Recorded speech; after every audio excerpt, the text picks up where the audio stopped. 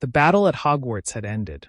The dust of war still lingered in the air, carrying with it the scent of ashes and sorrow. The cries of victory were muffled beneath the sobs of those who mourned their losses.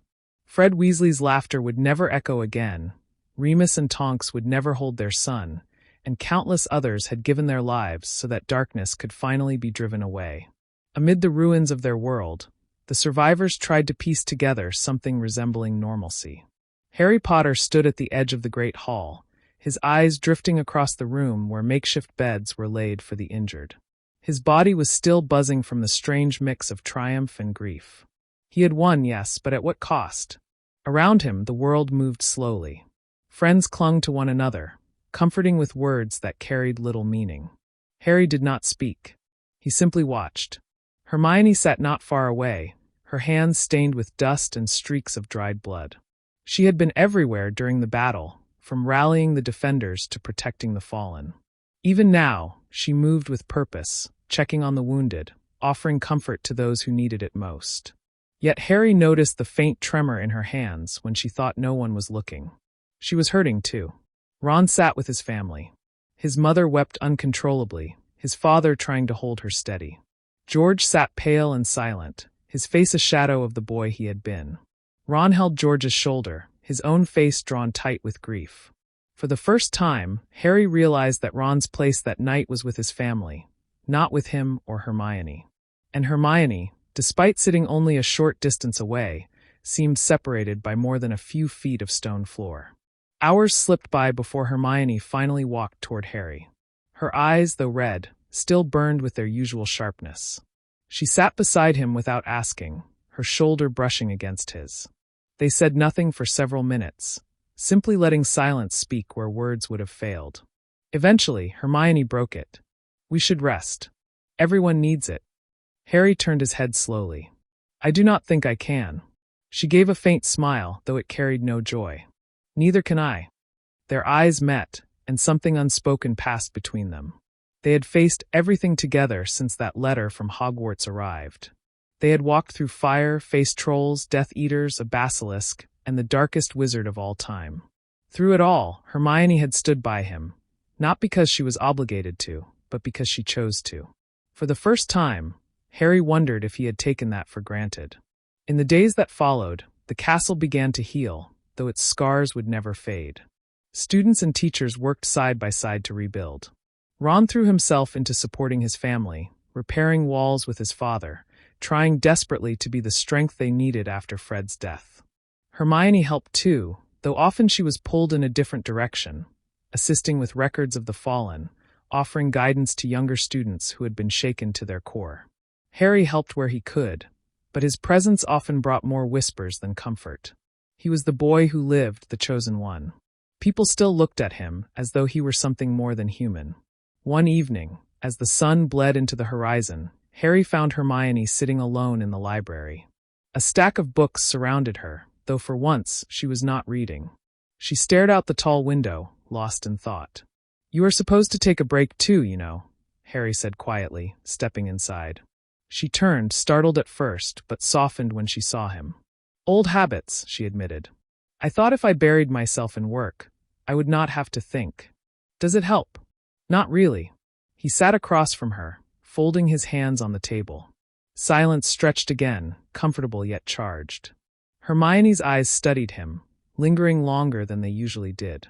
She hesitated, as if something was on the tip of her tongue, but too dangerous to release. Harry noticed. "What is it?" She drew in a breath, steadying herself. "Harry, do you ever wonder what happens now that it is all over?" Harry thought for a long moment. "I do not know. For so long, everything was about fighting Voldemort. Now that he is gone, I feel empty, like I do not know who I am anymore." Her gaze softened. "You are still Harry. That has always been enough." His chest tightened at her words. Nobody else spoke to him that way. Nobody else reminded him that beyond the legend, he was simply a boy who wanted peace. He looked at her differently in that moment, not just as his brilliant best friend, but as someone who had been his constant, his anchor. The library air grew heavier, as though the castle itself was holding its breath. Hermione leaned forward slightly, then stopped, biting her lip. Harry did not move, but his eyes never left hers. Footsteps echoed suddenly from the hall. Ron entered, his expression weary but warm. "Here you two are. Mum's been looking for you, Hermione. She wants help with something in the kitchens." Hermione stood quickly, brushing her robes. "Of course." She hesitated only a second, glancing back at Harry. Their eyes locked, but she said nothing. She left with Ron, leaving Harry alone with the silence that felt different now, heavier somehow. Harry leaned back in his chair, staring at the empty space she had left behind. For the first time, the idea struck him, sharp and undeniable. What if Hermione was meant for him? What if, after everything, their paths had always been leading here? And for the first time, Harry could not shake the thought away. The following days felt like they were made of glass, fragile and easily shattered. Everyone was searching for balance between grief and the faint hope that peace might finally mean a future worth having. The castle no longer echoed with spells and screams, but with hammers and the steady murmur of voices working together. Harry often wandered the halls, unable to settle into one task for long. He was expected to lead, to inspire, yet he still carried the hollowness of loss. Hermione remained tireless. She organized records, wrote letters to grieving families, and even drafted plans for how Hogwarts might rebuild its curriculum once classes resumed. But Harry noticed that she avoided Ron more often than before. She still worked with him when the Weasleys needed her help, but when given a choice, she drifted toward Harry instead. It became most obvious one late afternoon in the courtyard. Ron was stacking rubble with George, his sleeves rolled to his elbows, sweat streaking his face. Harry stood nearby, wand ready to lift the heavier pieces. Hermione arrived with parchment tucked under her arm, ready to consult Harry about reorganizing the library for the younger students who had lost so many of their resources. She hardly looked at Ron at all. Ron called out with his usual cheer, but it sounded forced. "Oi, Hermione, you brought more homework for us already." She gave him a polite smile. "Not homework. Just something important for the school." Harry caught the flicker in Ron's eyes, a shadow of irritation he did not voice. Instead, Ron turned back to George, leaving Hermione and Harry to walk away together. Harry felt the weight of that choice pressing on him. That evening, they found themselves again in the library, though this time the atmosphere was lighter. Hermione spread out her parchment, outlining which subjects would need more emphasis in the coming year. Harry listened, though his attention wavered.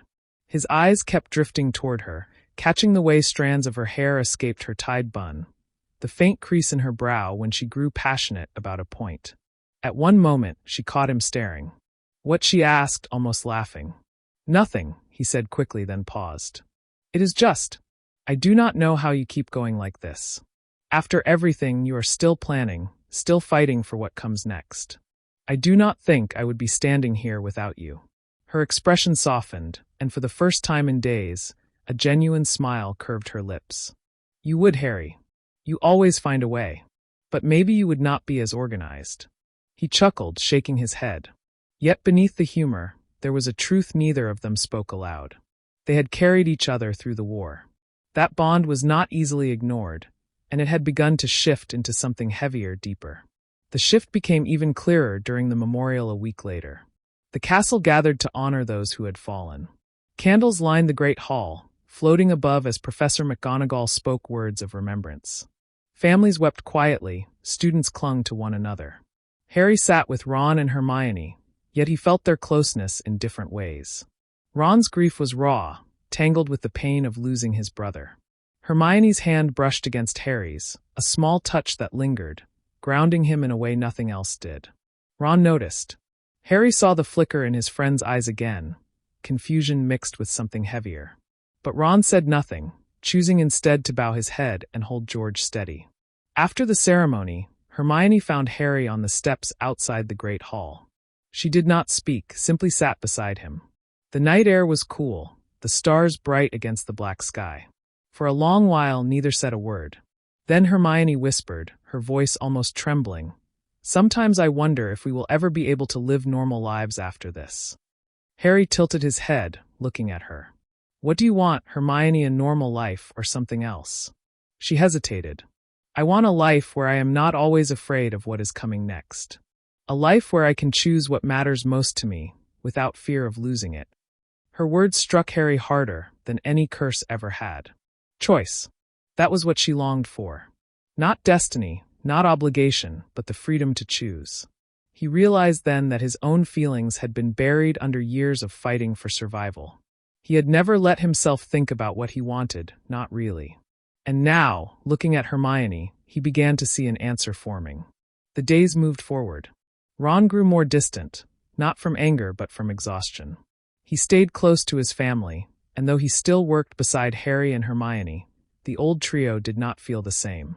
They laughed less, spoke less. A crack had begun to form, one Harry did not know how to mend.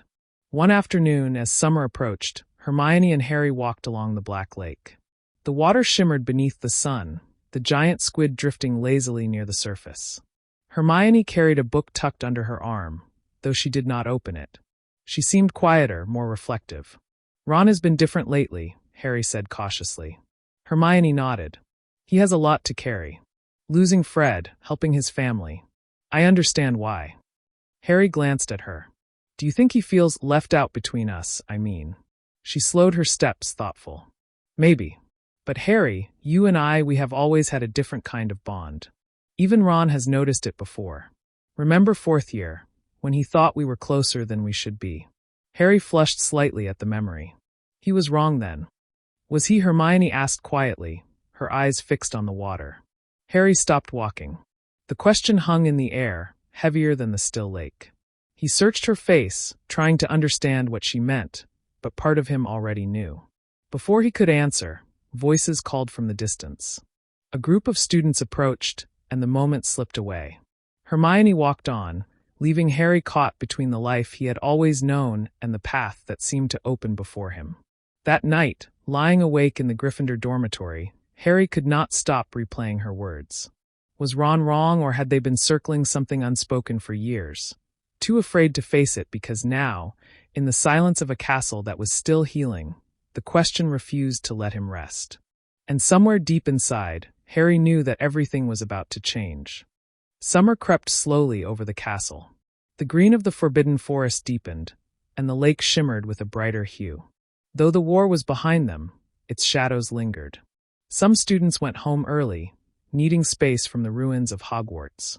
Others, like Harry, Hermione, and Ron, stayed behind to help rebuild. Yet even as they worked, the cracks in their friendship widened. Harry noticed it first in the small things. Ron laughed less when Hermione made a clever remark. He no longer lingered beside her, instead finding excuses to work with George or Ginny. When meals came, Ron often sat with his family, leaving Harry and Hermione at their own table. It was not anger exactly, but distance, as though Ron was building invisible walls around himself. One warm evening, Harry sat on the front steps of the castle, watching the sky darken into streaks of purple and gold. Hermione joined him, her hair loose, a book in her hands but unopened. She sat close, close enough that Harry felt the warmth of her presence. For a long time, they said nothing. The silence between them had changed, no longer empty, but filled with a quiet tension neither dared to name.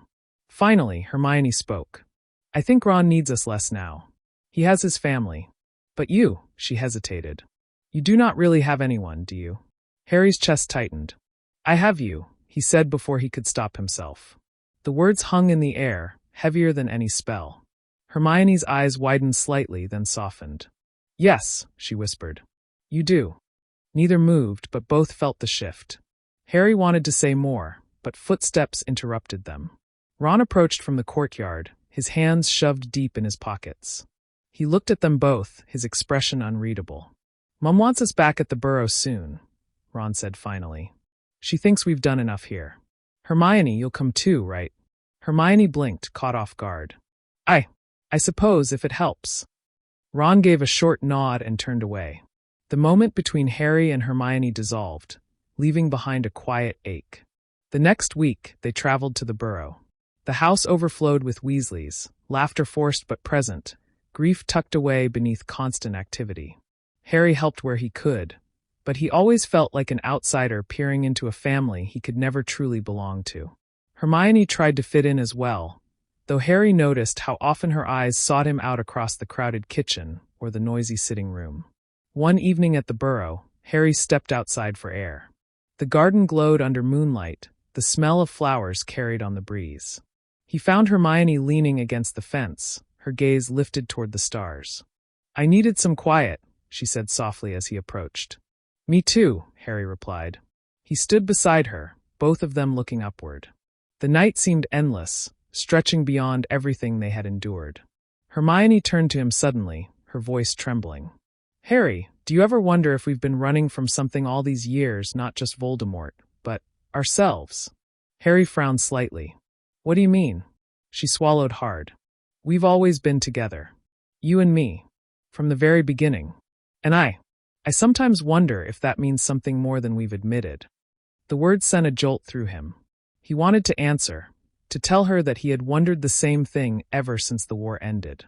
But before he could speak, the back door creaked open. Ron stepped into the garden, his expression shifting when he saw them. "There you are," he said flatly. "Mum's looking for you, Hermione." Hermione straightened quickly, her face guarded. "Of course. I'll go in." She slipped past Ron, leaving Harry standing alone in the moonlit garden with his best friend. Ron's eyes narrowed slightly. "You two spend a lot of time together lately." Harry's throat tightened. "We've always spent time together, Ron. You know that." Ron studied him for a long moment, then shrugged. "Maybe. Just don't forget who's been here all along." He turned back toward the house without another word. That night, Harry lay awake in Ron's room, staring at the ceiling. Ron's words echoed in his mind, but Hermione's lingered louder. Was she right? Had they been running from something that had always been there between battles and fear? Had they ignored what their bond truly was? The next day, Harry and Hermione found themselves alone again, this time walking through the orchard behind the Burrow. The summer air was thick, the scent of apples surrounding them. Hermione carried no books, no parchment, just herself, raw and unguarded. "Ron suspects something," she said quietly, breaking the silence. Harry nodded. "I know." She stopped walking, turning to face him fully. "Harry, we can't pretend forever. If this, whatever this is, means anything, we have to face it. Not just for us, but for Ron." Harry's heart pounded. The orchard seemed too still, the world holding its breath. He looked at her, really looked at her. The girl who had stood by him through every danger, who had believed in him when no one else did, who had chosen him again and again, even when it cost her. "I don't want to pretend anymore," Harry said finally, his voice low but firm. Hermione's breath caught. For a moment, neither moved. Then slowly, as if afraid the world might shatter, Hermione reached for his hand. Their fingers intertwined, hesitant but certain. It was the smallest of touches, yet it carried the weight of years. The orchard seemed to glow around them, the moment fragile and infinite. But the sound of footsteps snapped it apart. Ron's voice called from a distance, closer than either of them expected. Hermione pulled her hand back quickly, guilt flashing in her eyes. Harry's chest ached at the loss, but he said nothing. Ron appeared through the trees, smiling faintly, though his eyes carried something darker. "There you two are again. Always together, aren't you?" Harry forced a steady tone. "We were just walking." Ron's smile did not reach his eyes. "Sure you were." Hermione stepped forward, her voice calm but firm. "Ron, please. Don't make this harder than it has to be." Ron's face hardened. "Harder than what?" Hermione hesitated, but the silence said more than words ever could. Ron's eyes shifted between them, realization dawning. His jaw clenched, and without another word, he turned and walked back toward the house. Hermione closed her eyes, whispering, "It's starting, Harry. We can't keep this hidden." Harry stood beside her, the orchard suddenly colder. He knew she was right. Whatever lay ahead, the truth had begun to break free. And once spoken, it could never be undone. The morning after the orchard incident, the Burrow was thick with unease. Ron barely spoke during breakfast, and when he did, it was clipped and short. Mrs. Weasley bustled about, pretending not to notice, though her sharp eyes lingered on Ron more than once. Harry sat across from him, every bite of toast tasting like dust. Hermione kept her gaze down, focusing too intently on her plate. The silence between the three of them was loud, nearly unbearable. Ginny glanced between them, frowning slightly, but said nothing. George offered a hollow joke, which drew a weak chuckle from Mr. Weasley, but did nothing to lift the tension. For Harry, the meal felt like a battlefield in its own right, one where every glance and silence carried more weight than spells. When breakfast ended, Ron left the table quickly, muttering something about helping his father in the shed. Hermione stood too, clutching her book as though it were armor. Harry followed her outside without a word, both of them needing air more than anything. They walked along the edge of the orchard again, the same place where everything had shifted the day before. Hermione stopped, turning to face him. Her expression was tight, her voice low. He knows, Harry. Even if we haven't said anything, Ron knows. Harry rubbed the back of his neck. I don't want to hurt him. He's my best friend. He's your... He stopped, unsure what word even fit anymore. Hermione's eyes softened, but they were filled with pain. That's just it. We've been protecting Ron for so long, protecting his feelings, that we've ignored our own. But if we keep doing this, Harry, if we keep hiding, it's only going to get worse. Harry wanted to argue, but he couldn't. She was right. Hiding wouldn't save Ron. It would only destroy all of them in the end. Still, the thought of choosing between loyalty and the truth twisted inside him. Later that afternoon, Ron found Harry by the garden. His face was flushed, his fists tight at his sides. Harry knew immediately that the moment he had been dreading was finally here. Harry, Ron began, his voice hard. We need to talk. Alone. Harry followed him into the orchard, the same place where the crack had opened. The air was heavy, the branches casting long shadows across the grass. Ron turned to face him, his jaw clenched, his eyes burning with something between fury and grief. Don't bother lying, Ron said sharply. I've seen the way you look at her. I've seen the way she looks at you. You think I wouldn't notice, you think I'm blind. Harry's throat tightened. He wanted to deny it, to smooth things over, but the words caught in his chest. At last he forced out, Ron, it's not what you think. Ron laughed bitterly. Not what I think. You mean you haven't been sneaking around, pretending nothing's changed. You mean you don't care about her more than you should. Harry's silence was his answer.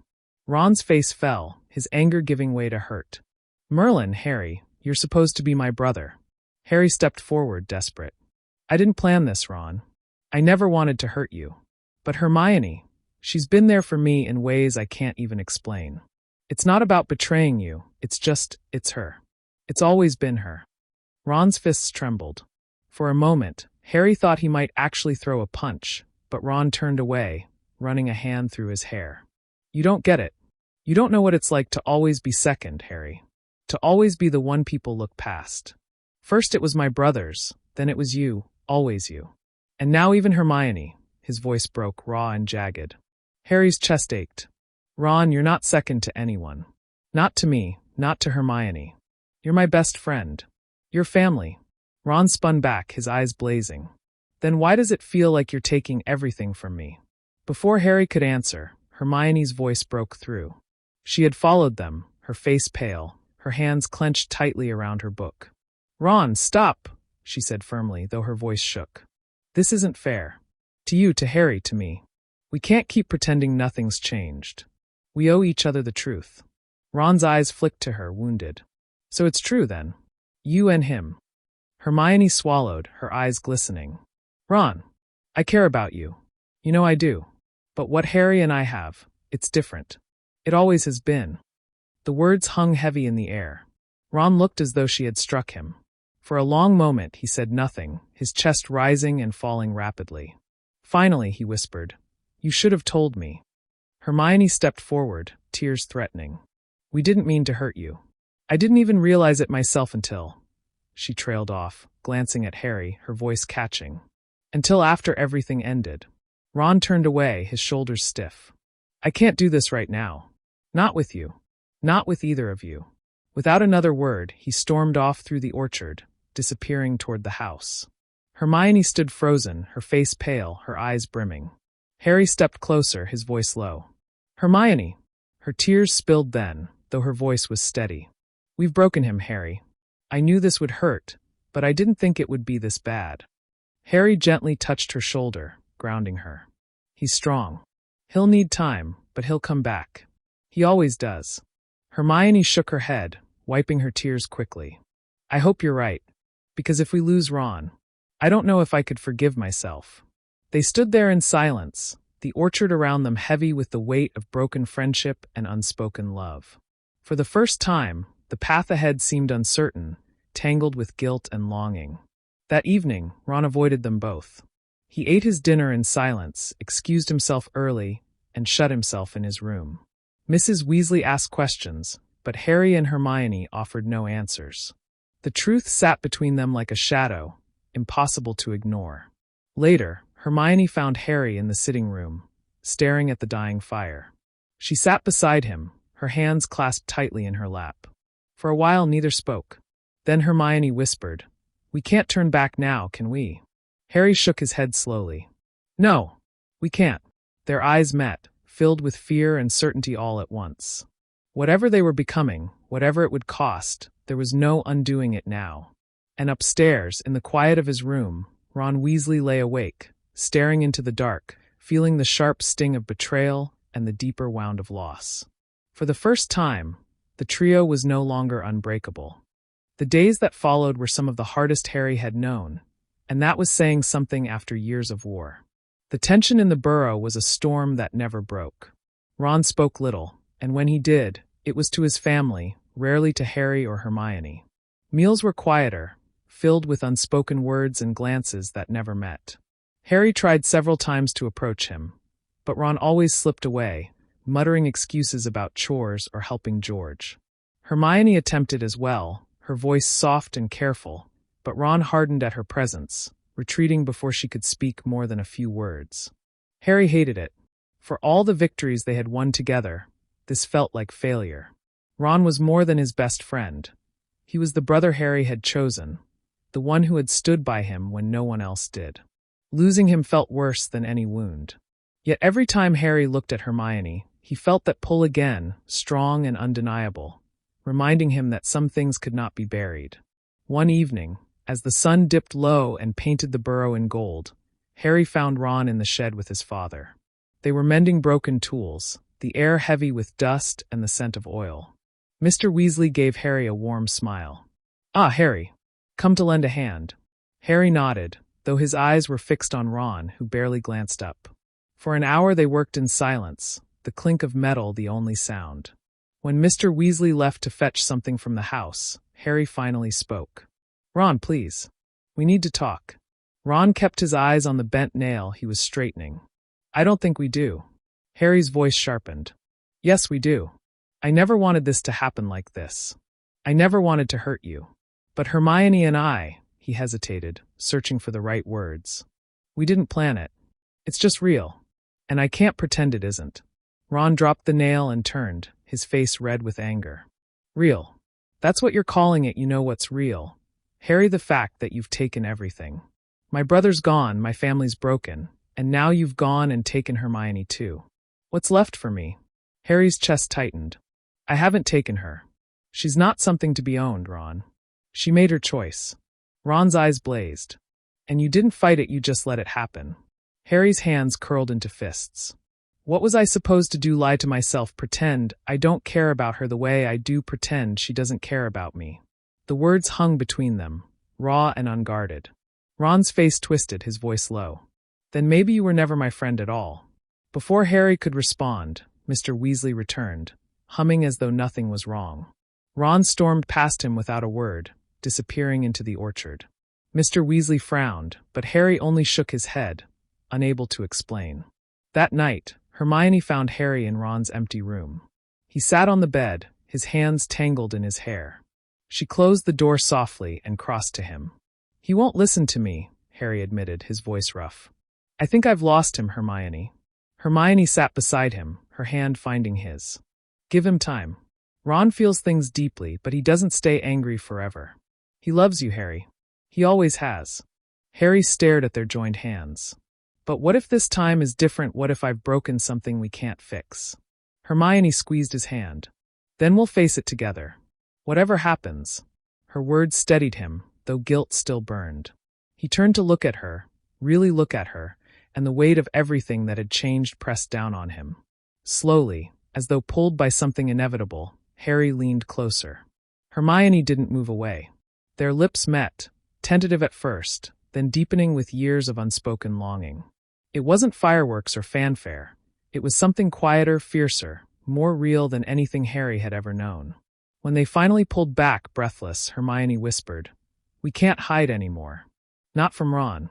Not from anyone." Harry nodded, though dread coiled in his stomach. The truth was no longer a possibility. It was reality. The next morning, Ron was gone. His bed was empty, his trunk missing. Mrs. Weasley panicked at first, but Mr. Weasley calmed her, assuring her that Ron had likely gone to the shop to help George. But Harry knew better. Ron hadn't just gone to work, he had left. Hermione's face paled when she saw the empty room. "Harry, what if he doesn't come back?" Harry shook his head firmly, though doubt gnawed at him. "He will. He needs space." But deep down, Harry knew Ron wasn't simply cooling off. He had seen the pain in Ron's eyes, the feeling of betrayal that cut deeper than any wound. This wasn't just a fight between friends. It was the unraveling of a bond that had defined them for years. Days passed. Ron didn't return. Letters sent by Owl came back unopened, the parchment sealed and untouched. George said Ron had stopped by the shop once but hadn't stayed, barely speaking before leaving again. The Weasleys grew worried, though they didn't press Harry or Hermione for answers. At night, Harry lay awake, staring at the ceiling, guilt pressing on him like a weight. Beside him, Hermione often sat awake as well, her brow furrowed, her mind restless. They had chosen each other, yes, but at the cost of Ron's trust, perhaps even his friendship forever.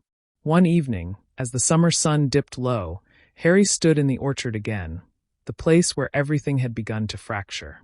Hermione joined him, her eyes filled with both hope and fear. "We'll find a way to fix this," she said quietly, as though trying to convince herself as much as him. Harry turned to her, his jaw set. "Even if Ron never forgives me, I can't regret choosing you, Hermione." "I won't." Her eyes glistened, and for the first time, she let herself smile through the tears. She leaned against him, their hands entwined as the last light of day faded. But in the shadows of the orchard, unseen, a figure watched them. Ron stood at a distance, his face hidden, his heart torn between anger, grief, and something darker. He had come back, not to forgive, but to see the truth for himself. And now that he had, nothing would ever be the same. Ron stood in the orchard shadows, the air heavy with the scent of apples and grass. He watched Harry and Hermione, their hands intertwined, their bodies leaning into one another as though the world itself had vanished around them. His chest tightened, each breath sharp and painful, as though an invisible hand gripped his lungs. He had suspected, of course. He had seen the stolen glances, the silences heavy with meaning, the way Harry's gaze softened only for her. But seeing it with his own eyes broke something inside him that words could not repair. He turned away before they noticed, slipping back through the trees. Each step felt heavier than the last, his boots sinking into the earth as though it meant to swallow him whole. When he reached the edge of the orchard, he stopped, pressing a hand against the rough bark of an old apple tree. His stomach twisted. Rage, grief, betrayal, they churned together until he could hardly tell them apart. Inside the burrow, laughter echoed faintly. Ginny was teasing George about something, and Mrs. Weasley's voice rose in mock scolding. Ron stood outside the door, unable to step in. He didn't belong there anymore. Not with this truth burning inside him. He slipped away quietly, grabbing his cloak from the hook by the door. No one noticed. No one stopped him. The night swallowed him as he walked, the familiar fields stretching endlessly beneath the stars. He didn't know where he was going, only that he couldn't stay. Not here, not near them. As he walked, memories attacked him. First year, when Harry and Hermione had saved him from the troll. Fourth year, when he'd thought Harry and Hermione were keeping secrets, only to realize later he'd been wrong. Or had he remembered the Yule Ball, Hermione in her gown, his jealousy so sharp he'd nearly ruined the night. He remembered every argument, every reconciliation, every moment that had convinced him they were unshakable as a trio. And now, he wondered if the cracks had always been there, waiting to split them apart. By dawn, Ron found himself outside George's flat above the shop. The city was waking, the streets already bustling. George answered the door, his face pale but kinder than Ron expected. "You look like you've been hexed," George said, ushering him inside. Ron sank onto the couch, burying his face in his hands. "Might as well have been." George didn't press at first. He made tea, the silence stretching between them. Finally, when he set a mug in front of Ron, he asked, "So, what's happened?" Ron stared at the steam rising from the tea. He didn't want to say it out loud, but the words tore free anyway. "It's Harry. And Hermione. They're there together." George froze, the kettle still in his hand. His expression shifted, surprise, understanding, and then a careful neutrality. "You're sure?" Ron laughed bitterly. "I saw it with my own eyes. Them holding hands. Looking at each other like I never existed." George sat across from him, his gaze steady. "Ron, you've always known they were close. Closer than anyone, maybe. But that doesn't mean they've forgotten you." Ron slammed the mug onto the table, tea sloshing over the rim. "Doesn't mean they've forgotten me. Are you serious? I was supposed to be her choice. After everything we went through, everything I gave, she was supposed to." His voice cracked. "She was supposed to love me." George didn't flinch. He leaned forward, his voice calm but firm. "Ron, love doesn't work like that. You don't earn it by keeping score. You can't demand it, not even after a war. If Hermione chose Harry, it's not because you weren't enough. It's because that's where her heart led her." Ron stared at his brother, anger flaring. "And what about me? Then am I just supposed to accept it, move on as though nothing happened?" George sighed. "No. You're supposed to hurt. You're supposed to feel every bit of it, because it's real. But then one day you'll wake up, and it won't burn the same way. And maybe then, you'll realize you haven't lost everything. You still have family. You still have me. And if you want it, you still have them." Ron's chest ached. He didn't want to hear it. Not from George, not from anyone. The wound was too fresh. Still, George's words lingered, pressing against the edges of his fury. Ron spent the next days in the flat, avoiding the burrow, avoiding Harry and Hermione most of all. He helped George in the shop, distracting himself with customers and laughter that felt forced but necessary. At night, he lay awake, staring at the ceiling, wondering if Harry thought of him at all. Meanwhile, at the burrow, Harry and Hermione tried to move carefully. They worked side by side in the garden, helped Mrs. Weasley with chores, spoke softly in corners. But Ron's absence hung over them like a curse. Every smile felt tinged with guilt, every shared glance shadowed by the thought of what they had broken. One evening, Hermione sat at the kitchen table, parchment spread before her. She was writing a letter, though her hand trembled. Harry entered quietly, setting a cup of tea beside her. "Writing to him?" he asked. Hermione nodded, her eyes wet. "I've tried before, but he won't open them. Still, I have to keep trying. He deserves to hear from me, even if he never answers." Harry sat across from her, watching her hand move. He wanted to believe Ron would forgive them eventually, but the memory of Ron's words haunted him. "Maybe you were never my friend at all." Far away in the flat, Ron sat with George, staring at the fire. The letter Hermione had sent lay unopened on the table. His hand hovered over it, but he pulled back, his chest tightening. He wasn't ready. Not yet. Instead, he whispered, almost to himself, "I don't know if I can ever look at them the same way again." George, sitting beside him, placed a hand on his shoulder. "Then don't. Look at them differently. See them as they are, not as you wanted them to be. That's the only way you'll heal." Ron said nothing, but in his heart he knew George was right. Healing wouldn't mean forgetting. It would mean accepting. And Ron wasn't ready for that. Not yet. In the orchard at the burrow, Harry and Hermione stood together again, the night air cool around them. They had chosen each other, but the cost of that choice was only beginning to reveal itself. And somewhere in the city, Ron sat in silence, the unopened letter beside him, torn between anger and the faintest flicker of hope that maybe, one day, he would be able to forgive. Days blurred into weeks, and Ron's absence at the burrow grew heavier with each passing meal. Mrs. Weasley fussed more than usual, setting aside plates of food for him as though he might return at any moment. Ginny grew quieter, casting sharp glances at Harry and Hermione when she thought they weren't looking. Even Arthur had taken to sighing more often, his shoulders slumping under the weight of holding the family together. Harry noticed all of it. Every silence, every unspoken word. He felt the judgment simmering beneath the surface, though no one dared to voice it aloud. He could see it in Ginny's eyes especially, the accusation that he had stolen something that was never his to claim. Hermione carried the guilt differently. She continued to write to Ron almost daily, her letters growing longer and more heartfelt. She poured apologies onto parchment, begged for understanding, reminded him of every bond they had once shared. Yet the letters remained unopened, stacked neatly on a corner of George's table. Ron glanced at them occasionally, but the sight only deepened the ache in his chest. One evening, as Harry sat by the fireplace at the burrow, Ginny entered quietly. She stood in the doorway for a long moment, her arms crossed, her eyes sharp. "You've ruined him," she said finally. Harry looked up, startled. "Ginny, don't." Her voice cut through the air, trembling with fury. "You knew what Ron felt. You knew how much he loved her. And you were supposed to be his friend." Harry swallowed hard. "I never meant to hurt him." "But you did," Ginny snapped. Her hands clenched into fists. "He looked up to you, Harry. More than anyone. And now he's gone because of you. Because you couldn't keep your hands off what wasn't yours." The words hit like a curse. Harry rose slowly, his voice low. "Hermione isn't an object, Ginny. She's not something to be owned or stolen. She made a choice." Ginny's face hardened. "And you let her." Harry's chest tightened. He wanted to argue, to defend what he and Hermione had found, but the fire in Ginny's eyes left him silent. She turned sharply and left, the slam of the kitchen door echoing through the house. Upstairs, Hermione sat by her window, watching the orchard sway in the wind. She had heard enough of the exchange to know what was said, and her heart ached. She wanted to run after Ginny to explain, but she knew it would do no good.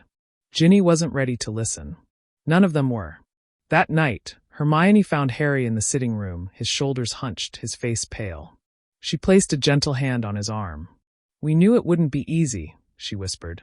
Harry nodded, though his jaw remained tight. "But I didn't think it would feel like this. Like we're tearing everything apart." Hermione's eyes softened. "Maybe we are. But love isn't supposed to be neat, Harry. It's complicated. Messy. Painful. That doesn't make it wrong." He met her gaze, the firelight flickering in her eyes. Slowly, he reached for her hand, holding it tightly. "As long as you're sure." "I've never been more sure," she said firmly, though her voice trembled at the edges. While they clung to one another in the quiet of the burrow, Ron wrestled with his own storm. He had thrown himself into helping George at the shop, working long hours until his body ached. But distraction only dulled the edges of his pain. It never erased it. He avoided the letters, avoided the thought of going home. Still, each night when he lay awake, he heard Hermione's voice in his head, steady and kind, and it cut him deeper than any curse. One afternoon, George finally broke the silence that had grown between them. "You can't keep running, Ron," he said, his voice gentle but firm. Ron bristled. "I'm not running. You are. From them, from yourself, from everything that hurts. And it's eating you alive." Ron's fists clenched. "What am I supposed to do, walk back in there and pretend like nothing's happened, pretend like they didn't?" His voice cracked. "Like they didn't choose each other over me." George leaned back, his gaze steady. "Maybe you're not supposed to pretend. Maybe you're supposed to tell them exactly how you feel. Shout it. Scream it if you have to. But don't rot here in silence, Ron. That's not you." Ron looked away, his throat tight. He hated how right George was. By the next evening, he couldn't stand it anymore. He left the shop after closing, walking aimlessly through the darkened streets of Diagon Alley. His feet carried him without thought, and before long, he found himself outside the burrow. The house glowed warmly against the night, smoke curling from the chimney, voices drifting faintly through the windows.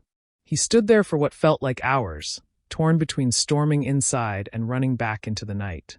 His heart pounded, sweat beading on his forehead despite the cool air. At last, the door creaked open. Hermione stepped out, a shawl wrapped around her shoulders. She froze when she saw him, her eyes wide. "Ron," she whispered. He stiffened, his fists clenching at his sides. "Don't say my name like that." Hermione's voice shook. "I didn't think you'd come. I didn't plan to." His words were sharp, but his voice trembled with the weight of them. I couldn't stay away anymore." Silence stretched between them, heavy with everything unsaid. Finally, Ron's voice cracked. "Why, Hermione, why him and not me?" Hermione's breath caught. Tears welled in her eyes, but she held his gaze. "Because when I'm with Harry, I feel whole. It's not that I didn't care for you, Ron. I did. I still do. But it's different. What I feel for him, it's something I can't turn away from. Ron's chest heaved, his anger battling with grief. He wanted to scream, to curse, to shatter the night with everything burning inside him. But when he looked at her, truly looked, he saw the truth in her eyes. The same truth he'd seen all those years ago at the Yule Ball, when she had stood there glowing in someone else's arms. Ron's voice broke. Then what am I supposed to do, Hermione? What's left for me? Hermione's tears slipped free. Live. Find your own path. Because no matter what, you'll always matter to me. Always. The door creaked again. Harry stepped into the doorway, his face pale, his eyes wary. The three of them stood frozen, the air so thick with tension it was suffocating. For the first time since the battle, Ron and Harry's eyes met. Years of friendship, laughter, and loyalty hung between them, poisoned now by betrayal. Ron's jaw tightened. We need to talk. All of us. And with those words, the night shifted. The confrontation they had all dreaded was finally at hand. The air outside the burrow grew heavy as Ron's words settled between them. Hermione's heart pounded, her hands trembling as she gripped the shawl tighter around her shoulders. Harry stood in the doorway, his body tense, caught between stepping forward and holding back. The orchard swayed in the night wind, but the three of them stood utterly still. Then come inside, Harry said at last, his voice low, careful, as though any sudden movement might shatter what little remained of their friendship. Ron hesitated, his jaw tight. For a moment, Hermione thought he might walk away again. But then he nodded stiffly and stepped past her into the warm glow of the burrow. Hermione followed, her stomach twisting with dread. The kitchen was quiet. Everyone else had gone to bed, leaving only the faint crackle of the dying fire. Ron dropped into a chair at the table, his shoulders hunched, his eyes fixed on the grain of the wood. Harry sat opposite him, his face pale but determined. Hermione sank into the seat between them, though the space felt like a chasm. For a long moment, no one spoke. The silence pressed in until Ron finally broke it, his voice rough. How long? Harry's throat tightened. Not long. Only since the battle ended. Ron let out a bitter laugh. Since the battle ended. Brilliant. So while my brother was being buried, while my family was falling apart, you two were finding comfort in each other. Ron, Hermione whispered, her eyes shining with tears. It's not like that. Please try to understand. Understand what? Ron snapped, his fists slamming against the table. The sound echoed through the room, making Hermione flinch. That you picked him over me, that after everything we went through, after everything I felt, I was never enough. Harry leaned forward, his voice steady but firm. Ron, it's not about being enough. You are my best mate, you always have been. But what Hermione and I feel, it wasn't something we planned. It just happened. Ron's eyes burned with fury. It just happened. That's your excuse that you couldn't control yourselves. Hermione's voice broke. Ron, please. I never wanted to hurt you. I cared about you more than you'll ever know. But when I'm with Harry, it's different. It's something I can't ignore. Ron's chest heaved, his face twisting with anger and grief. He looked between them, his eyes wet.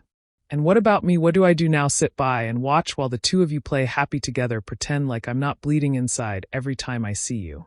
Hermione reached across the table, her hand trembling as she tried to touch his arm. No one's asking you to pretend. We don't want to lose you. Ron jerked away, his chair scraping against the floor. He stood, pacing the kitchen like a caged animal. Lose me you already have. I can't do this, Hermione. I can't sit here and watch while you give him what I wanted for years. Harry rose, his voice sharp now. So what? Ron, you'd rather we lie, pretend there's nothing between us just to spare your feelings. Yes, Ron spat. Because at least then I'd still have my friends. At least then I wouldn't feel like the third wheel in my own bloody life. The words cut deep, sharper than any blade. Hermione buried her face in her hands, silent tears slipping through her fingers.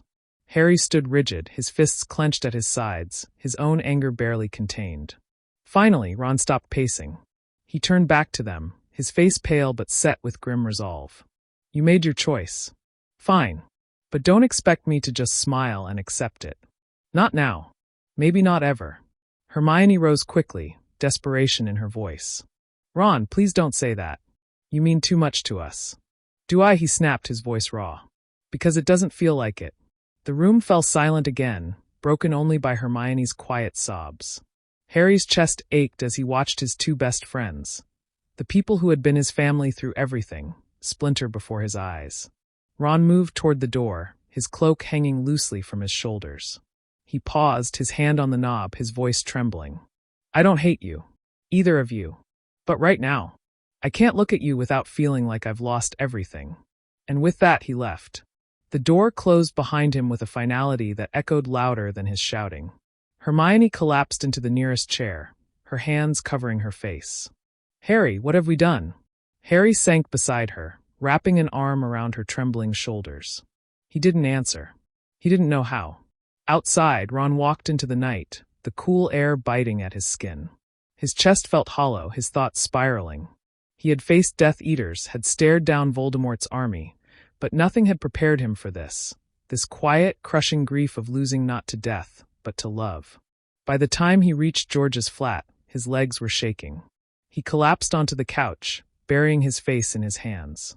George emerged from the back room, concern etched across his face. Did you talk to them? George asked quietly. Ron let out a ragged laugh, muffled by his palms. If you can call it talking. George sat beside him, placing a steady hand on his shoulder. Sometimes things have to break before they can be rebuilt. Ron shook his head, his voice raw. What if it can't be rebuilt? What if this is it? George didn't answer right away. He stared into the fire, the shadows flickering across his scarred face. Then you build something new. For yourself. Because you're still here, Ron. And you deserve more than carrying this pain forever. Ron didn't respond. He simply sat in silence, his brother's words echoing in the hollow space where his heart had been. Back at the burrow, Harry and Hermione sat together, both shaken by the confrontation. For the first time, doubt crept into their fragile bond. They had chosen each other, but at what cost? How many more pieces of their lives would crumble because of it? Hermione leaned against Harry, her voice breaking in the quiet. I don't know if he'll ever forgive us. Harry tightened his hold on her, his own doubts gnawing at his chest. Neither do I.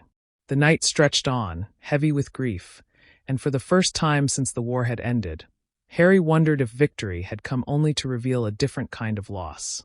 Ron woke to the dull light of morning streaming through George's window. His head ached, his body heavy, as though he had carried stones in his chest through the night. He hadn't slept properly. His mind had replayed every word from the argument at the burrow again and again, each memory cutting fresh wounds. He had shouted, accused, stormed away, and yet none of it had lessened the ache.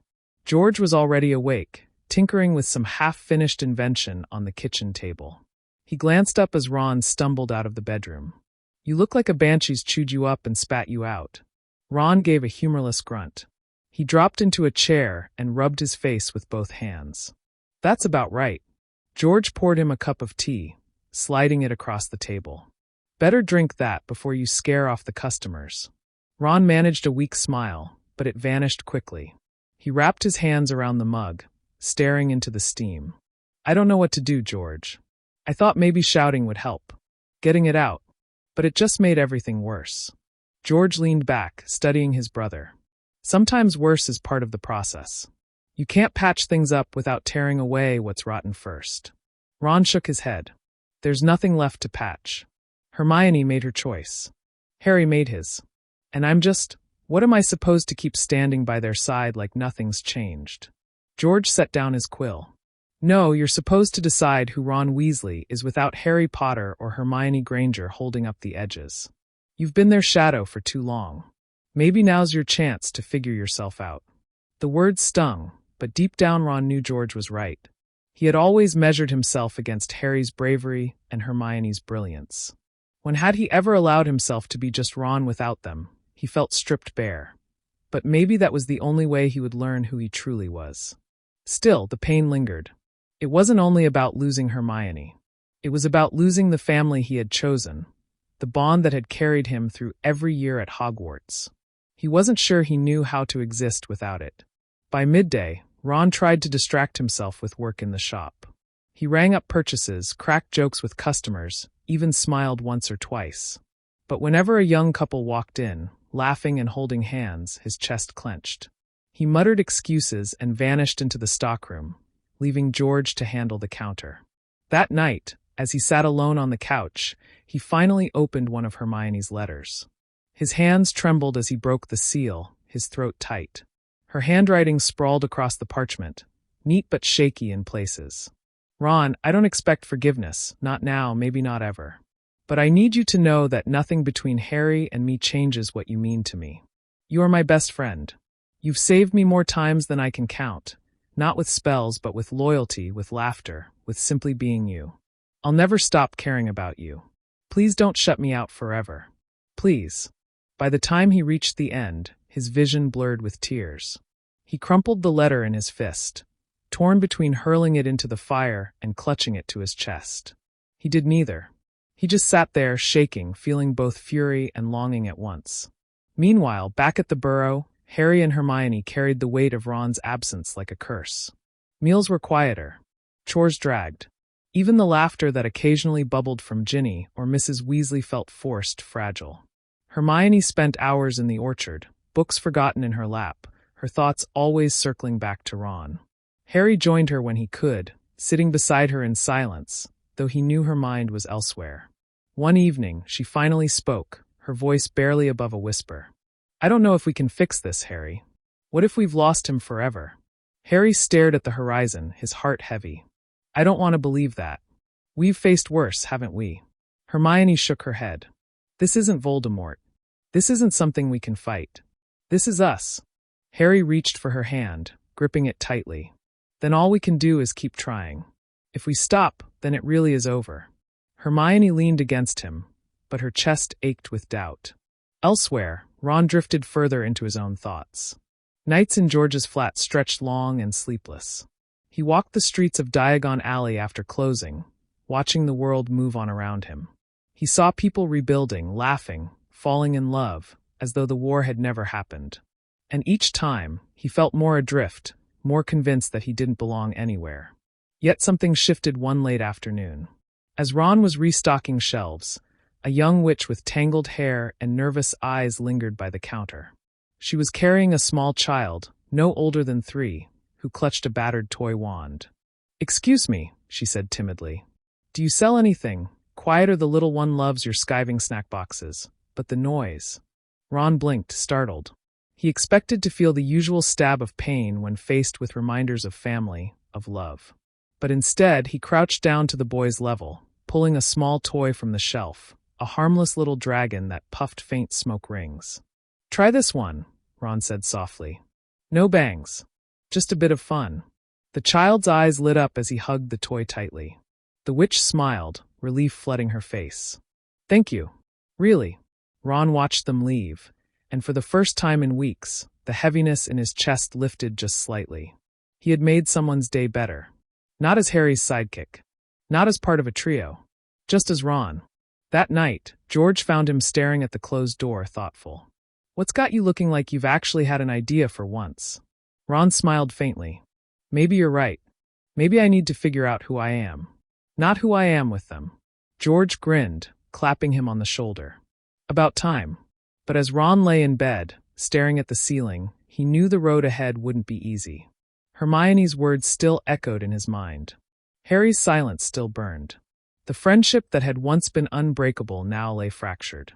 Yet somewhere deep inside, for the first time, Ron wondered if maybe he could survive it. Not today, not tomorrow. But someday. And in that quiet thought, a seed of hope was planted. The burrow no longer felt like home. Harry sensed it every morning when he came down to the kitchen, the air thick with unspoken judgment. Mrs. Weasley smiled, but it was a brittle smile, her eyes shadowed. Arthur kept busy, tinkering in the shed longer than usual, avoiding the heavy silences inside. Ginny spoke less to Harry, her once warm glances now replaced with cold, fleeting looks. Even George, when he visited, carried a quiet unease, as though torn between loyalty to his twin's memory and his surviving brother. Hermione felt it too. She had always been welcomed at the burrow, embraced as though she were already part of the family. Now, though, she noticed the hesitation in Mrs. Weasley's voice, the faint stiffness in Ginny's tone. It wasn't hostility, not outright. It was something worse, a quiet disappointment that seeped into every corner of the house. One evening, after supper, the the tension finally cracked. Ginny slammed her fork onto the table, her voice sharp. How much longer are we going to pretend everything's fine? The room fell silent. Mrs. Weasley looked up sharply. Arthur set down his tea, and George's eyes flicked uneasily between them. Ginny, Mrs. Weasley warned gently. No, Mum, I'm serious, Ginny said, her face flushed with anger. Ron hasn't been home in weeks. He's hurting, and everyone knows why. But we all sit here like nothing's wrong while they— Her eyes snapped toward Harry and Hermione. Carry on like they haven't shattered him. Hermione's face went pale. Harry stiffened, his hand tightening around his glass. Ginny, Harry said slowly, this isn't. Don't, she cut him off, her voice trembling. You don't get to explain it away. You were supposed to be his friend, Harry. And you, Hermione, you knew how he felt. You let him believe there was a chance, and then you ripped it away. Hermione's eyes filled with tears. It wasn't intentional. We never meant.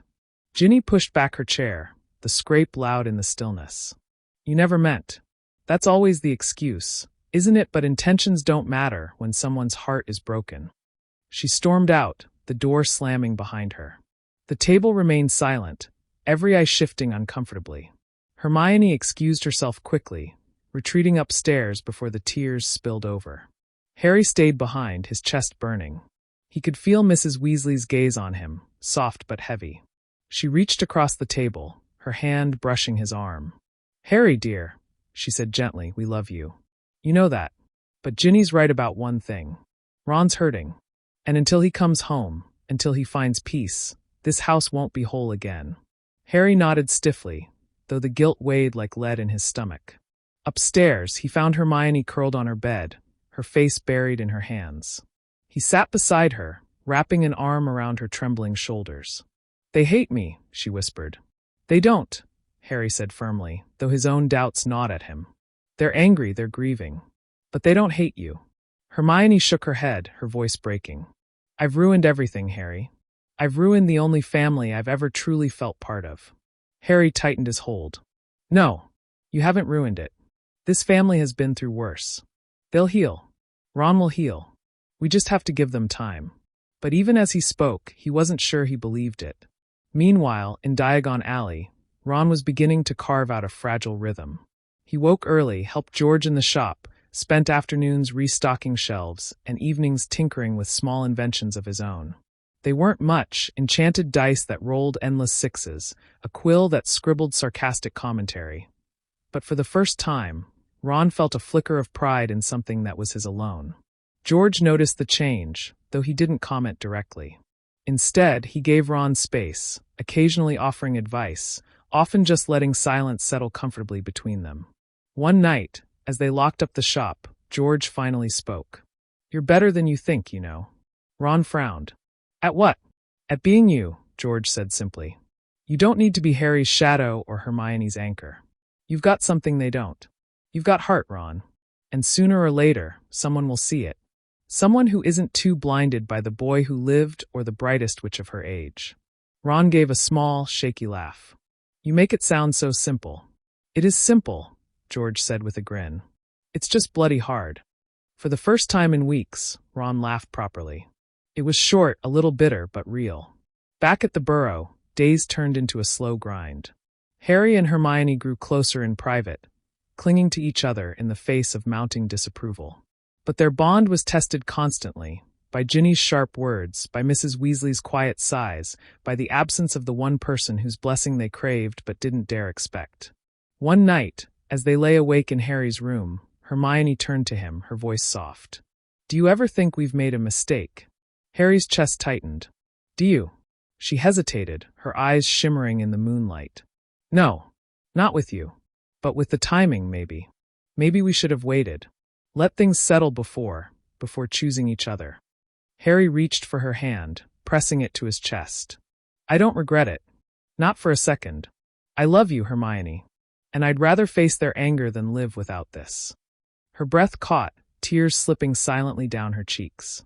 She whispered the words back, clinging to him as though he were her anchor in the storm. And yet, beneath their whispered vows, both of them knew the truth. The storm was far from over. Ron, sitting in his flat above the shop, stared at another unopened letter from Hermione. This one was shorter, written in a hurried hand. He wanted to open it. He wanted to know what she'd said. But his fingers wouldn't obey. Instead, he set it aside, his eyes drifting toward the window where Diagon Alley glowed faintly in the night. For the first time, he didn't feel the ache of loss as sharply. For the first time, he felt the faintest spark of something else. Possibility. Ron woke earlier than usual, the first light of dawn creeping through the curtains. For once, he didn't feel the heaviness that usually pinned him to the bed. Instead, there was a restless energy in his chest, something urging him to move, to do something beyond sulking in George's flat. He dressed quickly and headed down to the shop. George was already there, tinkering with a box of half-finished joke sweets. "You're up early," he said with raised brows. Ron shrugged. Couldn't sleep. He glanced at the shelves, then back at George. "Mind if I take over today, try things on my own?" George's eyes narrowed, but a grin tugged at his lips. Finally showing initiative, a little brother wants to be the boss for once. "Not the boss," Ron said firmly, though there was a faint smirk. "Just me." George clapped him on the shoulder. "All yours then. Don't burn the place down." Ron laughed, though part of him worried he really might. Still, as the morning wore on, he found himself enjoying the rhythm of it. Greeting customers, making small talk, restocking shelves. It was simple, ordinary, but in a way it grounded him. Late in the morning, a familiar face appeared. Luna Lovegood wandered in, her radish earrings swinging and her wand tucked behind her ear like a pencil. She moved dreamily through the shop, pausing at a display of joke wands. "Hello, Ron," she said brightly. "You look less gloomy than the last time I saw you." Ron blinked. "When was that?" "At Bill and Fleur's," Luna said matter-of-factly. "You were very pale. I thought maybe a biting fairy had gotten to you, but now I think it was just sadness." Ron chuckled despite himself. "Yeah, probably sadness." Luna picked up one of the joke wands, twirling it between her fingers. "Sadness can feel like a curse if you carry it too long. But sometimes, if you hold it differently, it becomes something else. A reminder of what mattered. And reminders can help us grow." Ron stared at her, caught off guard by the simplicity of her wisdom. "You always know how to make things sound better." "I don't make them better," Luna corrected gently. "I just see them differently." She bought the wand, though it turned into a rubber chicken when waved, and left with a dreamy smile. But her words lingered in Ron's mind long after she was gone. That afternoon, a small group of Hogwarts students came in, laughing as they tested various products. Ron found himself watching them closely, not with envy this time, but with curiosity. They reminded him of himself, Harry, and Hermione in their younger years, bright, hopeful, untouchable. For the first time, he didn't feel bitterness. He felt protective. When one of the students accidentally triggered a firework indoors, sending sparks across the shelves, Ron reacted quickly. He extinguished it with a flick of his wand and a sharp word, then turned to the wide-eyed group. "You lot remind me of me at your age," he said, folding his arms. "But if you're going to mess around, at least do it without setting fire to the shop." "Got it." They nodded sheepishly, and one of the girls whispered, "That was brilliant," as they hurried out. Ron stood there, startled. For once, someone wasn't comparing him to Harry. For once, he was simply brilliant in his own right. That evening, as he and George locked up, Ron felt lighter. He leaned against the doorframe, looking out at the lantern-lit streets of Diagon Alley. "Not a bad day," George commented. "Not bad at all," Ron agreed. Then, after a pause, he added, I think I could get used to this." George gave him a long look. "Careful, Ronnie. You're starting to sound like a man with a future." Ron smirked. "Maybe I am." In the days that followed, Ron threw himself into the shop more fully. He began experimenting with his own creations. Harmless little pranks and enchanted objects that George sometimes raised an eyebrow at but never discouraged. Some failed spectacularly, leaving scorch marks or explosions of glitter. But others worked, and each success fed the spark inside him. One evening, as Ron was cleaning up, a customer returned, the young witch with the child he'd helped before. She smiled warmly as she approached the counter. "I just wanted to say thank you again," she said. "My son hasn't put that dragon toy down for days. He sleeps with it. Calls it Puff." Ron's chest swelled with unexpected pride. "Glad he likes it. The witch hesitated, then added, "Most shopkeepers don't take the time to be kind. You did. It meant a lot." Ron mumbled something awkward in reply, but inside, the words warmed him like sunlight. For the first time since everything had broken apart, he felt like he mattered, not because of who he was connected to, but because of what he himself gave to others. That night, as he lay in bed, he thought again of Hermione's unopened letter. He still couldn't bring himself to read it, but for the first time, he didn't feel consumed by anger when he saw it. Instead, he felt a strange kind of peace. He still loved her. Maybe he always would. But love didn't have to mean clinging to what was gone. For the first time, Ron Weasley began to imagine a life that wasn't defined by being Harry's best friend or Hermione's almost something. A life that was his. And though he didn't know what shape it would take yet, the possibility of it filled him with something he hadn't felt in a long time. Hope. The burrow had always been a sanctuary for Harry, a place where warmth and chaos mixed in equal measure, where the smell of Molly Weasley's cooking filled every corner, where laughter bounced from wall to wall. But now that laughter was fractured. It came in short bursts, quickly stifled, like everyone was afraid of stepping on fragile glass. Harry noticed it most in the evenings. Supper was no longer the lively gathering it once was. Ginny spoke little, her eyes darting toward him only when she thought no one noticed. George tried to lighten the mood, but even his jokes landed awkwardly, filling the silence rather than breaking it. Arthur immersed himself in ministry work, rarely joining the family table. Molly fussed endlessly, but there was an edge to her fussing now, as though she were trying to keep her family from splintering entirely. Hermione felt the weight of it even more. She had never been blind to the subtleties of people's emotions, and now, every sigh, every glance, every unfinished sentence gnawed at her. She spent her days helping Molly in the kitchen or reading in the orchard, but nothing dulled the sense that she was no longer welcome in the same way she once had been. One night, after another strained dinner, Hermione retreated to her room with a book but didn't open it. She sat by the window, the cool air brushing her cheeks, and whispered to herself, "I don't belong here anymore." Harry found her there an hour later. He leaned against the doorframe, watching her for a moment before speaking. "You're thinking about leaving." Hermione jumped slightly but didn't deny it. "How can I stay when every look, every silence, feels like a reminder that I've hurt them, that I've taken something from them they can't get back?" Harry crossed the room and knelt beside her. "You didn't take anything, Hermione. What we feel for each other, it isn't theft. It's just love. Messy, complicated love. And maybe it came at the wrong time, maybe it hurts, but it's real. You can't blame yourself for that." Tears glistened in Hermione's eyes. "But I do. Every day." Harry took her hands in his voice firm. "Then let me carry some of that blame. You're not alone in this." For a long moment, they sat in silence, holding each other's gaze. The tension in Hermione's chest eased slightly. She leaned her forehead against his, and in that quiet closeness, they both drew strength. The next day, Ginny cornered Harry in the garden. Her expression was sharp, but there was something fragile behind her eyes. "Do you even realize what you've done?" she demanded, her voice low but trembling. "Ron's gone, Hermione's a ghost of herself, and this family, it's breaking. And you're just carrying on." Harry swallowed hard. "I know what I've done, Ginny. I know it hurts. I hate that it hurts Ron and you and everyone. But I can't undo what I feel." Ginny's fists clenched at her sides. "You always get what you want, don't you? Harry Potter saves the world. Harry Potter gets the girl. Harry Potter shatters the people who stood by him all those years. Do you even think about anyone else?" The words stung, cutting deeper than Harry wanted to admit. He forced himself to meet her gaze. "Every day. That's why I can't sleep.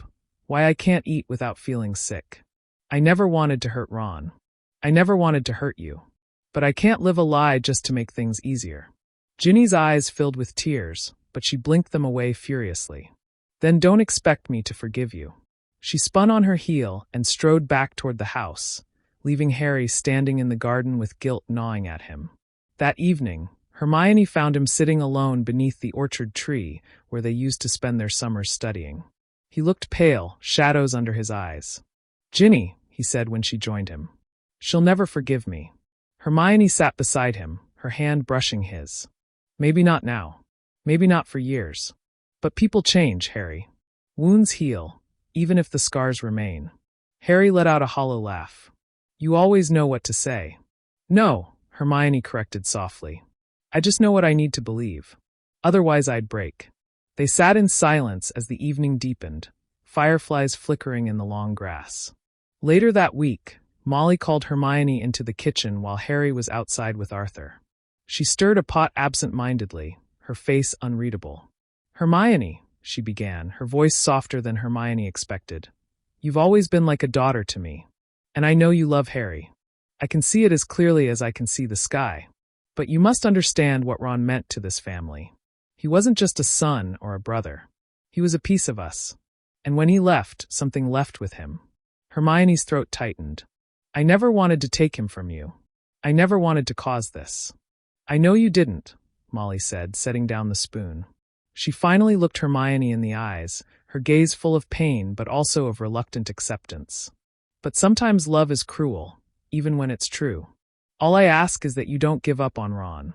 Don't let this be the end of him in your life. Tears spilled down Hermione's cheeks. I couldn't. Not ever. Molly reached across the counter, brushing Hermione's cheek gently. Then maybe one day he'll come home. And maybe one day we'll all laugh at this around the table. Until then, you and Harry must be patient. Patience is the only thing that will keep this family from breaking apart entirely. That night, Hermione repeated Molly's words to Harry. He listened quietly, his expression unreadable. Finally, he whispered, patience. That's the hardest thing in the world. Hermione leaned against him, her eyes closing. It's the only thing we have. And though the burrow still felt fractured, though Ron's absence remained a constant ache, there was a small, fragile thread of hope. Hope that one day, broken pieces could be mended. The shop bells jingled as Ron restocked the shelves, humming under his breath. The tune was off-key, but it was the first time in months he had felt light enough to hum at all. Customers came and went, leaving behind clinking coins and laughter, and Ron found himself enjoying the rhythm of it. The chaos of the shop filled a hollow space in him that had once been consumed by silence. George leaned against the counter, arms folded, watching his brother with a smirk. Look at you, practically whistling. Who knew heartbreak was the best business strategy? Ron rolled his eyes but couldn't suppress the grin tugging at his lips. Shove off. I'm just finally getting the hang of things. George's smile softened. No, you're finally remembering you've got something to offer. Took you long enough. Ron didn't argue. For once, he let the compliment sink in instead of brushing it off. That afternoon, while George went to meet a supplier, Ron managed the shop alone. He was restocking shelves when a familiar voice floated through the doorway. Ron Weasley, is that really you? He turned sharply. Standing in the doorway was Neville Longbottom, taller than Ron remembered, his shoulders broad, a faint scar cutting across his cheek. His expression, however, was the same, warm, steady, full of quiet strength. Neville, Ron said, surprise and relief flooding him. Blimey, it's been ages. Neville grinned, stepping forward. I heard you were working here. Thought I'd stop by. Place looks brilliant. Ron shrugged awkwardly. Mostly George's work. I'm just helping out. Neville tilted his head. Helping out doesn't look like just that to me. The words warmed Ron more than he expected. He gestured toward the shelves. Want to see what we've been working on? The two of them spent the next hour laughing as Neville tested products, some of which backfired spectacularly. When Neville accidentally set off a box of fanged frisbees, Ron disarmed them with such quick reflexes that Neville whistled. You've got good instincts, Neville said, genuinely impressed. Ever thought about doing more with them? Hogwarts could use more people like you, mentors, guides. There are kids who need someone to remind them they're capable. Ron blinked, startled. Me a mentor? Why not? Neville asked. You were the one who stood by Harry when no one else did. You fought, you led, you mattered. You still do. Ron felt his ears burn. Compliments were harder to face than insults sometimes. I don't know, Neville. I'm not exactly inspirational material. Neville shook his head.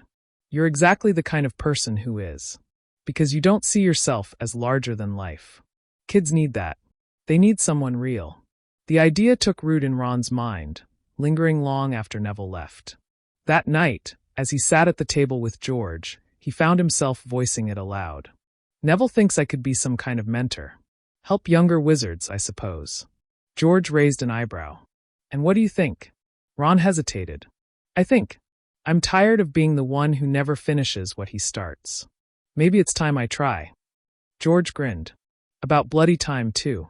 The next few weeks blurred into a rhythm of work and quiet self-discovery.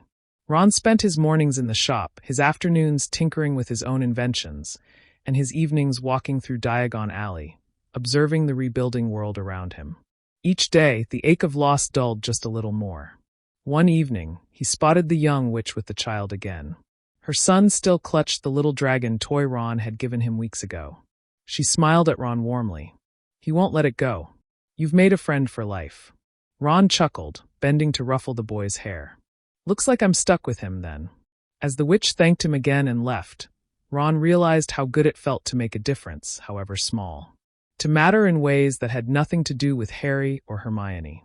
Yet despite his progress, Hermione's unopened letters still sat in a small stack on his desk. Some nights, he stared at them for hours, his chest tight. Part of him still longed for her voice, her words, her presence.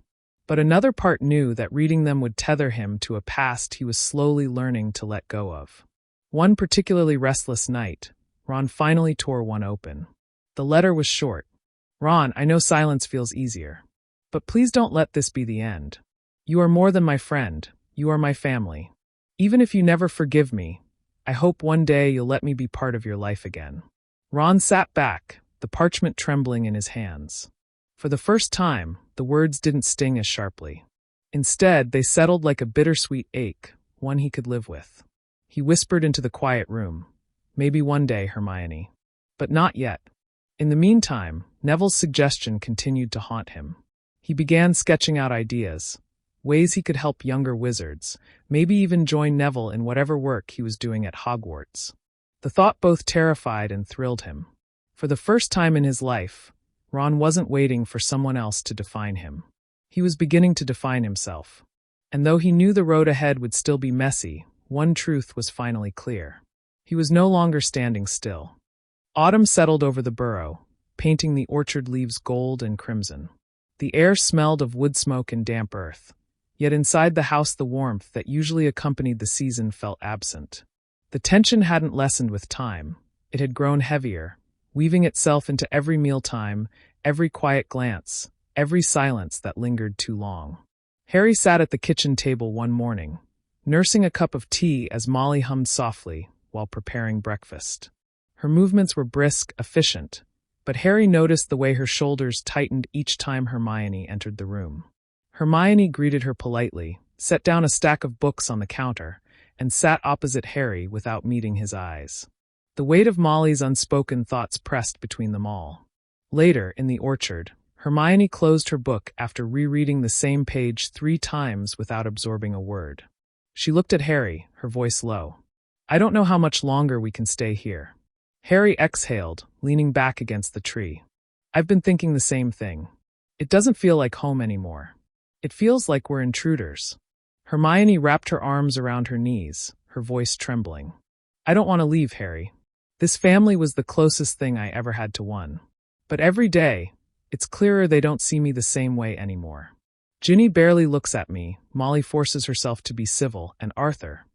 He just avoids me altogether. Harry reached for her hand. You're not alone in this. They look at me the same way. Like I broke something they can't forgive. Hermione turned her face toward him, tears glistening. Maybe we did break something. Harry's chest tightened. He hated seeing her doubt herself, hated knowing his choices had placed them both in this position. He pulled her close. We broke the way things were. But maybe that's what had to happen. What we feel, it isn't wrong. It's just painful. Hermione buried her face against his shoulder, her voice muffled. It hurts because I still care about Ron. I still love him, Harry. Not the way I love you, but he'll always be part of me. And I can't stand the thought that he might hate me forever. Harry stroked her hair, his voice soft. He doesn't hate you. He can't. He just needs time. The words were meant to comfort, but Harry wasn't sure he believed them. That evening, Ginny returned home from work at St. Mungo's, her expression sharp as she passed them in the sitting room. She paused, her gaze flicking between Harry and Hermione, then muttered, You should both go. Stop pretending this is still your place. Hermione flinched, but Harry rose to his feet, his jaw tight. "Ginny!" "No," she snapped, her voice breaking. "You don't get to speak. You don't get to stand here, in our house, while Ron can't even bring himself to come home. You've taken enough from him. From all of us." The words cut like glass. Hermione's face paled, her eyes filling with tears, but she didn't reply. Harry's fists clenched at his sides, his heart pounding. He wanted to argue, to defend Hermione, to defend what they had, but he saw the fire in Ginny's eyes, the raw hurt that nothing he said could soothe. Arthur appeared in the doorway, his expression weary. "Ginny, enough." She looked at her father, her voice shaking. "Why does no one say it out loud? Why does no one admit they've destroyed everything?" Then she stormed upstairs, her footsteps echoing through the house. Hermione turned away, her hands trembling. Harry reached for her, but she pulled back, whispering, "She's right. We shouldn't stay." That night, after everyone had gone to bed, Harry and Hermione sat in his room, their belongings half-packed. The silence between them was heavy, broken only by the creak of the floorboards as Harry paced. "Where will we go?" Hermione asked softly. Harry paused, his brow furrowed. "Grimmauld Place, maybe. It's not the Burrow, but it's ours. We could make it livable again." Hermione nodded faintly, though her eyes were distant. "It feels like running away." "Maybe it is," Harry admitted. "But maybe it's what we need. A place where we can breathe without everyone's disappointment hanging over us." Hermione looked at him then, her voice raw. "And what if leaving means we lose them forever? What if Ron never forgives us? What if Molly never invites us back? What if—" Harry cut her off gently, taking her face in his hands. "Then we'll build something new. Something that's ours. And we'll keep trying, Hermione. We'll never stop trying. But we can't destroy ourselves waiting for everyone else to heal." She searched his eyes, and for the first time in weeks, she let herself believe him. She pressed her lips to his, the kiss lingering, full of desperation and love tangled together. The next morning, their decision was made. They packed their trunks quietly, avoiding questions from the rest of the family. Molly watched from the kitchen doorway, her face pale, her hands wringing in her apron. She didn't stop them, didn't ask them to stay, but her eyes followed them with a grief that pierced Hermione's heart. When they reached the end of the garden path, Hermione turned back one last time. The Burrow loomed behind them, crooked and warm and alive, but no longer theirs. Her eyes blurred with tears as she whispered, "Goodbye." Harry squeezed her hand. "It's not forever. Just for now." They walked together into the morning light, their steps heavy but resolute. And though the Burrow remained behind them, so did the shadows of guilt and judgment. For the first time in months, they felt the possibility of freedom. But freedom came with a price. Grimmauld Place smelled of dust and old secrets. As the front door creaked open, Harry and Hermione stepped inside, their trunks hovering behind them. The house had been locked and untouched for months, and the air was stale with disuse. Cobwebs draped the corners, and the faint echo of Mrs. Black's portrait stirred in the shadows, though the old curtains stayed tightly drawn. Hermione flicked her wand, murmuring cleansing charms. Dust vanished, cobwebs dissolved, and the light from the chandelier brightened. Even so, the house felt cold, like a memory refusing to fade. Harry looked around, his chest tightening. This had been Sirius's place, a stronghold of the Order, a prison of memories. He'd once hated its oppressive walls, but now he wondered if it could become their refuge. "It's not much," he said softly, "but it's ours." Hermione glanced at him, then at the crooked staircase and the peeling wallpaper. "It needs work, but maybe that's good. Something to keep us busy." They set about transforming the house over the next week. Hermione organized the library, carefully sorting dark tomes from useful ones, while Harry cleared out the attic and scrubbed the kitchen until it gleamed. The work was exhausting, but it gave them purpose. At night, they collapsed into bed side by side, their exhaustion softened by the comfort of each other's presence. One evening, after a long day of repairs, Harry lit a fire in the sitting room. Hermione curled against him on the sofa, her hair loose and her eyes reflecting the flames. For a moment, the house felt warm. "Do you think Ron knows we've left the Burrow yet?" Hermione asked quietly. Harry hesitated, his fingers tracing patterns against her hand. "If he doesn't, he will soon. Ginny won't keep it to herself." Hermione's throat tightened. "How do you think he'll take it?" Harry swallowed hard. "Badly. But at least he won't have to see us there anymore. Maybe distance will help. She nodded, though the heaviness in her chest didn't ease. Meanwhile, at the Chudley Cannon's training grounds, Ron trudged through another grueling session. His teammates joked and shouted around him, but he barely heard them. His mind drifted constantly, haunted by images of Hermione's face, Harry's voice, the betrayal that gnawed at his insides. When practice ended, Ron walked back to the locker room to find Ginny waiting for him. Her arms were crossed, her expression grim. "We need to talk," she said. Ron frowned, pulling off his gloves. "What now?" "They're gone," she said bluntly. His stomach dropped. "What do you mean gone?" "Harry and Hermione. They left the burrow. Took their things. Mum didn't stop them." Ron froze, his hands clenching around the gloves. A strange mixture of anger and sorrow surged through him. "Where did they go?" "Grimmauld Place, I think." "Where else would they have?" Ginny's voice cracked with frustration. "I told them they had no right to stay. I thought it would make them see what they'd done. Instead, they left like cowards." Ron sank onto the bench, his head in his hands. The news hit harder than he expected. A part of him had clung to the thought that, eventually, they might come back to their senses, apologize, and things would return to normal. But leaving the burrow felt final. A choice. Ginny sat beside him, her tone softer now. "I'm sorry, Ron. I know this hurts." He didn't reply at first, his mind spiraling. Images flashed, Hermione's laughter, Harry's loyalty, the years of friendship now shattered. He felt the loss like a wound reopening. Finally, he muttered, "They've picked each other over everything else. Over me. Over this family. Maybe that's who they are now." Ginny placed a hand on his shoulder. "Then we don't need them.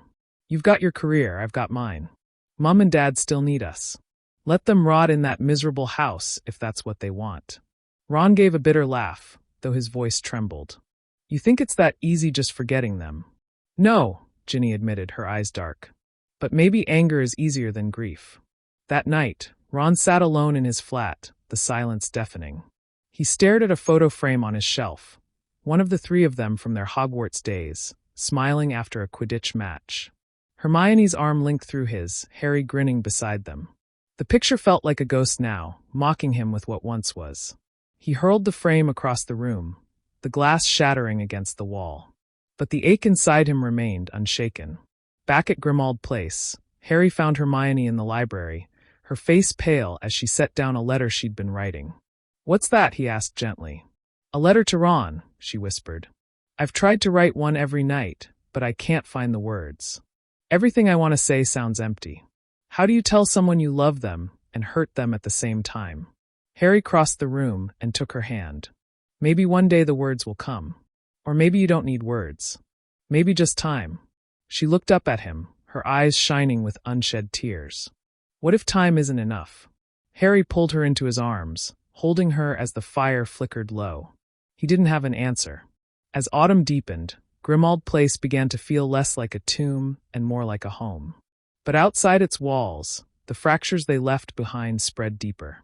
Ron's silence grew heavier, Ginny's resentment sharper, and Molly's sorrow more unspoken with every passing day. The trio that had once stood unbreakable was now 3 lives diverging, and none of them knew if the paths could ever cross again. And yet, in the quiet of Grimmauld Place, Harry and Hermione clung to each other with the fragile hope that love, no matter how complicated, might one day mend what had been broken. The first true chill of winter swept across London, rattling the windows of Grimmauld Place. Hermione pulled her shawl tighter around her shoulders as she studied a stack of ministry documents she had brought home. The library was warmer now, filled with lit candles and the faint scent of polish from the shelves she had restored. Despite its shadows, the house no longer felt like a prison. It felt like a project, a second chance. Harry entered carrying 2 mugs of tea, setting one by her elbow. He gave her a small smile, but Hermione noticed the tension in his jaw. "Another letter from Ginny came today," he said quietly. Hermione froze. "What did it say?" He hesitated before answering. "Not much. Just that Ron knows now. And that he's not speaking to us. At all." Her breath caught. "I feared as much." She rubbed her temples, guilt twisting in her chest.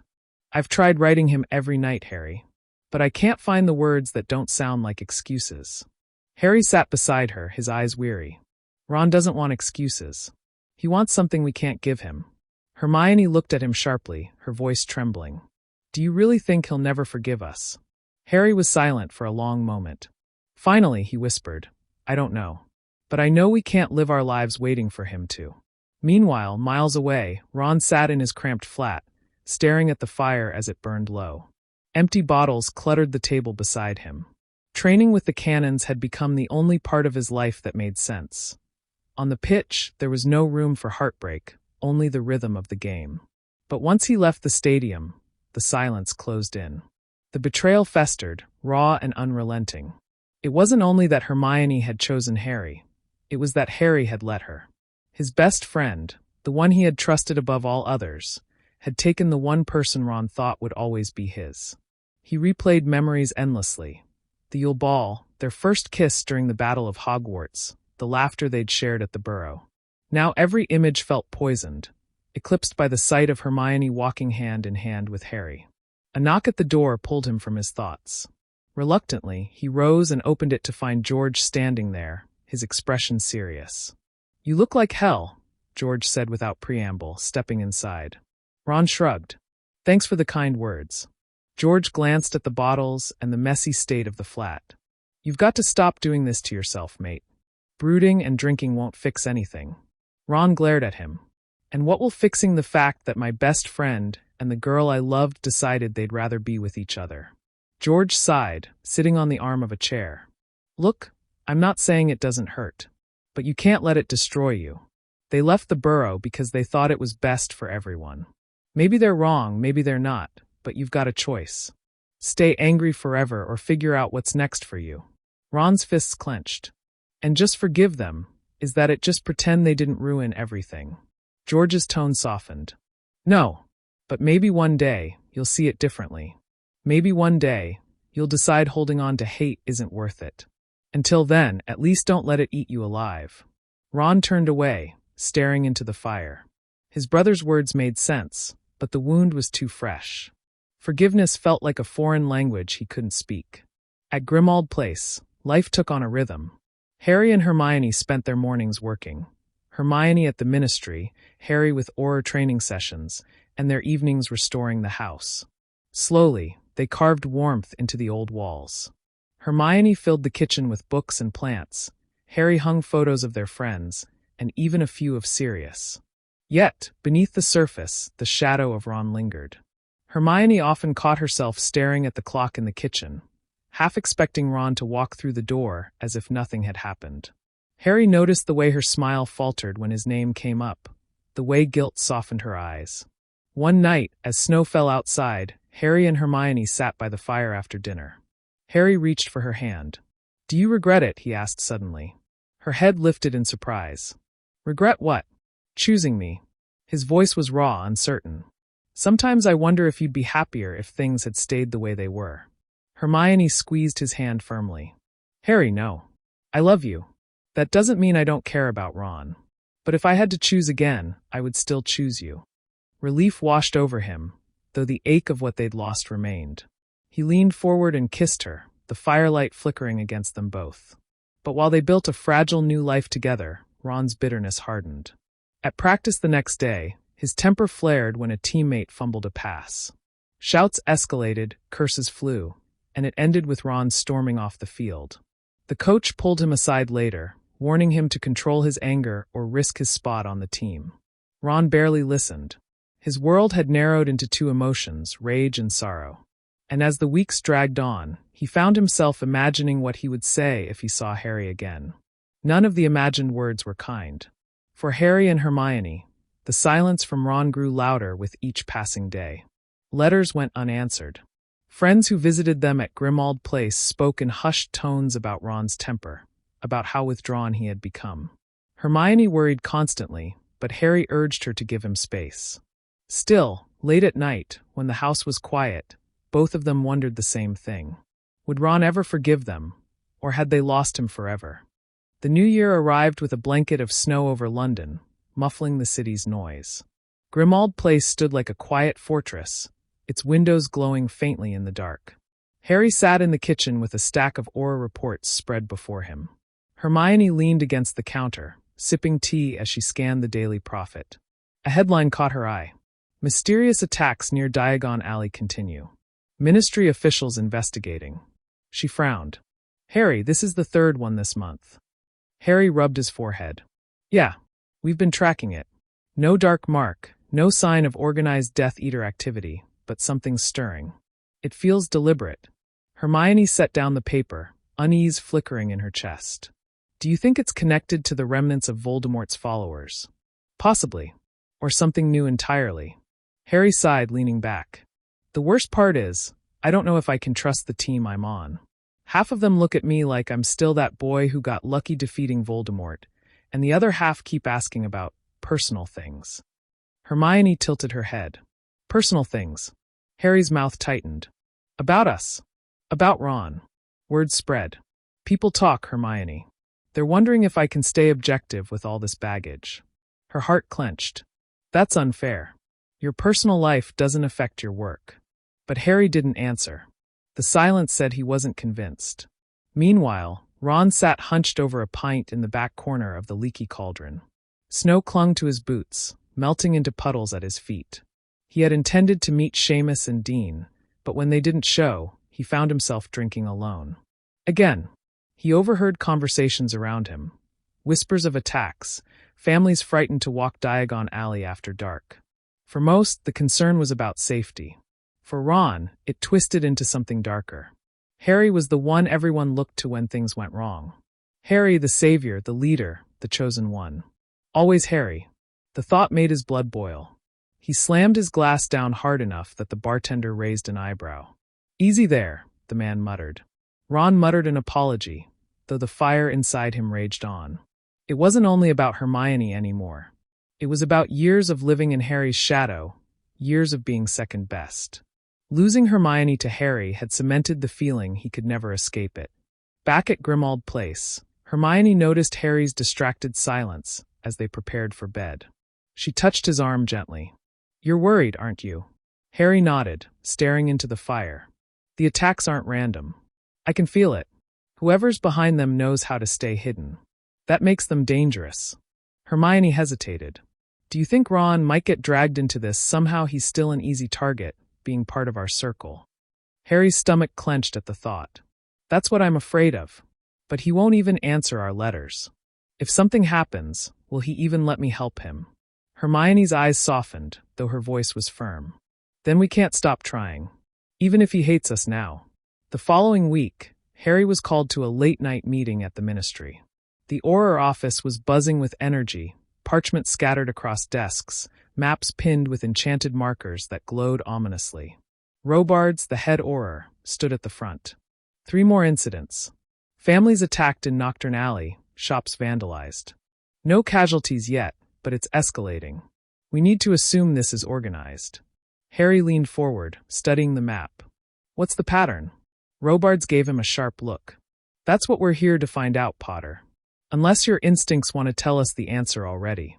A few Aurors chuckled under their breath. Harry ignored them, focusing on the glowing points. Something about their placement tugged at his memory, but he couldn't place it. After the meeting, as Harry gathered his notes, one of his colleagues muttered just loud enough to hear. Maybe if he spent less time snogging Granger and more time on the job, we'd have this solved already. Harry's jaw clenched, but he didn't take the bait. He simply left, the insult ringing in his ears. When he returned home, Hermione was waiting, worry etched on her face. You're late. What happened? Harry dropped into a chair, exhaustion in his every movement. It's getting worse. And now half the office thinks I'm distracted because of us. Hermione's chest tightened. That's absurd. But Harry shook his head. Perception matters. If they think I'm compromised, they won't trust me in the field. And if I can't do my job, he trailed off, running a hand through his hair. Hermione crossed the room, kneeling beside him. Then we'll prove them wrong. We'll figure this out together like we always have. Harry met her gaze, his voice low. And what if Ron's caught in the middle? What if we can't protect him? For a moment, Hermione didn't answer. She only rested her forehead against his, the weight of their shared guilt pressing down harder than ever. At the same time, Ron lay awake in his flat, staring at the ceiling. He couldn't stop thinking about the whispers he'd heard in the pub, about the fear in people's voices. He hated himself for it, but a part of him still thought of Harry in moments like these. Harry would know what to do. Harry would fix it. The thought curdled in his stomach. He rolled over, burying his face in the pillow. He didn't need Harry. Not anymore. But in the darkness, a small voice whispered that maybe, just maybe, he still did. And outside, beyond all their private struggles, a new shadow moved through London, unseen, patient, waiting for the perfect moment to strike. The streets of Diagon Alley were unusually quiet under the pale winter moon. Ron walked briskly, hands shoved deep into his pockets, his breath misting in the cold air. He had promised George he would stop isolating himself, and tonight he was making an effort. Dinner with George and Angelina at the Leaky Cauldron had been almost pleasant, until the laughter around the table made Ron feel like an intruder in his own family's happiness. He left early, the weight of his thoughts dragging him down. As he passed a narrow side street leading into Nocturne Alley, a sharp crack split the silence. Ron froze, instincts honed in the war sparking to life. Another sound followed, the high, panicked cry of a child. Without thinking, Ron darted into the shadows, wand already in hand. The alley was dark, lined with shuttered shops and broken lanterns. At the far end, 3 hooded figures cornered a witch clutching a young boy.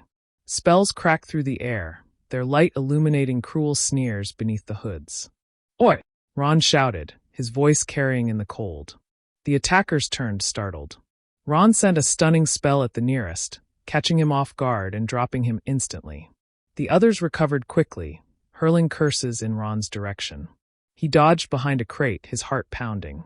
"Go!" he yelled at the witch. She grabbed her son's hand and sprinted past him, disappearing into the street beyond. Ron faced the attackers alone. One spell seared past his shoulder, scorching the wall. He retaliated with a disarming charm, but the second figure blocked it easily. The third advanced, voice low and mocking. "Ron Weasley, isn't it always in over your head?" The recognition froze him for a heartbeat. Whoever these people were, they knew him. The hesitation nearly cost him. A curse sliced across his arm, burning through his sleeve. Pain jolted through him. Ron gritted his teeth, forcing the memory of the Battle of Hogwarts to the forefront of his mind. He wasn't a child anymore. He wasn't helpless. With a surge of anger, he cast a blasting hex that sent the crate exploding into splinters, forcing the attackers to scatter. Before he could press his advantage, one of them grabbed the stunned man's arm. With a loud crack, all 3 disapparated, leaving the alley silent once more. Ron stood breathing hard, clutching his injured arm. His pulse thundered in his ears, but he was alive. He had saved someone. Alone. Still, the mocking voice echoed in his head, sharper than the sting of his wound. They had known his name. That meant something. That meant this wasn't random. The next morning, the story was all over the Prophet. Unknown assailants attack family in Nocturne Alley. Saved by quick-thinking wizard. The article praised the bravery of the mystery savior, though Ron knew it wouldn't take long for people to piece together that it had been him. At Grimmauld Place, Harry read the article over breakfast, his brow furrowed. It was Ron. Hermione looked up sharply. "You're sure? Who else would it be?" He was spotted leaving the Leaky not long before. Harry's stomach twisted. "This is exactly what I was afraid of. He's in the middle of it now." Hermione's face paled. "Do you think he's all right?" Harry folded the paper, setting it aside. "I don't know. But I have to see him. Whether he wants me there or not." Hermione hesitated, worry battling with reason. "Harry, what if it makes things worse he hasn't answered our letters? He might slam the door in your face." Harry's jaw tightened. "Then he can slam the door. But I'm not sitting here while he gets caught up in this." That evening, Ron sat in his flat, his arm bandaged, the Prophet spread across the table. He hated the attention. He hated the reminder that danger hadn't left the wizarding world just because Voldemort was gone. A knock came at his door. Ron's heart lurched. He wasn't expecting anyone. When he opened it, Harry stood there, shoulders squared, eyes serious. Ron's expression darkened instantly. "You've got some nerve." Harry didn't flinch. "I read the Prophet. I know it was you last night. I came to make sure you're all right." Ron barked a laugh, bitter and cold. "What?" Here to play the hero again, thought maybe I'd be grateful this time. Harry's voice remained steady. I'm not here for thanks. I'm here because you're in danger. Whoever those people are, they know you. That means they could come after you again. Ron stepped back, his hand tightening on the door. I don't need you to protect me, Harry. I can handle myself. Like you handled last night, Harry shot back, frustration slipping through. You could have been killed. The words struck deep, though Ron masked it with a glare. Better that than having you swoop in and take credit for saving me. Harry's chest tightened, the anger and hurt between them sparking like dry tinder. This isn't about credit, Ron. It's about staying alive. You think I don't know you're strong enough to fight, but you can't do this alone. None of us can. Ron's eyes burned with fury. Funny, coming from the bloke who decided he could take everything alone. Including her. The words hung between them like a curse. Harry felt the old wound reopen, raw and painful. He took a slow breath. I'll never stop being sorry for how this happened. But Ron, whether you hate me or not, I'm not letting you get dragged into something that could kill you. Ron's grip on the door faltered, his anger warring with exhaustion. He wanted to slam it shut, to shut Harry out of his life forever. But a part of him, the part that remembered laughter in the common room, nights by the fire, the unshakable bond they once had, hesitated. Finally, he muttered, I don't want your help. And he closed the door, not with a slam, but with a quiet finality that hurt worse than shouting. On the other side, Harry stood in silence, his breath fogging in the winter air. He could feel the wall between them, stronger than ever. But beneath it, he thought he saw a crack. Inside, Ron leaned against the door, eyes closed, his chest heaving. For the first time since it all began, his certainty wavered. Maybe he couldn't do this alone. Ron spent the next few days restless and on edge. The attack in Nocturne Alley lingered in his mind like a shadow he could not shake. Every time he stepped outside, his eyes scanned the streets for hooded figures, his wand always within reach. At night, sleep was shallow, broken by flashes of memory, spells streaking through the dark, a voice mocking his name. George noticed. You're jumpy, he said one morning, leaning casually against the counter at Weasley's Wizard Wheezes. You weren't like this even when Mum was yelling at us as kids. Ron scowled, trying to brush it off. I'm fine. George raised an eyebrow, unconvinced. Fine doesn't look like you flinching every time the bell on the shop door rings. Ron didn't reply. He wanted to tell George the truth, that someone was watching him, that the attack wasn't random. But if he admitted it out loud, it would feel too real. That evening, while walking home, he became certain he was being followed. The hairs on the back of his neck prickled with every step. He ducked into a side street, heart hammering, and spun around. At first, the cobblestones stretched empty under the moonlight. Then he caught movement, a cloaked figure slipping between the shadows. Ron didn't wait. He raised his wand and fired a spell. Expelliarmus. The cloaked figure blocked it easily, answering with a jet of green light that missed Ron by inches. A killing curse. His blood ran cold.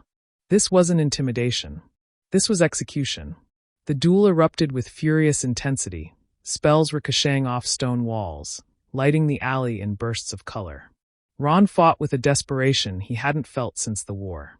He moved on instinct, his body remembering what it meant to survive. But there were more of them. From the shadows, 2 more figures emerged, boxing him in. Ron's chest tightened. 3 against 1. His injured arm throbbed, slowing him down. He couldn't keep this up. Suddenly, a bright streak of red light shot past him, striking one of the attackers square in the chest. The man crumpled. Ron spun in disbelief. Harry stood at the end of the alley, wand raised, eyes blazing. Hermione appeared beside him, casting protective wards to seal off the street. Thought you didn't need my help, Harry said, his voice carrying over the chaos. Ron wanted to snap back, but another curse came hurtling his way, forcing him to dive for cover. He didn't have time for pride now. Together, the 3 of them fought in unison, falling into a rhythm as if the years of anger had never existed. Harry's curses were sharp and precise, Hermione's shields unbreakable, and Ron's raw power filled the gaps. The attackers realized quickly they were outmatched. 2 operated away with sharp cracks, leaving the 3rd stunned on the cobblestones. The alley fell silent, the echoes of battle fading into the night. Ron stood panting, his wand still raised. Slowly, he lowered it, turning to Harry and Hermione. His chest heaved, but he said nothing. Hermione broke the silence first, her voice trembling with adrenaline. Ron, they tried to kill you. That wasn't random. They know you. They're targeting you. Ron's jaw tightened. He wanted to deny it, to say he had it under control. But he couldn't ignore the truth any longer. The way they fought, the way they used the killing curse, this wasn't chance. Harry stepped closer, his expression firm. Whoever they are, they're part of something bigger. We've been digging at the Ministry. There are reports of disappearances, break-ins, attacks that aren't being made public. It's organized. Ron's eyes narrowed. And you think they're after me because of you. Because being Harry Potter's best mate paints a bloody target on my back. Harry didn't deny it. Maybe. Or maybe because of who you are. You fought at Hogwarts. You're a Weasley. People still talk about us as if we're the symbol of what ended Voldemort. Whoever these people are, they want to tear that down. Hermione nodded gravely. We think they're rebuilding something. Not another Dark Lord exactly, but a network of pureblood fanatics who survived the war. And if they're bold enough to attack you openly, it means they're growing stronger. Ron sank onto a nearby step, running a hand through his hair. He felt torn in two. Part of him burned with anger at Harry's presence, at the memory of betrayal that still stung like a fresh wound. But another part, tired, bruised, and frightened, knew he couldn't face this alone. Why didn't you just leave me out of it, he muttered, his voice low. I could have lived my life, run the shop, kept to myself. You think you'd be safe that way, Hermione said softly. Ron, you can't hide from this. They've already marked you. For the first time since the rift, Ron looked up at them not with hatred, but with something closer to resignation. So what do you want me to do?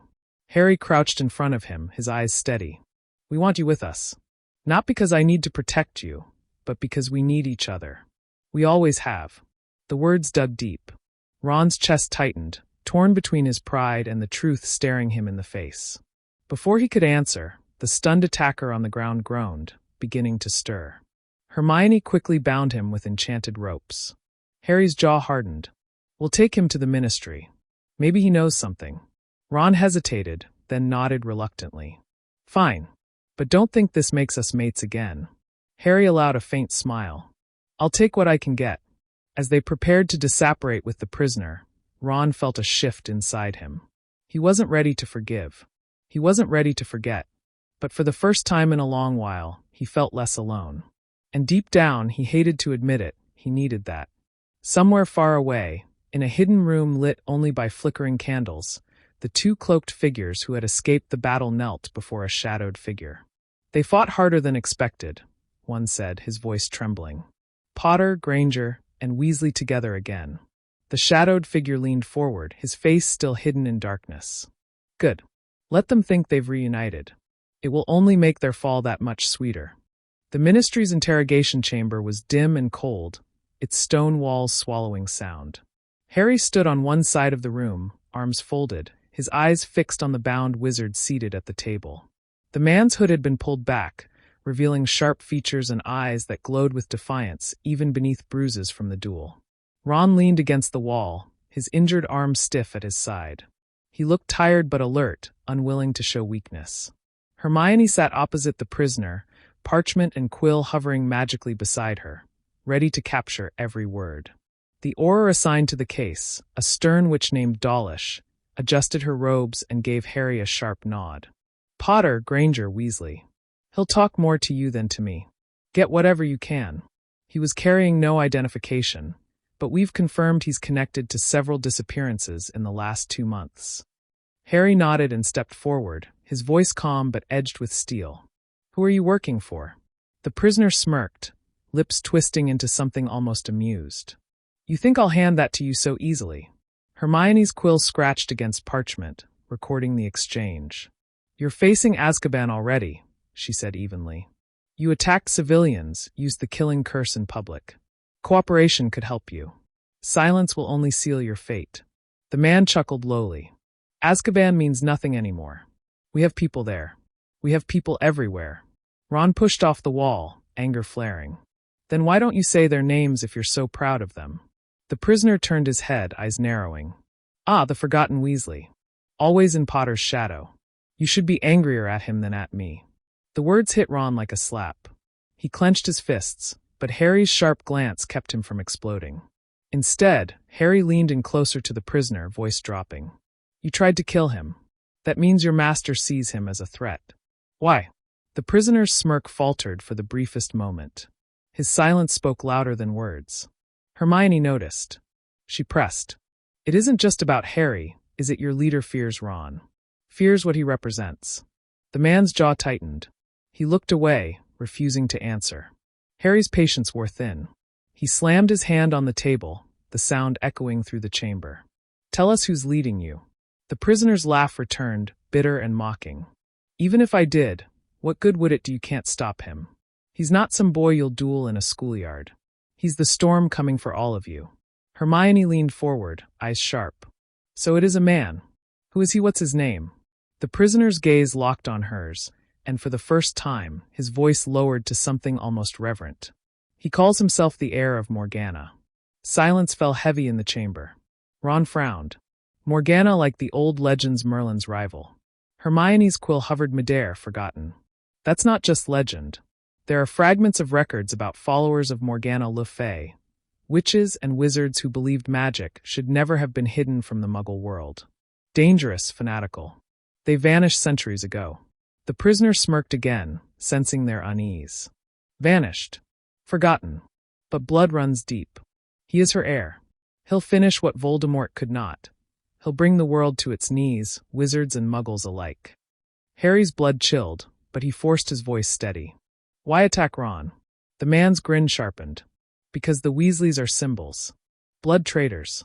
Always standing in the way of the old ways. Crush them, and you break the heart of your little resistance before it even begins." Ron's teeth clenched, anger and dread warring in his chest. He wanted to lunge across the table, to wipe that grin off the man's face. But he forced himself still, his breathing rough. Hermione spoke softly, but her words were like blades. "You're wrong. Symbols don't break. They inspire. And if your so-called heir thinks he can scare us into silence, he's already failed." The prisoner's smirk faltered again, just for a flicker, but he recovered quickly. "You'll see soon enough. He's coming. You'll hear his voice, and when you do, the world will burn." Before they could press further, Dawlish entered briskly, cutting the interrogation short. "That's enough. We'll keep him secured in the holding cells until trial. He's given you more than he realizes." The Aurors escorted the prisoner out, his mocking laughter echoing down the corridor. The three of them remained behind, the weight of his words pressing down like a storm cloud. Harry broke the silence first. "Heir of Morgana. If that's true, this isn't just some group of fanatics. This is something older, bigger." Hermione nodded, her brow furrowed deeply. Morgana's followers believed magic should dominate. If someone's reviving that ideology, it could make Voldemort look almost tame in comparison. Ron exhaled sharply, running a hand through his hair. "So what? We're right back where we started, another madman with delusions of power. And this one's decided my family's target practice." Harry turned to him, his voice steady. "Not just your family, Ron. All of us. That's why we need to stay ahead of this. We can't let him build strength." Ron met Harry's eyes, and for once, he didn't look away. He saw the determination there, the same fire that had carried them through battles before. Part of him still wanted to resist, to retreat into bitterness. But another part, the part that had come alive in that alley when they fought together again, knew the truth. Hermione stood, gathering her notes. "We need to dig into Morgana's history. Old texts, ministry records, anything we can find. If this heir is real, he'll leave traces." Harry nodded. "And we need to protect the Weasleys. They'll be targets." Ron swallowed hard. "Mum and Dad, Ginny, everyone. If this lot goes after them—" He trailed off, his voice cracking slightly before he caught himself. Hermione touched his arm gently. "We won't let that happen." For the first time in weeks, Ron didn't pull away from her touch. He looked between them, torn but slowly shifting. "Fine," he muttered. "I'll help. Not because I've forgiven either of you, but because if someone thinks they can destroy my family, they've got another thing coming." Harry felt something shift in the air, fragile but real. A beginning. Outside the ministry, the night stretched quiet, but somewhere beyond its walls, in hidden places where shadows gathered, The name of Morgana was being spoken again. And the heir was waiting. The library at Grimmauld Place had always felt haunted, its tall shelves crammed with books that smelled of dust and secrets. That night, candles floated above the long oak table, illuminating piles of parchment, scrolls, and heavy tomes. Hermione sat hunched over an open volume, her quill racing furiously as she copied passages. Harry read through an ancient leather-bound book, while Ron flipped irritably through another, muttering under his breath about how half the words might as well be in gobbledygook. "Nothing in here makes sense," Ron grumbled, tossing the book aside. "It's all dates and names, no explanations. Who cares if Morgana supposedly studied under druids or whatever?" Hermione shot him a sharp look, though her voice softened. "It matters because her philosophy didn't die with her. If this heir is invoking her name, he'll use her teachings as justification. We need to know what he believes before we can fight it." Harry leaned back, rubbing his tired eyes. "So far, all I'm getting is that Morgana hated Merlin. But isn't that just legend?" Hermione hesitated. "Not entirely. The myths exaggerate, but there's evidence she existed. She was a powerful sorceress who clashed with Merlin over how magic should be used. He believed in keeping the magical and non-magical worlds separate, protecting Muggles from powers they couldn't understand. Morgana believed the opposite, that wizards should rule openly, that Muggles were weak and unworthy." Ron grimaced. "So Voldemort with better fashion sense." Harry didn't smile. The prisoner said this heir wanted to finish what Voldemort couldn't. Maybe he sees Voldemort as a failure because he didn't aim big enough. Maybe he thinks domination isn't enough, it has to be total. Hermione flipped to another page, her voice quickening as she read aloud. "The followers of Morgana believed in bloodline supremacy, but their true focus was control over knowledge. They guarded ancient spells, forbidden magics that even Merlin's order refused to record." She looked up at them, her eyes dark. "If this heir has access to that knowledge, we're not just facing ideology. We're facing magic that's been lost for centuries." Ron frowned, suddenly serious. "Like what kind of magic?" Hermione turned the book so they could see an illustration. Strange runes spiraled across the page, surrounding a depiction of a battlefield consumed by fire. "Rites of binding," she read, her voice hushed. "Magic capable of bending not just people, but entire communities to the caster's will. It was outlawed long before the Statute of Secrecy." Harry's stomach tightened. "Mind control. Enslavement." Hermione nodded grimly. "If he's studying this, if he can actually use it, we'll be fighting something worse than the Imperious Curse. Entire populations could be stripped of their will in a single ritual." Ron sat back, his face pale. "Brilliant. So we've got a psycho with an army and possibly some super spell that turns people into puppets. We're really batting 100 here." Harry ignored the sarcasm. "So how do we stop him?" Hermione tapped the book. "We start with research. Morgana's followers may have vanished, but fragments of their writings still exist. Some are hidden in private collections, some in restricted archives at the Ministry. If we can learn what spells they guarded, we can predict what this heir is after." Ron rubbed the back of his neck. "Restricted archives. Sounds like another fun trip sneaking around the Ministry. Just like old times." Hermione gave him a small smile despite the tension. "Except this time we're all adults and technically authorized." "Mostly." Harry's gaze lingered on the flames flickering in the fireplace. "This isn't just about research. If he's targeting the Weasleys, if he's trying to strike symbols, then the clock's already ticking. We don't have long before he makes his next move." Ron stiffened at the mention of his family, his jaw tightening. He wanted to brush it off, to claim his parents and siblings could take care of themselves.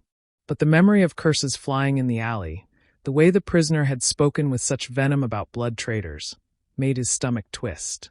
He couldn't deny it anymore. Hermione changed the subject, her tone practical. "Tomorrow, I'll petition for access to the Department of Mystery's older records. They've studied Morgana's era more thoroughly than anyone. If anything still exists about her magic, it'll be there." Harry nodded. "I'll talk to Kingsley. He needs to know this isn't just small groups of extremists. This could be an organized movement." Ron groaned. "And me, I suppose you'll want me buried in books with you too." Hermione's expression softened. "Actually, I think you should talk to your family. Warn them. They need to be prepared in case they're targeted again. Ron hesitated. The thought of walking back into the burrow, of facing his parents with explanations he didn't fully have, filled him with dread. But he also felt a swell of determination. He wouldn't let his family be blindsided. "Fine," he muttered. "I'll tell them." For a while, silence settled over the library, broken only by the scratching of Hermione's quill. Harry flipped through another book, though his eyes kept drifting to the window. The night outside was still, but he couldn't shake the feeling that shadows were gathering just beyond the glass. At last, Ron spoke again, his voice low. "Do you think we can actually stop this guy, whoever he is? Do you really think we can stop him?" Harry didn't answer immediately. He thought of Voldemort, of battles fought and friends lost. He thought of how close they had come to failing, even then. Finally, he said quietly, "We have to. Because if we don't, no one else will." The conviction in his tone steadied the room. Hermione gave a firm nod, and even Ron, though still doubtful, felt a flicker of the old fire that had carried them through the darkest days of the war. But far from Grimmauld Place, in a hidden chamber beneath crumbling ruins, the heir of Morgana stood before his growing followers. He raised a hand, and the runes carved into the stone walls flared with pale blue light. "The world has forgotten her," he said, his voice deep and commanding. "But I will remind them. I will break the chains Merlin forged. And when the blood traitors fall, the age of Morgana will rise again." The room erupted in cheers, dark and fervent. The storm was coming. The burrow hadn't changed. Smoke curled from the crooked chimney, and the sound of chickens drifted across the yard as Ron approached. His boots crunched over frost-hardened grass, but his chest felt heavier with every step. For the first time in months, he was coming home not just as a son, but as a bearer of bad news. Molly Weasley opened the door before he could knock. "Ronald," her voice cracked with relief as she pulled him into a fierce embrace. He stiffened for a heartbeat, then gave in, wrapping his arms around her. She smelled of flour and wood smoke, and for a moment he almost let himself forget why he'd come. "Dinner's nearly ready," she said, ushering him inside. The warmth of the kitchen washed over him, the fire blazing merrily, pots clattering by themselves on the stove. Arthur sat at the table with the Evening Prophet, his glasses perched on his nose. When he saw Ron, his face lit up. "Well, this is a surprise," Arthur said warmly. "What brings you home, son?" Ron managed a small smile, but it faltered quickly. "We need to talk. All of us." Soon the kitchen filled with voices. Ginny and George appeared from upstairs, and Bill flooded in from Shell Cottage with Fleur at his side. Percy arrived last, adjusting his robes, clearly pulled from work. The Burrow's kitchen table was crowded, just as it had been in the old days, but the air felt different now, expectant, tense. Molly fussed over plates and stew, trying to fill the silence, but Ron stopped her gently. "Mum, sit down. Please." She obeyed, her worry deepening. Ron looked around at them, his family, the people he loved more than anyone, the people who had always been his anchor. He cleared his throat, his voice rough. "You're all in danger." The words landed heavily. Chairs creaked as they shifted, exchanging uneasy glances. "What do you mean?" Ginny asked, her eyes sharp. "Danger from who?" Ron's jaw tightened. "There's a group. Fanatics. They're following someone who calls himself the heir of Morgana. They attacked me twice already. They said destroying blood traitors would break the heart of everything we stand for. That means us. This family." Molly's hand flew to her mouth, her eyes wide with fear. Arthur leaned forward, his expression grave. "Ron, are you certain?" "I heard it from one of them myself," Ron said firmly. "This isn't random. They know who we are. They know we stood against Voldemort. They want to tear us down because of it." George's jaw clenched, his usual humor absent. "And you're telling us this now?" Ron bristled. "I didn't know how deep it went until recently. But I'm not letting them catch us off guard. Not this time." Bill exchanged a glance with Fleur, his voice steady. "So what's their plan? What do they want?" Ron shook his head. "We don't know all of it yet. Harry and Hermione are digging into Morgana's history. But it doesn't matter what their grand plan is right now. What matters is they've marked us." At the mention of Harry and Hermione, silence fell again. Ginny's gaze softened, though her voice carried an edge. "You've spoken to them then?" Ron swallowed hard. "Yeah. They helped me during the second attack." Ginny leaned back, crossing her arms. So you're working with them again. Ron's stomach twisted. He wanted to deny it, to claim this was just necessity. But he couldn't lie to his sister. I don't know if I'm ready to call it that. But we're in this whether we like it or not. Molly reached across the table, placing her hand over his. Ronald, you did the right thing coming here. We'll take precautions. Protective wards, charms, whatever it takes. Arthur nodded. I'll speak to Kingsley. If this group is targeting us, the ministry must provide protection. We can't treat this lightly. Fleur's voice, usually lilting, was edged with steel. If they come for this family, they will regret it. A flicker of pride warmed Ron's chest, but it was quickly swallowed by dread. It won't be enough just to hide behind wards. They'll keep coming, and they're not afraid of killing. I've seen it. George finally spoke, his voice quieter than usual. Do you think they'll come for Fred's grave? The question stunned the table. Ron's throat tightened painfully. I don't know, but if they're looking to break us, they won't stop at living targets. Molly's face crumpled, and Ginny reached to steady her mother's trembling hand. The weight of that possibility pressed on all of them. Arthur's expression hardened, the kind of quiet determination that rarely surfaced but was unshakable when it did. Then we'll stand together as we always have. We won't be broken. Ron nodded, his chest tight. Good.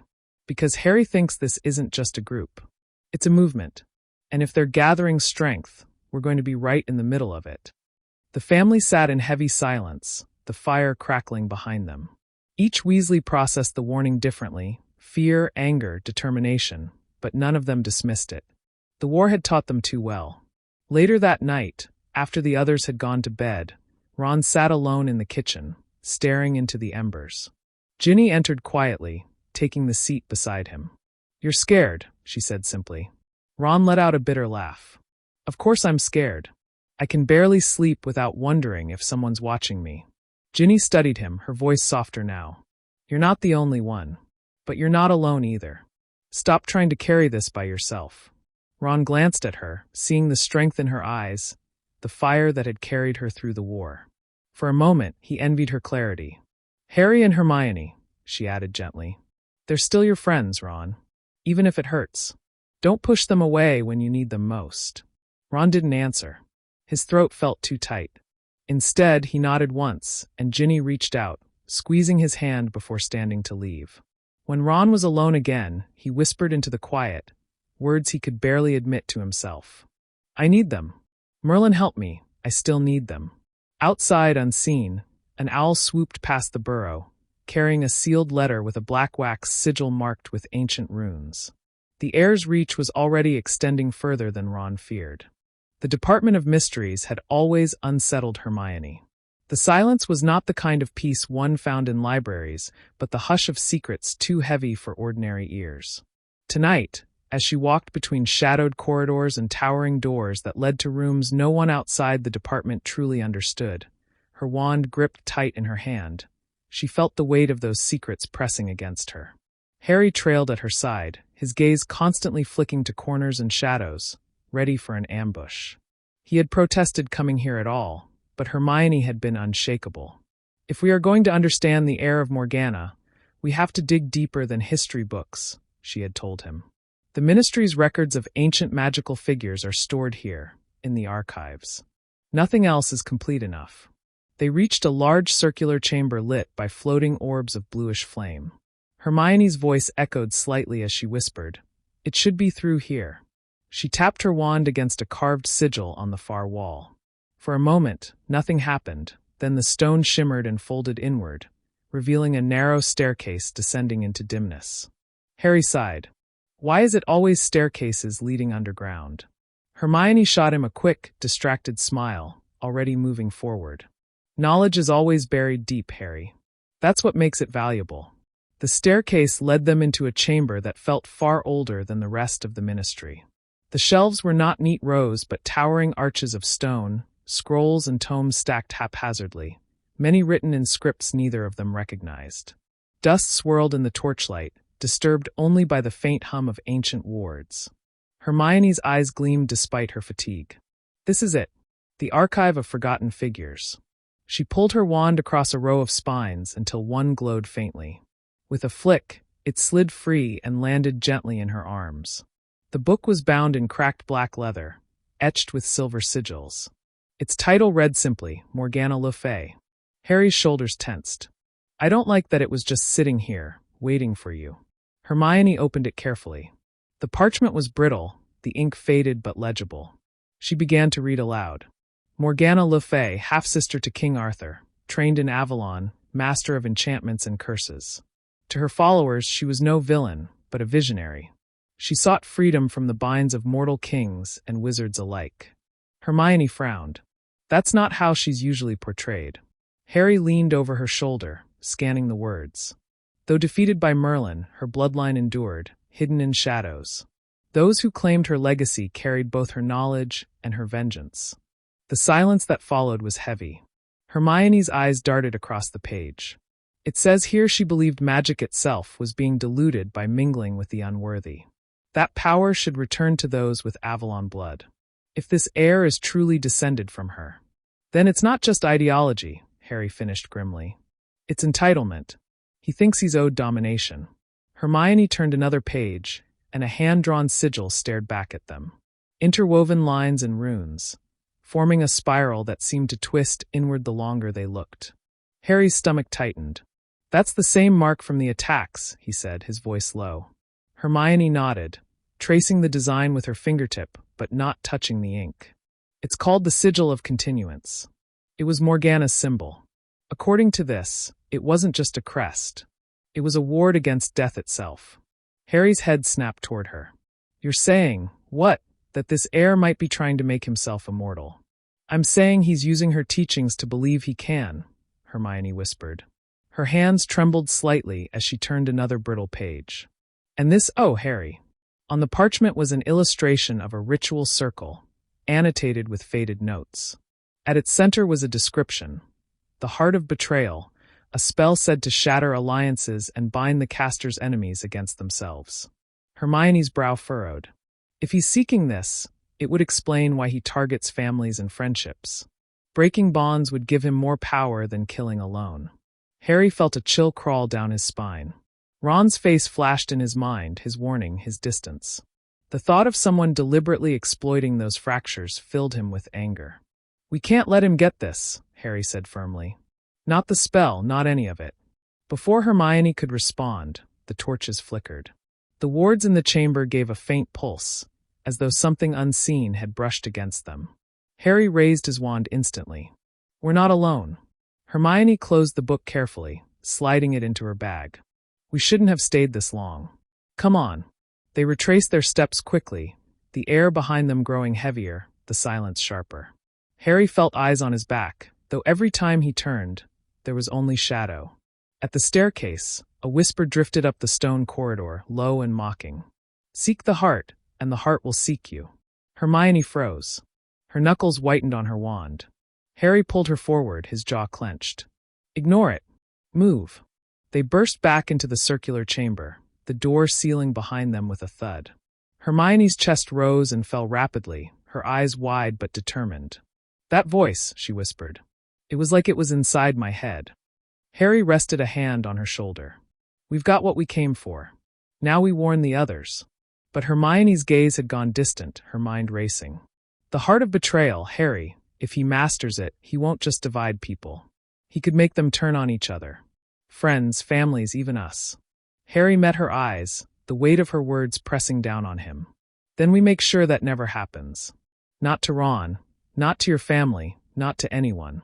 They left the Department of Mysteries behind, the book hidden in Hermione's bag, its secrets pressing against her like a heartbeat.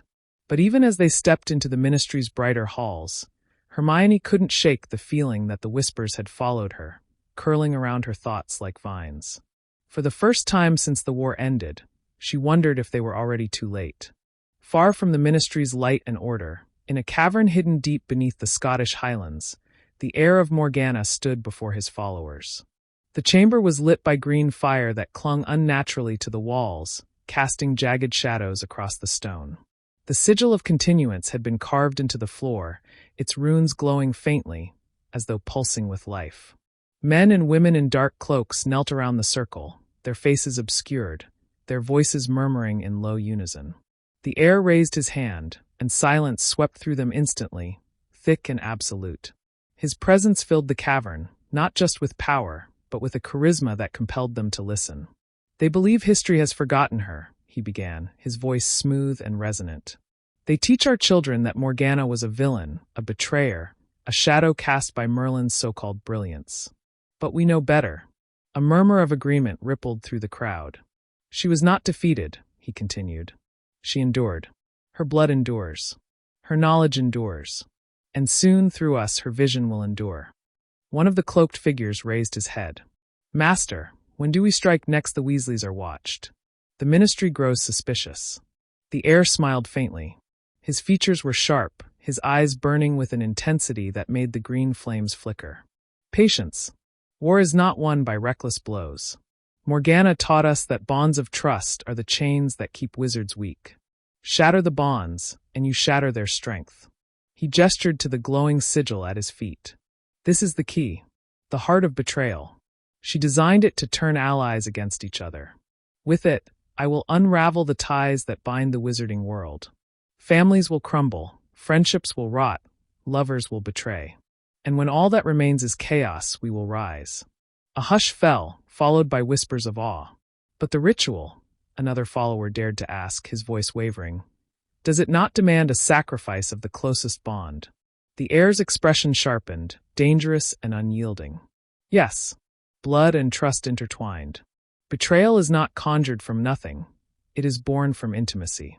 To ignite the ritual, one must break what is dearest. That is why our enemies will never dare wield it. Their love makes them weak." The words seemed to hang like poison in the air. Several followers shifted uneasily, but none spoke further. The heir stepped away from the circle, his cloak trailing behind him like a shadow. Harry Potter, Hermione Granger, Ronald Weasley. They survived Voldemort not because of power, but because of loyalty. Friendship. Love. But Morgana foresaw such chains. She crafted the heart to destroy them. "And I will finish what she began." He paused, his gaze sweeping the crowd, holding each follower in turn with the weight of his conviction. The ministry grows restless.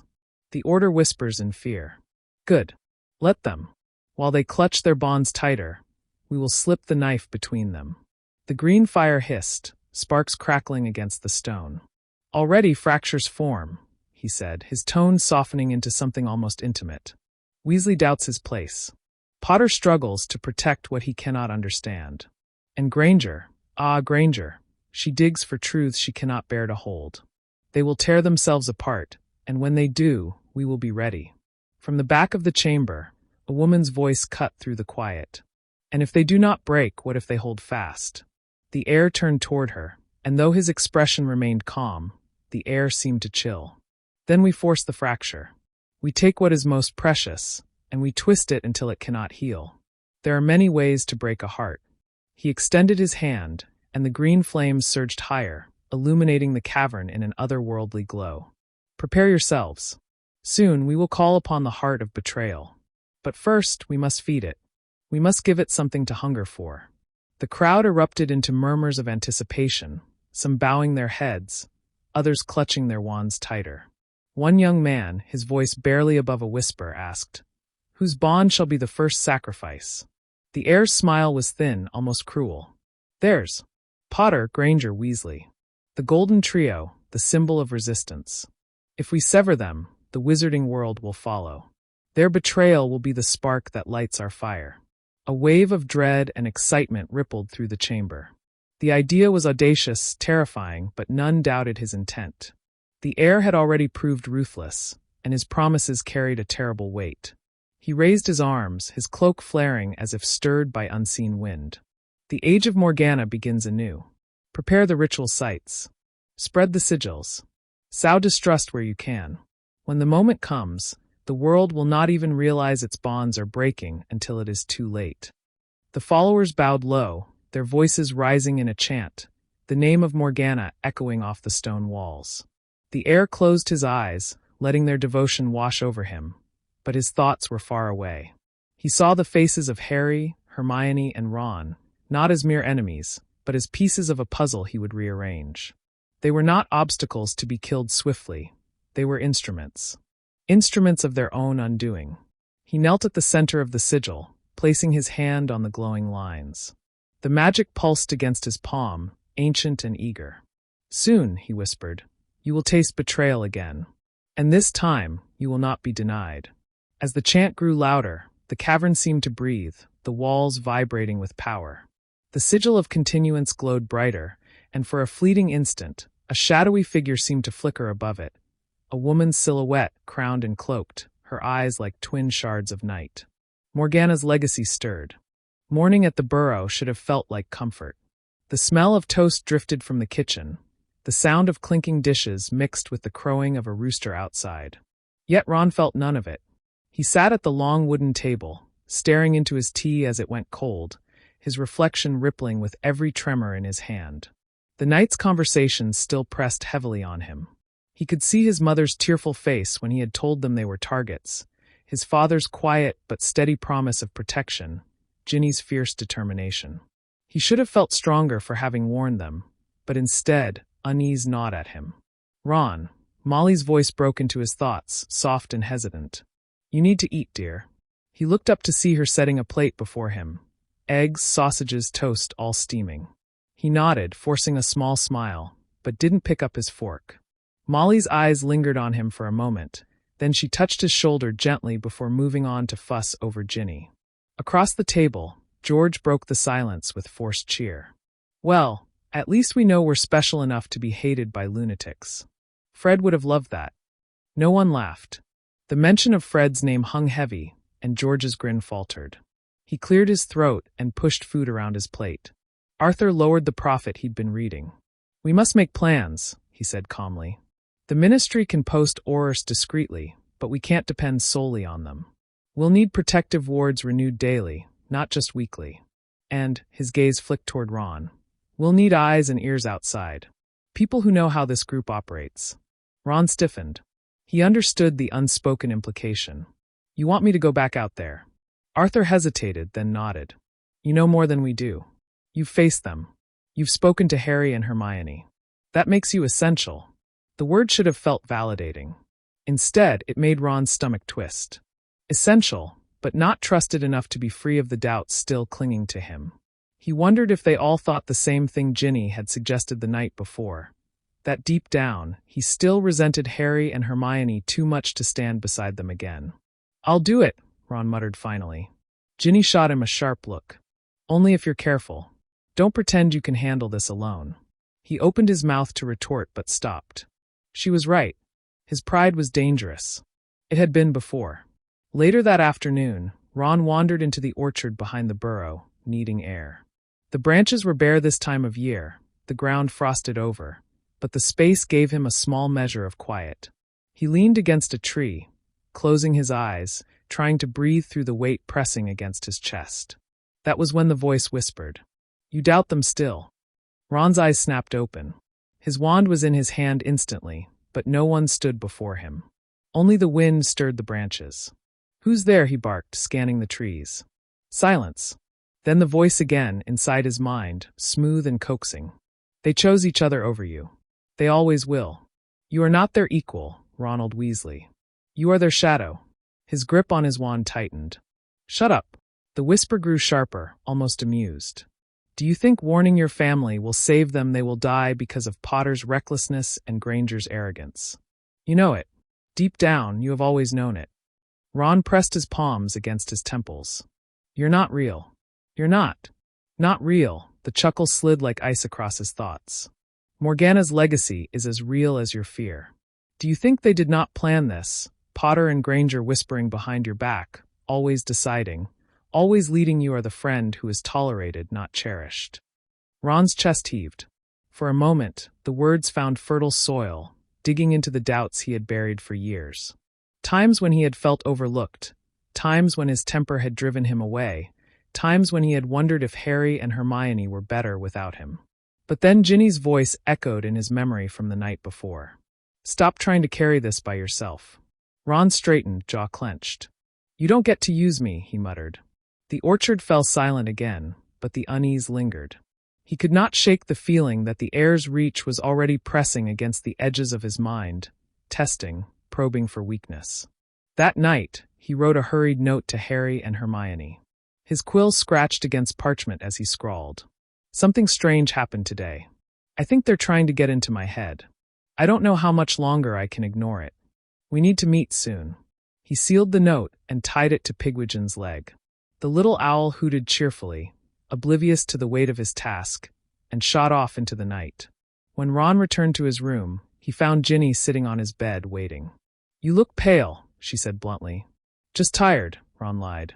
She narrowed her eyes. "Don't. I know that look. You're rattled. Tell me."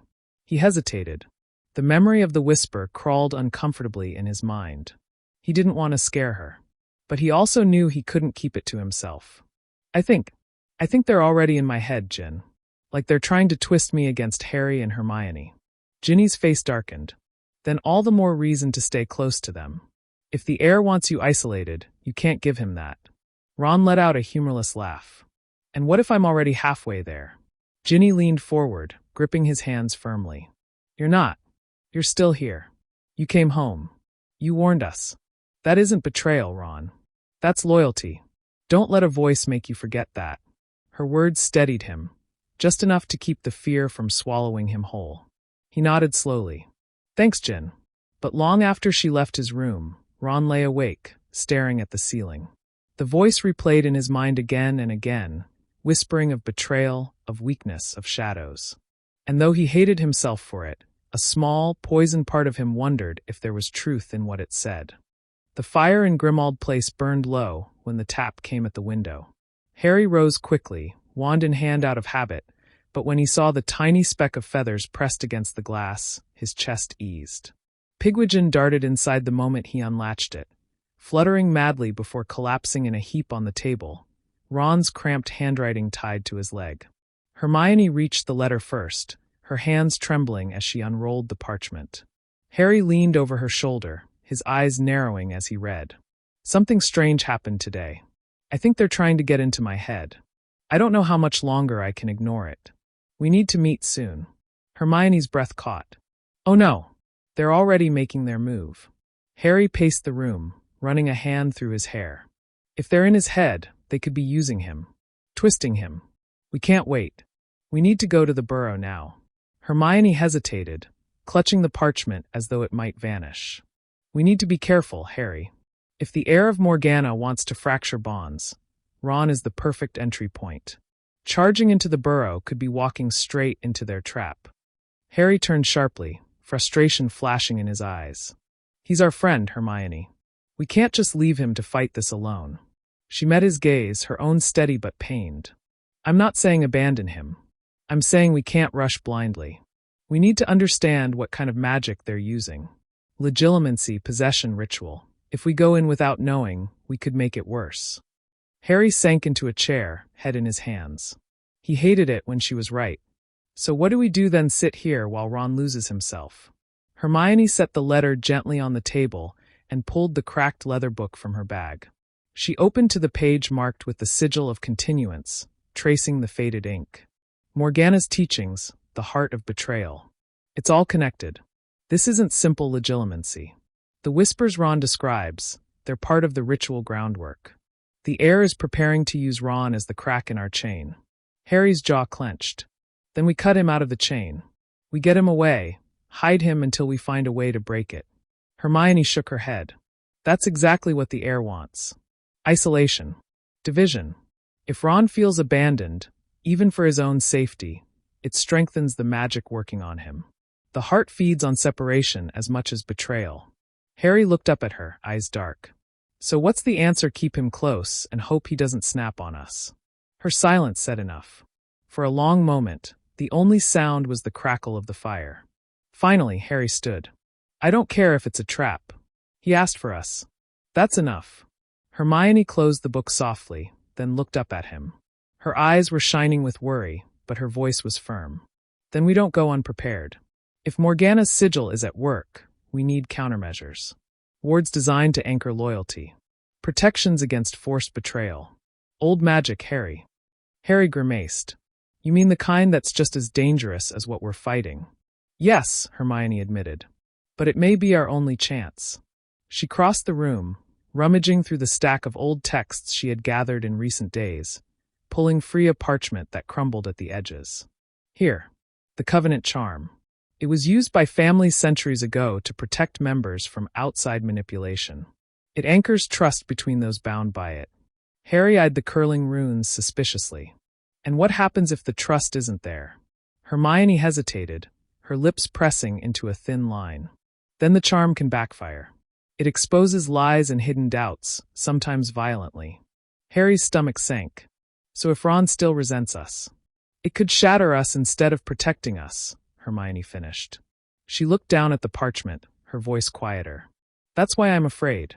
The Heir is counting on those cracks. Harry clenched his fists. Then we don't give him what he wants. Whatever Ron feels, we face it together. I'd rather risk the spell than risk losing him. Hermione studied him for a long moment. Then she nodded. All right, but we'll need more than the two of us. Ginny, maybe even Kingsley, if we can get him to listen. The more bonds around Ron, the harder it will be for the Heir to twist him. Harry didn't like involving others, not when the burrow was already a target, but Hermione's reasoning was sound. Fine. But tomorrow. Tonight we rest. Tomorrow, we go to the burrow with everything we've got. Hermione closed the book and set it aside, her shoulders heavy with the weight of their decision. If we're wrong, Harry finished for her, his voice low. Then Ron won't be the only one who breaks. Pigwidgeon stirred on the table, hooting softly as though sensing the tension in the room. Harry reached out, stroking the little owl absent-mindedly, his mind racing. He remembered the way Ron had looked at him the last time they met, half defiant, half desperate. The Heir wanted that doubt, wanted it to fester. Harry swore under his breath. He won't take Ron from us. I don't care what it costs. Hermione sat beside him, laying a hand on his arm. Then we'll make sure of it. Together. But as the fire burned lower and shadows lengthened along the walls, both of them felt the same gnawing fear. That in their effort to save Ron, they might be walking straight into the very betrayal Morgana's Heir was waiting for.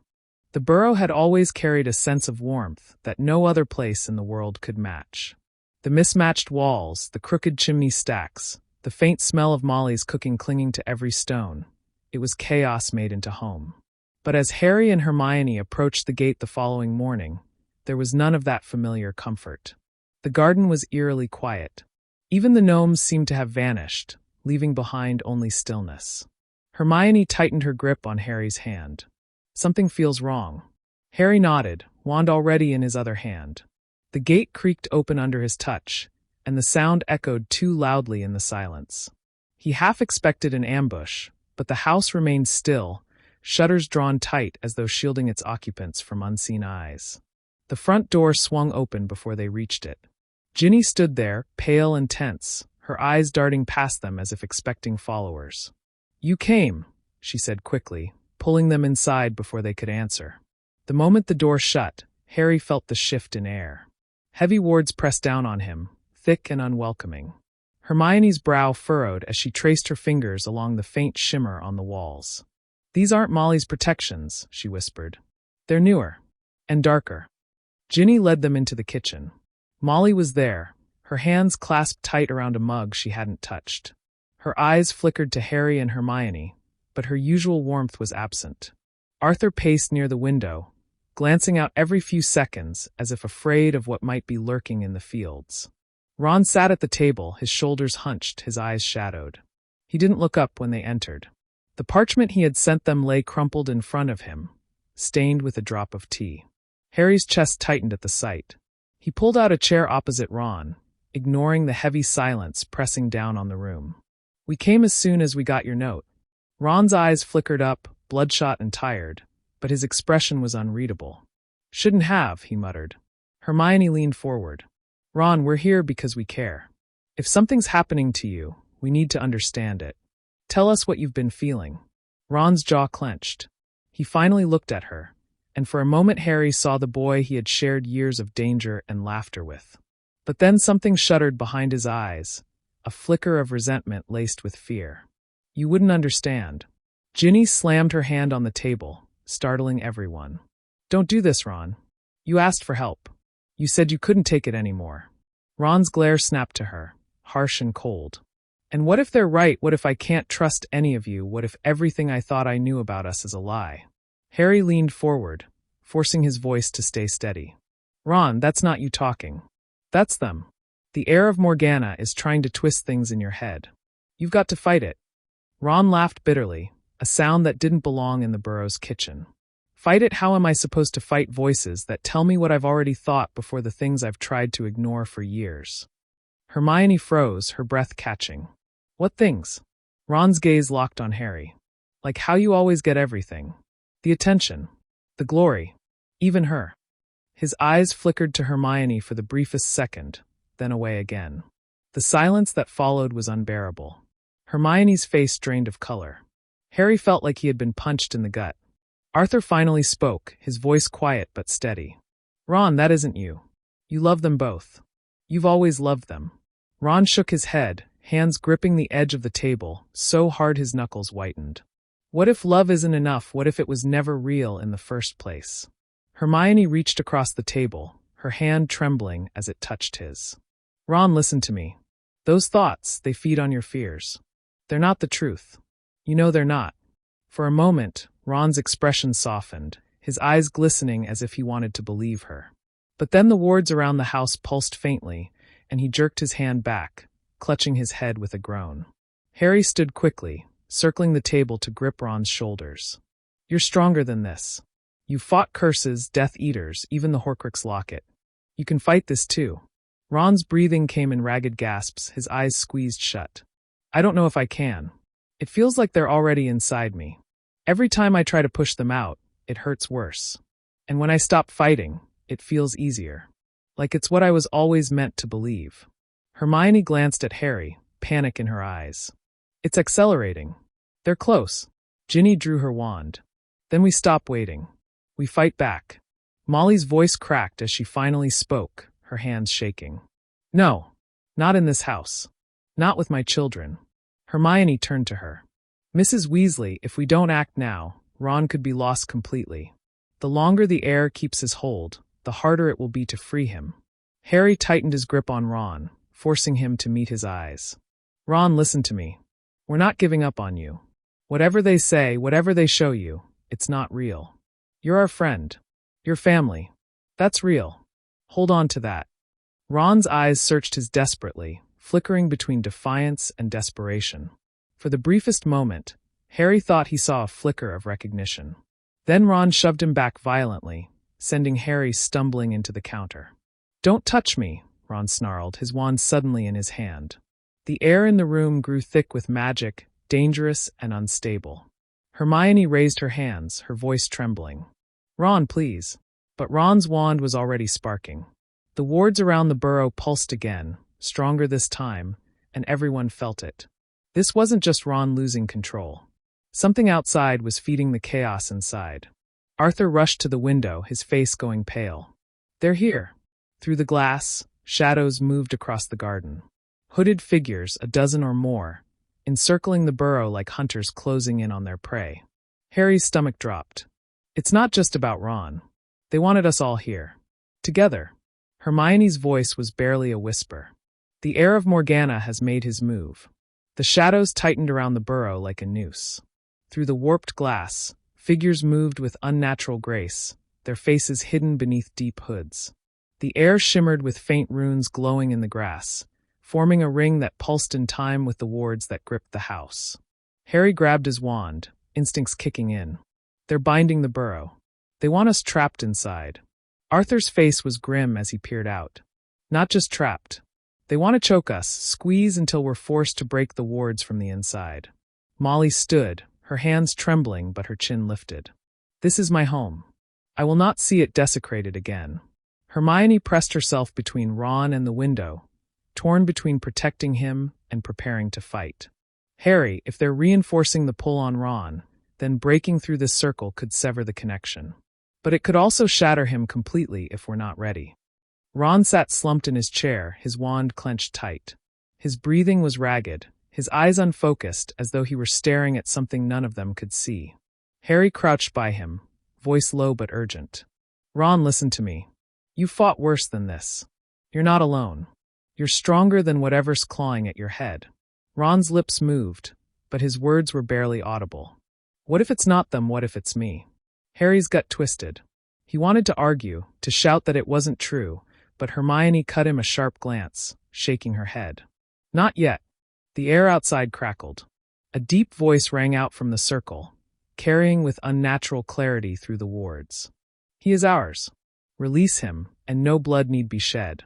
Ginny spat on the floor, fury burning in her eyes. Over my dead body. The voice chuckled, cold and cruel. That can be arranged.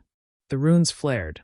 The walls of the burrow groaned as if under immense weight, dust drifting from the ceiling beams. Molly cried out, pulling her wand free. Arthur spread his arms wide, steadying her. We hold them off. Protect the children. Harry stepped forward. No. They're after Ron. I'll draw them out. Hermione, you keep him anchored. Hermione's eyes widened. Harry, no, you'll be cut off. But before she could finish, Ron let out a strangled cry and slammed his wand onto the table. Sparks burst outward, splintering the wood. His face twisted with pain, and when he spoke, his voice carried two tones, his own mingled with something darker. They're already inside. You can't stop it. The floor shook violently. One of the windows shattered inward, shards scattering across the kitchen. A hooded figure burst through the breach, wand raised. Harry reacted instantly, blasting him back with a stunner that flung the intruder against the far wall.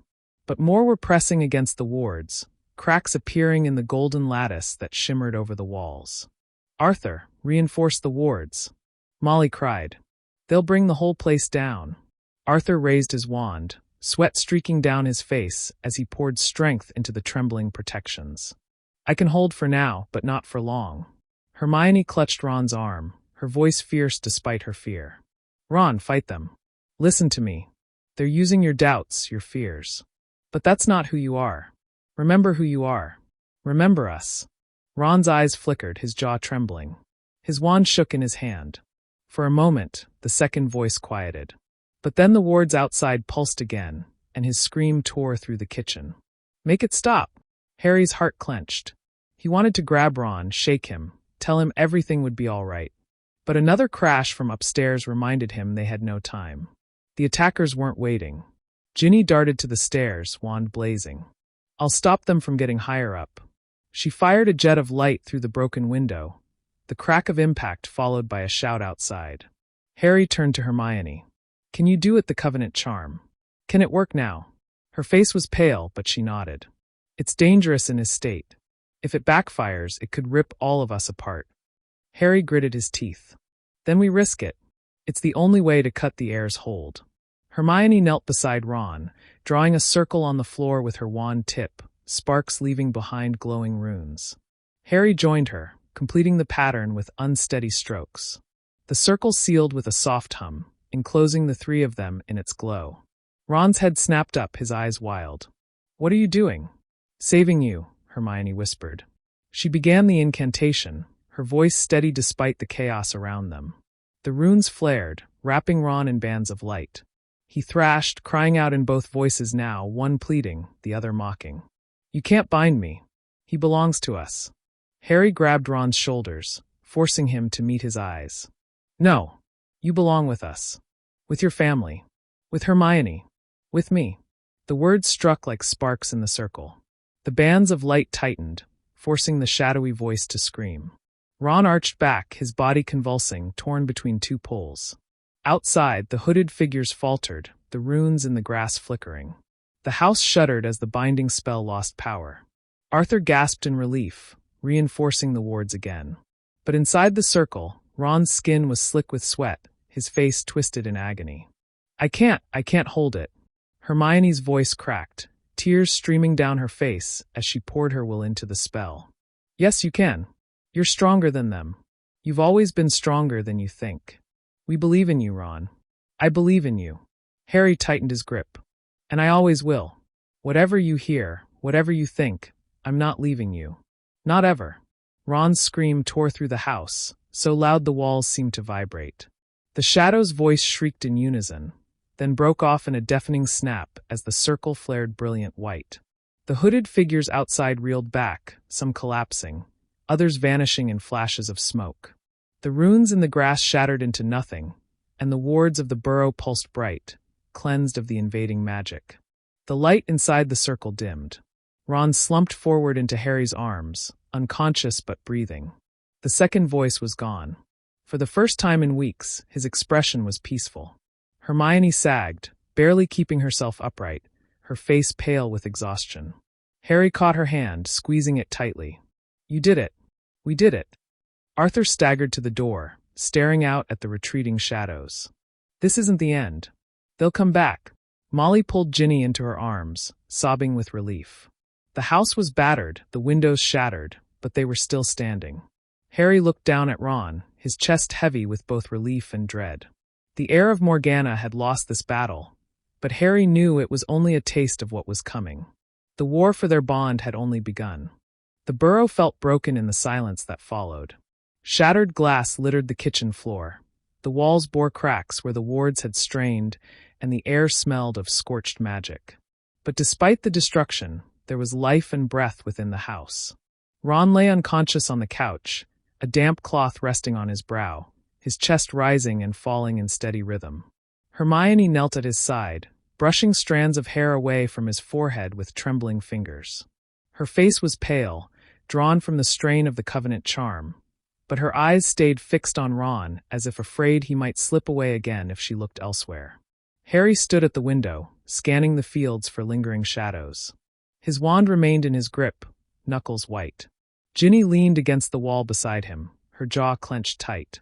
"They'll come back," she muttered, echoing Arthur's earlier words. "And next time they'll be ready for the Covenant." Arthur, still weary from reinforcing the wards, sat heavily at the table, his face lined with exhaustion. The heir won't take kindly to being driven out. This was a probing strike, nothing more. Molly hovered near Ron, her hands twitching as though desperate to hold her son, but too afraid of breaking the fragile peace that now surrounded him. Her voice shook. He sounded nothing like my boy. And yet, she pressed a hand to her mouth, tears spilling down her cheeks. It was all his doubts, his fears. They used what was already inside him. Hermione flinched, lowering her gaze. That's why it was so strong. Morgana's teachings don't invent lies. They magnify what already exists. Harry turned from the window, his eyes dark. Which means it could happen to any of us. The weight of those words settled heavily on the room. For a long while no one spoke. Only the faint crackle of the fire filled the silence. Finally, Ginny pushed off the wall, her voice firm despite the tension in her body. "Then we can't let it. We have to be stronger than what they throw at us. Stronger than our doubts." She glanced at Harry and Hermione, a flicker of suspicion in her eyes. "That means no secrets. No cracks for them to crawl into." Harry shifted uncomfortably. The way Ron had spat those words in the kitchen still burned in his mind. The bitter edge, the accusation about Hermione. Harry hadn't wanted to believe Ron ever truly thought that way, but the truth was harder to deny now. Hermione's voice broke through his thoughts. The Covenant held, but it wasn't perfect. It exposed the truth of Ron's fears, and that nearly tore us apart. She swallowed, her hand tightening around Ron's wrist as if to ground herself. If we're to survive this war, we have to confront those truths before the heir twists them again. Molly bristled. He doesn't need confrontation. He needs rest. No, Hermione said softly but firmly. He needs honesty. We all do. Harry wanted to argue, to shield Ron from that weight, but Hermione's eyes met his and held. She was right, and he knew it. Pretending the cracks didn't exist would only make them wider. Ron stirred faintly, a groan slipping past his lips. Everyone rushed closer. His eyelids fluttered before opening halfway, his gaze dazed but searching. What happened? Molly nearly collapsed onto him, clutching his hand. You're safe now, my darling. That's what matters. Ron blinked slowly, then winced, raising a hand to his temple. Feels like someone split my skull in two. His eyes darted to Harry and Hermione, confusion flickering. Did I hurt anyone? Harry shook his head quickly. No. You were strong, Ron. You fought it. But Ron's eyes narrowed, as though trying to recall. His voice dropped to a hoarse whisper. I remember shouting. I remember saying things. Things I didn't mean. His gaze lingered on Hermione, guilt flooding his face. Hermione gave a small smile, though her eyes glistened. You weren't yourself. We know that. Ron looked away, shame written in every line of his face. What if those thoughts were always there, waiting for someone to drag them out? The silence in the room deepened. Even Ginny didn't speak. Harry finally broke it, stepping forward until he stood directly before Ron. Then we face them. All of us. Because the heir will use whatever weakness we leave behind. And I won't let him win because we were too afraid to be honest with each other. Ron's eyes searched his, raw and uncertain. And if honesty makes things worse, then at least it's ours, Harry said firmly. Not his. The conviction in Harry's voice seemed to ease Ron, if only a little. He sank back into the cushions, exhausted but calmer. Hermione adjusted the cloth on his brow, her touch gentle, and whispered, You're not alone. You never will be. Arthur cleared his throat, drawing everyone's attention. We'll strengthen the wards here, but the burrow is no longer safe. The heir knows it can reach us here. We must plan for the worst. Ginny crossed her arms. Then where do we go? Harry glanced at Hermione, who met his gaze with grim understanding. There was only one answer. Grimmauld Place, Harry said quietly. The Order's stronghold. If we regroup there, we'll have the protection we need to plan our next move. Molly's face crumpled. This is our home. We can't abandon it again. Arthur placed a hand on hers, his expression heavy. Better to leave it standing empty than see it reduced to rubble. Hermione stood slowly, her body still weary but her voice clear. This was the heir's first attempt to fracture us. It failed, but only barely. If we're going to win this war, we need more than defenses. We need to understand exactly what Morgana left behind and how her heir plans to use it.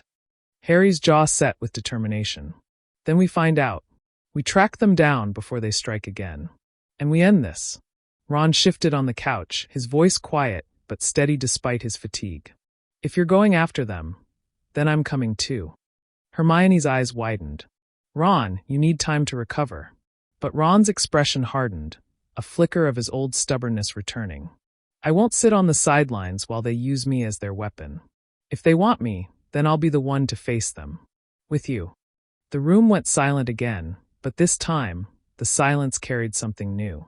Not fear, not division, but the first fragile threads of unity reforged.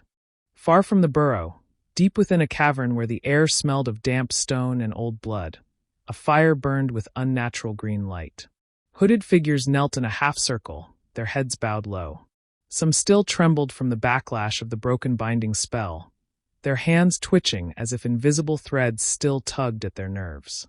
At the center of the circle, on a raised platform carved with runes older than Hogwarts itself, stood the heir of Morgana.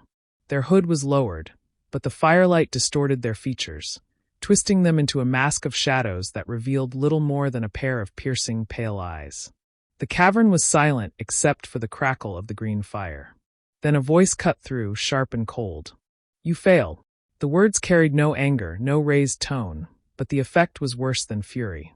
The kneeling followers flinched as though whipped. One braver, or more foolish, than the rest lifted his head. The wards were stronger than anticipated, my lord. The Weasleys' home was bound by older protections than we knew. The covenant they cast. Silence. The word was barely spoken, yet the man's mouth snapped shut as though invisible chains had locked it. The heir stepped down from the platform, each footfall echoing like the strike of a hammer. Do you think I did not anticipate resistance? Do you think Morgana's legacy can be undone by a cottage charm or a half-learned spell? The man's body convulsed, collapsing to the stone floor. The others kept their heads down, not daring to breathe. The heir paused, looking into the fire as though it whispered secrets only they could hear. They bound him. We knew this was possible. But it is only a delay. We planted the seed, and now it festers within him. The boy doubts, and doubt is my domain. A ripple of unease spread through the circle. Another follower spoke, voice trembling. But my lord, the covenant held. They pulled him back from the brink. If his bond with them is stronger than we anticipated. The air turned sharply, and the green flames surged higher. Stronger bonds make sharper weapons. You speak of victory and defeat, as if this were a duel. This is war. Wars are not won in a single strike. They are won by erosion, by cutting deeper until even the strongest cannot stand. They raised a hand, and the fire dimmed, leaving the cavern in shifting shadows. Do you know why Morgana rose above all others, why even Merlin feared her? The pale eyes gleamed. Because she understood the truth. Magic is not born of strength. It is born of desire, of longing, of betrayal. Merlin trusted, and she shattered him with it. The heir's voice lowered, almost reverent. And so it will be with them. The famous trio, bound by loyalty and love. All it takes is one crack for the whole to collapse. And I have seen their cracks. They pace slowly before the kneeling circle. The boy with the scar carries the weight of destiny, and yet he fears he is nothing without it. The girl craves control, yet trembles at the thought of losing what she cannot control. And the red-haired one, he is the easiest of all. Always the shadow. Always second best. It is not hard to whisper into such a mind. A murmur of agreement spread among the followers, but quickly died when the heir's gaze swept across them. The burrow was but the beginning. They think themselves safe in Grimmauld Place. Let them believe it. While they hide, we will unravel them thread by thread. They returned to the fire, lifting their hands. The flames surged, revealing fleeting images in the smoke. Harry, Hermione, and Ron in the kitchen, bound together in the circle of the covenant. Ron's face twisted with anguish. Hermione's eyes wet with tears. Harry's expression desperate, fierce. The heir smiled faintly. Yes, they think themselves stronger now. But strength is brittle when it rests upon unspoken truths. I will make them speak. And when they do, they will destroy themselves.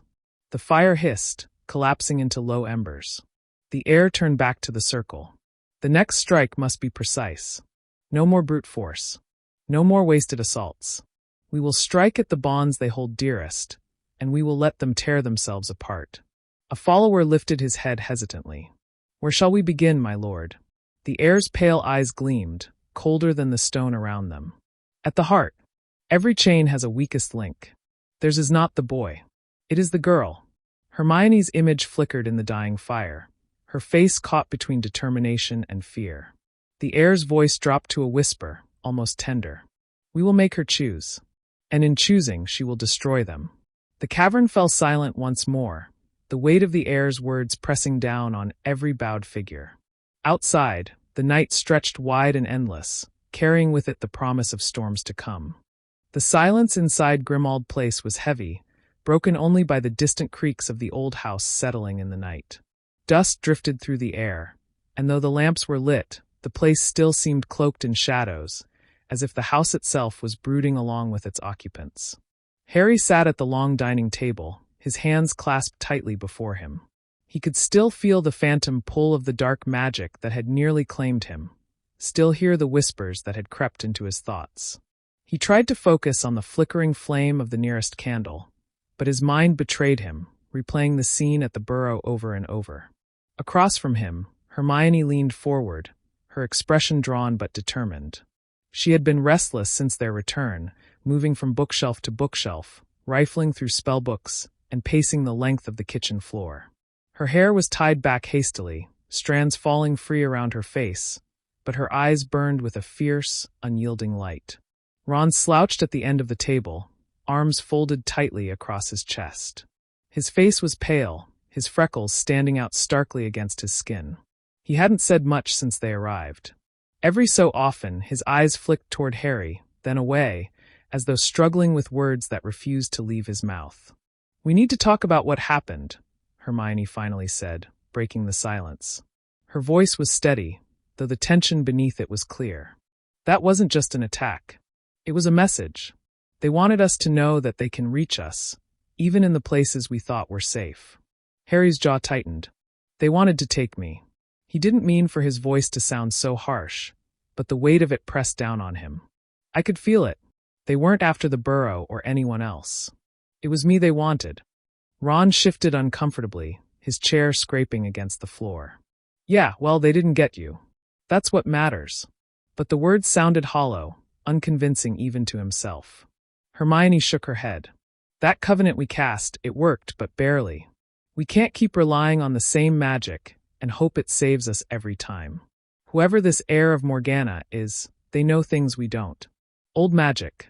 Dangerous magic. She pulled a book from the stack beside her, thumbing through its brittle pages. I've been trying to find references to Morgana's legacy, but most of the texts only focus on Merlin. The stories about her are fragmented, distorted. But what we do know is that she thrived on division. She turned allies into enemies, drove wedges into the strongest bonds. If her heir is following in her footsteps, her voice trailed off, and the weight of the unspoken words hung in the air. Harry pushed back his chair and stood, pacing across the floor. Then we can't let them divide us. That's what they want. To break us apart. He glanced at Ron and Hermione, his voice low but urgent. We've been through too much together. I won't let them turn us against each other. Ron's mouth opened, then closed again. His hands clenched and unclenched on the table. Hermione noticed, her gaze softening as she leaned toward him. Ron, she said gently, you saved Harry tonight. If you hadn't held the circle. Ron gave a short, sharp laugh, though there was no humor in it. Yeah, right. I nearly broke it. You both saw me. My hands were shaking so bad I thought I'd drop it. Some hero I am. Harry stopped pacing, turning to face him. You think I didn't notice I was slipping first if anyone faltered? It was me. You held on, Ron. That's why I'm still here. But Ron shook his head, his expression clouded with doubt. You too, you're always the ones with the answers. Always the ones who know what to do. His voice cracked and he swallowed hard. I'm just trying not to mess it up. Hermione's voice softened further. Ron, you're not just trying. You're part of this. We wouldn't be here without you. Not now, not ever. For a moment, Ron met her gaze, and something passed between them, unspoken, complicated, heavy with years of history. Harry felt the flicker of it, but he refused to let it grow into suspicion. He tightened his fists and forced his voice steady. Listen, that's exactly what the heir wants. They'll use every doubt, every fear, every weakness against us. If we start believing the worst about ourselves, or each other, then they've already won. Hermione straightened, determination hardening her features. Then we fight back. We don't wait for them to strike again. We find out who this heir of Morgana really is, what they want, and how to stop them. Harry nodded firmly. Agreed. But we need help. Just the three of us. It won't be enough this time. Ron's brow furrowed. You mean the Order? Harry hesitated. He thought of the fractured group, scattered and weary after the war. Many of them reluctant to be drawn into another fight so soon. Maybe. But I don't know if the Order is ready for this. We might need something different. Hermione tapped her finger thoughtfully against the open book. Then we start with research. If Morgana left behind followers or artifacts, there must be records somewhere. The restricted section at Hogwarts, the archives at the Ministry, even what's left in Dumbledore's private papers. And we don't do it alone, Harry interrupted. We bring others in. People we trust. Ron raised an eyebrow. Like who exactly? Half the people we know are either too tired of fighting or still putting their lives back together. Harry's eyes narrowed slightly, his voice firm. Then we'll find the ones who aren't. This fight isn't going to wait for us to be ready. The room fell silent again, each of them turning the possibilities over in their minds. The firelight flickered across their faces, casting long shadows on the walls. Outside, the wind howled through the London streets, rattling the windows of Grimmauld Place. Somewhere, Harry thought he heard the faintest echo of laughter carried on the wind, low, mocking, and cold. He turned sharply toward the sound, wand raised, but there was nothing there. Just the empty night pressing against the glass. Hermione closed her book with a snap. Then it settled. Tomorrow we begin. No more waiting. Harry met her eyes, then Ron's. For the first time since the attack, he felt a flicker of certainty. They were bruised, battered, and shaken. But they were together, and as long as that held, there was still a chance. The familiar sight of Hogwarts rising against the dawn made Harry's chest ache with something between longing and unease. The castle stood as majestic as ever, its towers catching the first rays of sunlight, but for Harry, Hermione, and Ron, returning here felt like stepping into the pages of a book they thought had been closed. They stood at the edge of the grounds, just beyond the protective wards. Hogwarts had resumed normal life after the war, though normal was a fragile thing in the wizarding world.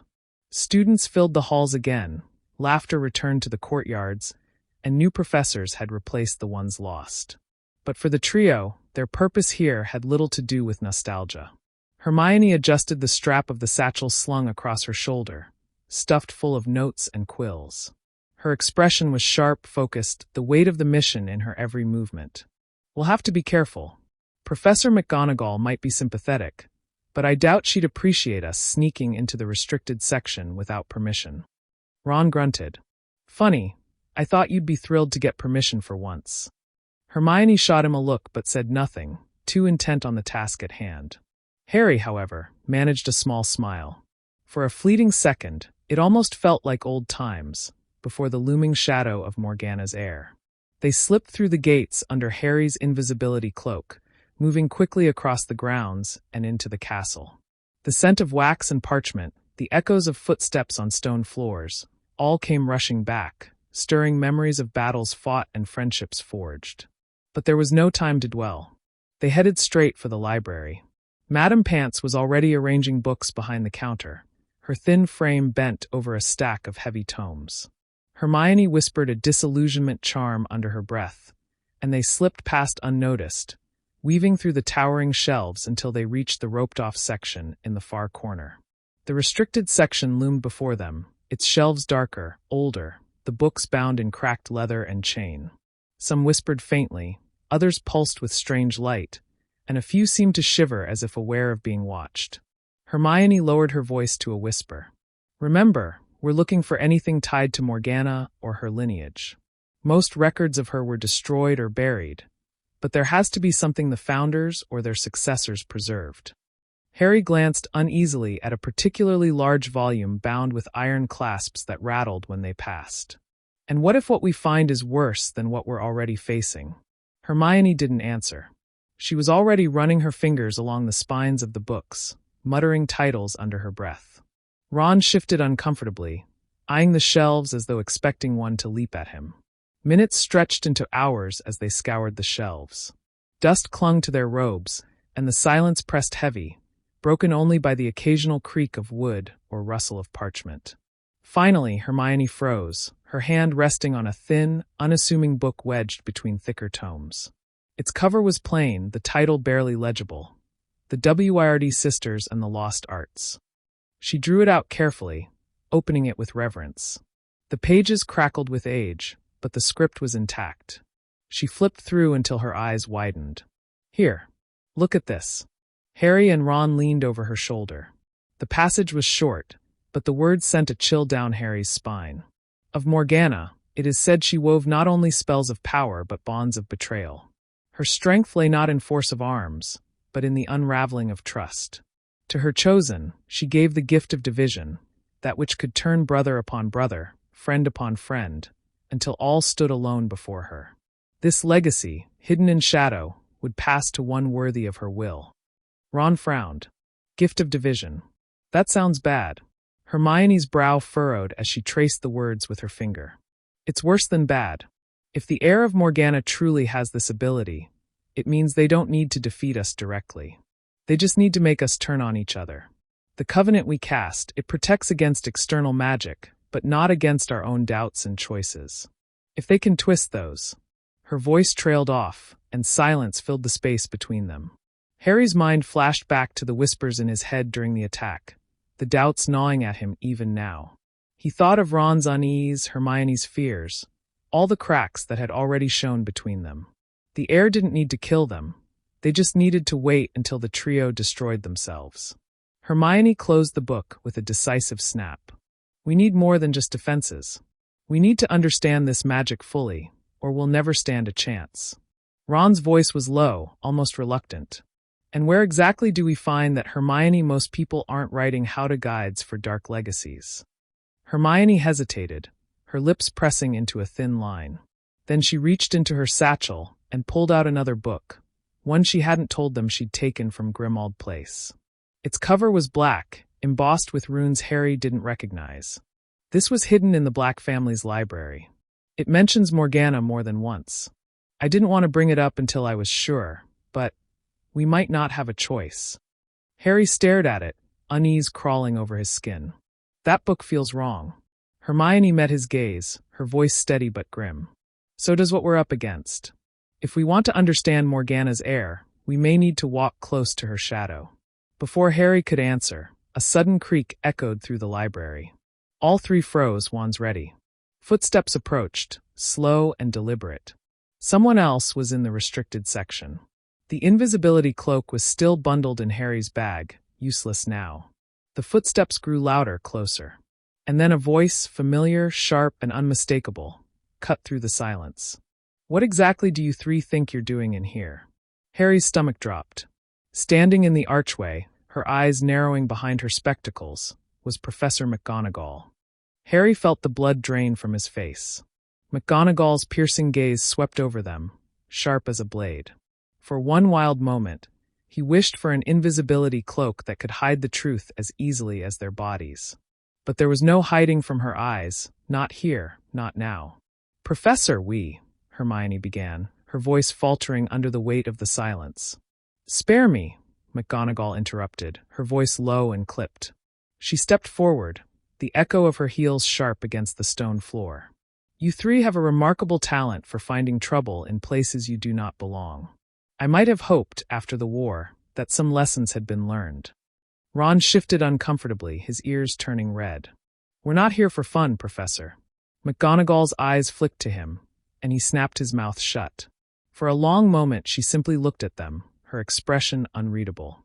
Then she sighed, a sound weary and uncharacteristic. Out with it. What have you come searching for this time? Harry exchanged a glance with Hermione, who hesitated. Finally, Harry squared his shoulders. We think someone is trying to finish what Voldemort started. They're calling themselves the heir of Morgana. The name hung in the air like a shadow.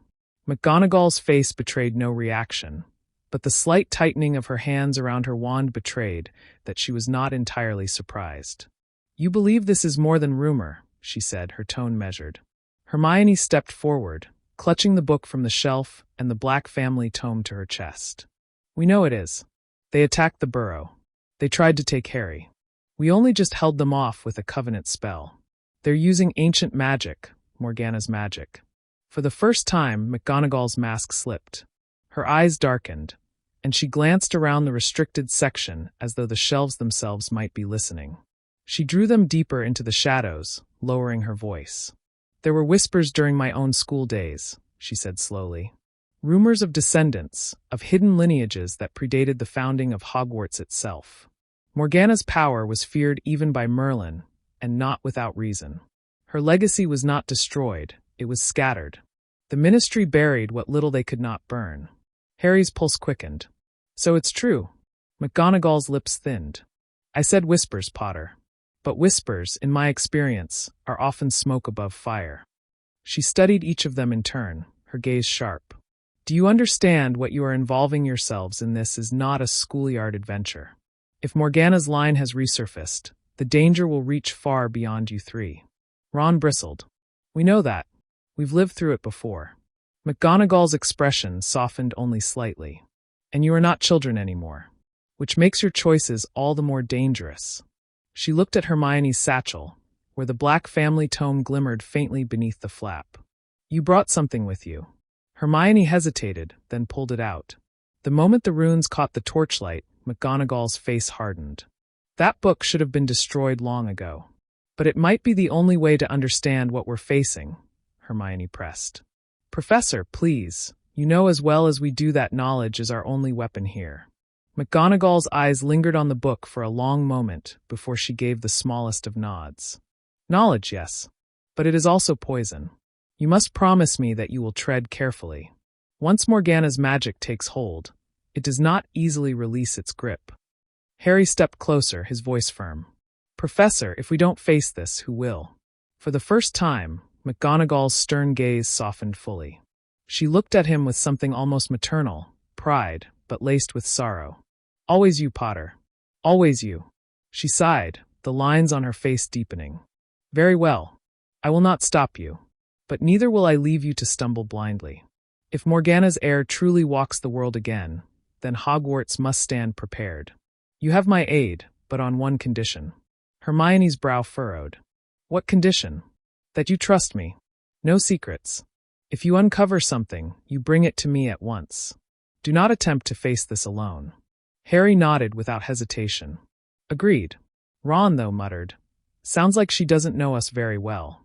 Hermione kicked him under the table of stacked tomes, and he yelped softly. McGonagall ignored it, turning briskly toward the shelves. Leave the restricted section for tonight. Return to your safe house, and I will make certain no record of your visit finds its way into the wrong hands. When I have gathered what knowledge I can, I will summon you. Harry hesitated. Professor, do you believe they're targeting Hermione? McGonagall froze, her back to them. Her shoulders stiffened, and when she spoke, her voice was quiet but grim. If they follow Morgana's legacy, then yes. They will strike at the heart of what holds you together. And they will use her to do it. Hermione swallowed hard, clutching the book tighter. Harry felt his chest tighten with a protective fury, and Ron's fists clenched on the table. McGonagall turned back to face them, her expression steel once more. Go, and be ready. Darkness does not sleep, and neither should you. As they slipped out of the library, the weight of her words followed them like a shadow. And in the silent corners of Hogwarts, where the wards whispered and the stones remembered, something else stirred, listening. Grimmauld Place felt heavier than ever when they returned. The shadows in the corners seemed deeper, the silence pressing against their ears. Even Creature, who usually grumbled from the kitchen, kept out of sight, as though sensing the tension clinging to the air. Harry tossed his cloak onto the chair by the fireplace and sank heavily onto the sofa. His mind replayed McGonagall's words over and over. They will use her to do it. The thought of Hermione in the heir's crosshairs made his stomach knot with dread. Hermione placed her satchel on the table and began carefully laying out the books they had taken. Her hands moved with mechanical precision, but her expression betrayed the storm beneath. She chewed her lip as she opened the Black family tome, her quill poised above parchment, though she had yet to write a single word. Ron paced in the corner, arms folded, his boots thudding against the wooden floor. So that's it then. They're coming for Hermione. Not you, not me, her. And McGonagall said it like it was a certainty. His voice cracked with frustration. How are we supposed to fight that? Harry rubbed his temples. By staying together. That's what McGonagall was warning us about. They'll try to make us doubt each other, try to twist us until... He stopped, unwilling to say the rest aloud. Hermione finally looked up, her eyes tired but blazing. And that's exactly why we can't let fear decide this. If I'm their target, then we have to be smarter. They'll expect us to shield me, to keep me out of harm's way, but that only plays into their hands. We need to face this head-on with knowledge. Ron stopped pacing, his face paling. Hermione, you can't mean, what, that we just throw you into the fire. She slammed the book shut, the sound echoing through the room. I'm saying we stop treating me like some fragile piece of glass. We're in this together, Ron. All of us. And if I'm at the center of their plan, then that's exactly where I need to be. Prepared. Harry's chest tightened. He admired her resolve, but the thought of her standing exposed against Morgana's heir was unbearable. Prepared is one thing, Hermione. Walking into their hands is another. The tension between the three of them thickened, the silence stretching like a drawn bow. Finally, Ron muttered, Easy for you to say, Harry. She's not coming for you. The words cut sharper than Ron probably intended. Harry stood, his voice hard. Don't you think I know that I was the one nearly dragged into their magic at the Burrow? I know exactly what's at stake. Yeah, but when it was you, we had a way to pull you back, Ron shot back. If they get to Hermione, if they twist her, what then? The question lingered in the air like smoke. Hermione closed her eyes briefly, then opened them again, determination unshaken. Then we find a way to pull me back, too. That's what we do. We save each other. Harry's anger deflated, leaving only exhaustion. He sat back down, burying his face in his hands. Merlin, I hate this. Voldemort felt simple compared to this. At least with him, you knew where the curse was coming from. Hermione's voice softened. That's because Voldemort used fear. Morgana's heir uses doubt. And doubt is harder to fight. Ron slumped into a chair, running a hand through his hair. So what now? Do we wait for them to make the first move? No, Hermione said firmly, flipping open the black tome again. We research. We learn. Somewhere in here, there has to be more about the gift of division. how it works, how it spreads, and maybe how to resist it. Harry watched her as she bent over the book, quill scratching across parchment. He wanted to tell her to stop, to throw the cursed thing into the fire, and never look back. But deep down, he knew she was right. If they didn't understand the enemy's magic, they had no hope of surviving it. Ron's eyes, though, lingered on Hermione with something more complicated than worry. Harry saw it, the tension in his jaw, the way his hands tightened on the arm of the chair. Doubt flickered there, quiet but dangerous, like a spark in dry grass. A sharp knock at the door jolted them all. Wands were drawn instantly. Grimmauld Place was not a house that welcomed unexpected visitors. Harry moved to the door cautiously, Hermione at his side, Ron hovering behind. Another knock sounded, firmer this time. Harry whispered, "Who is it?" A familiar voice answered, muffled but unmistakable. "It's me, Lupin." Harry froze, exchanging a startled look with Hermione and Ron. Remus Lupin had been dead for years. The knock came again, gentler this time. "Harry, open the door. You know it's me. We don't have much time." Hermione's face went pale, her grip on her wand tightening. "That's impossible," she whispered. Ron's voice shook. "Unless it isn't." Harry stared at the door, heart pounding, torn between hope and dread. Whoever, or whatever, was out there, they knew enough to use Lupin's voice. And he had to decide whether to open the door. Harry stood frozen, his wand aimed at the door, the muffled voice echoing in his mind. Remus Lupin. A name that carried both warmth and pain, someone he had trusted like family. But that trust was tangled with the impossible truth. Remus was gone. Hermione's voice cut through the silence, sharp and urgent. "Harry, don't. It could be them. A trick." Ron swallowed hard, his knuckles white as he gripped his wand. "What if it isn't though? What if? What if it's really him?" Harry's breath came shallow, the memories of Lupin's calm wisdom, his guidance, his sacrifice surging to the surface. He wanted to believe. More than anything, he wanted to believe. The knock came once more, softer now. "Harry, please. They'll find me if you wait too long." Hermione moved closer, her hand brushing Harry's arm. "Think.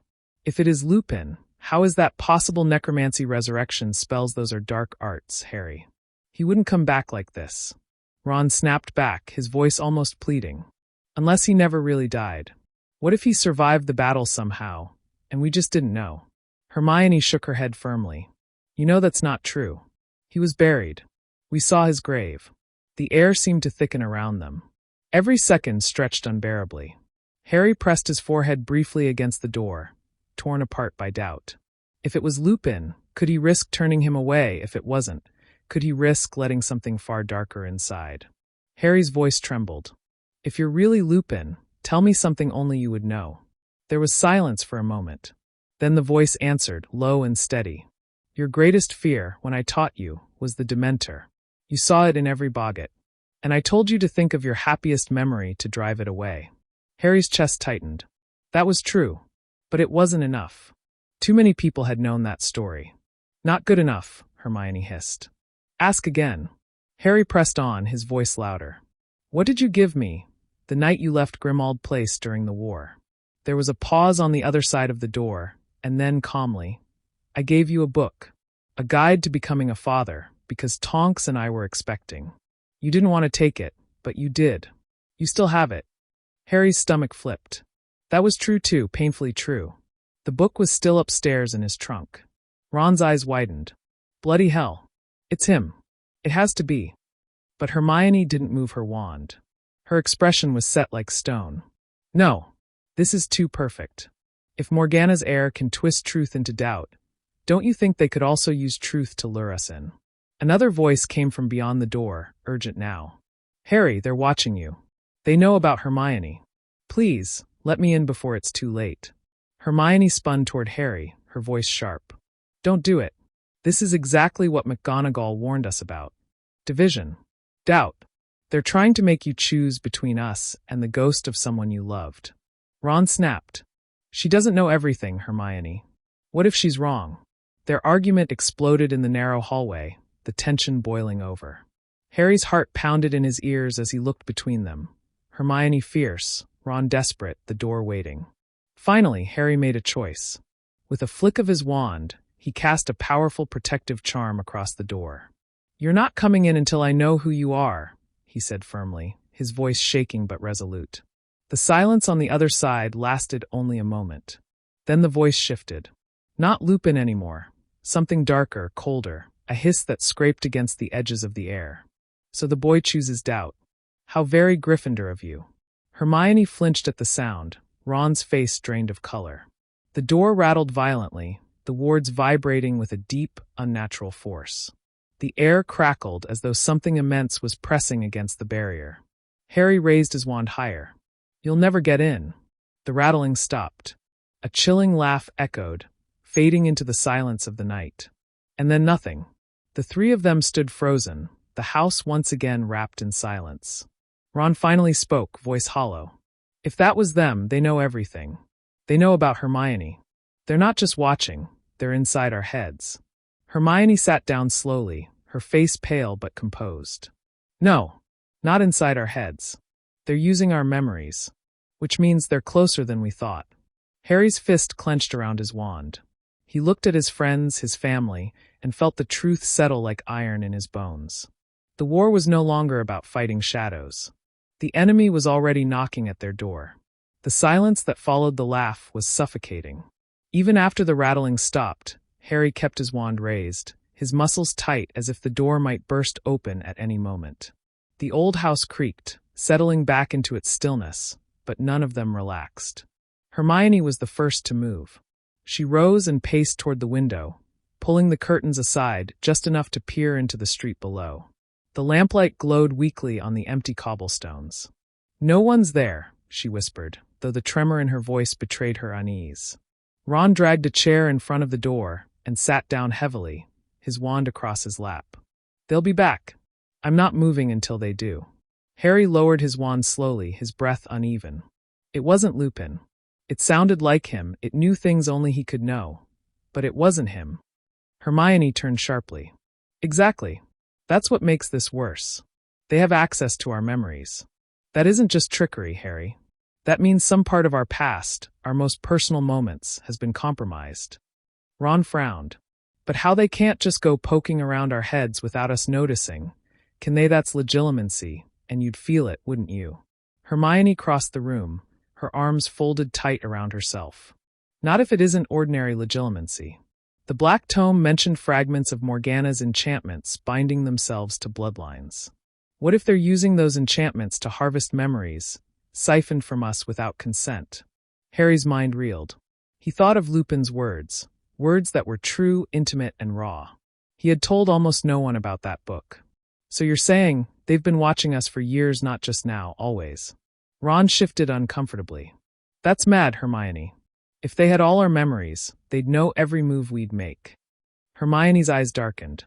"Not all. Just enough. Selected memories. Ones that matter most." She hesitated, her gaze flicking to Harry. "Ones tied to emotion." Harry felt his stomach sink.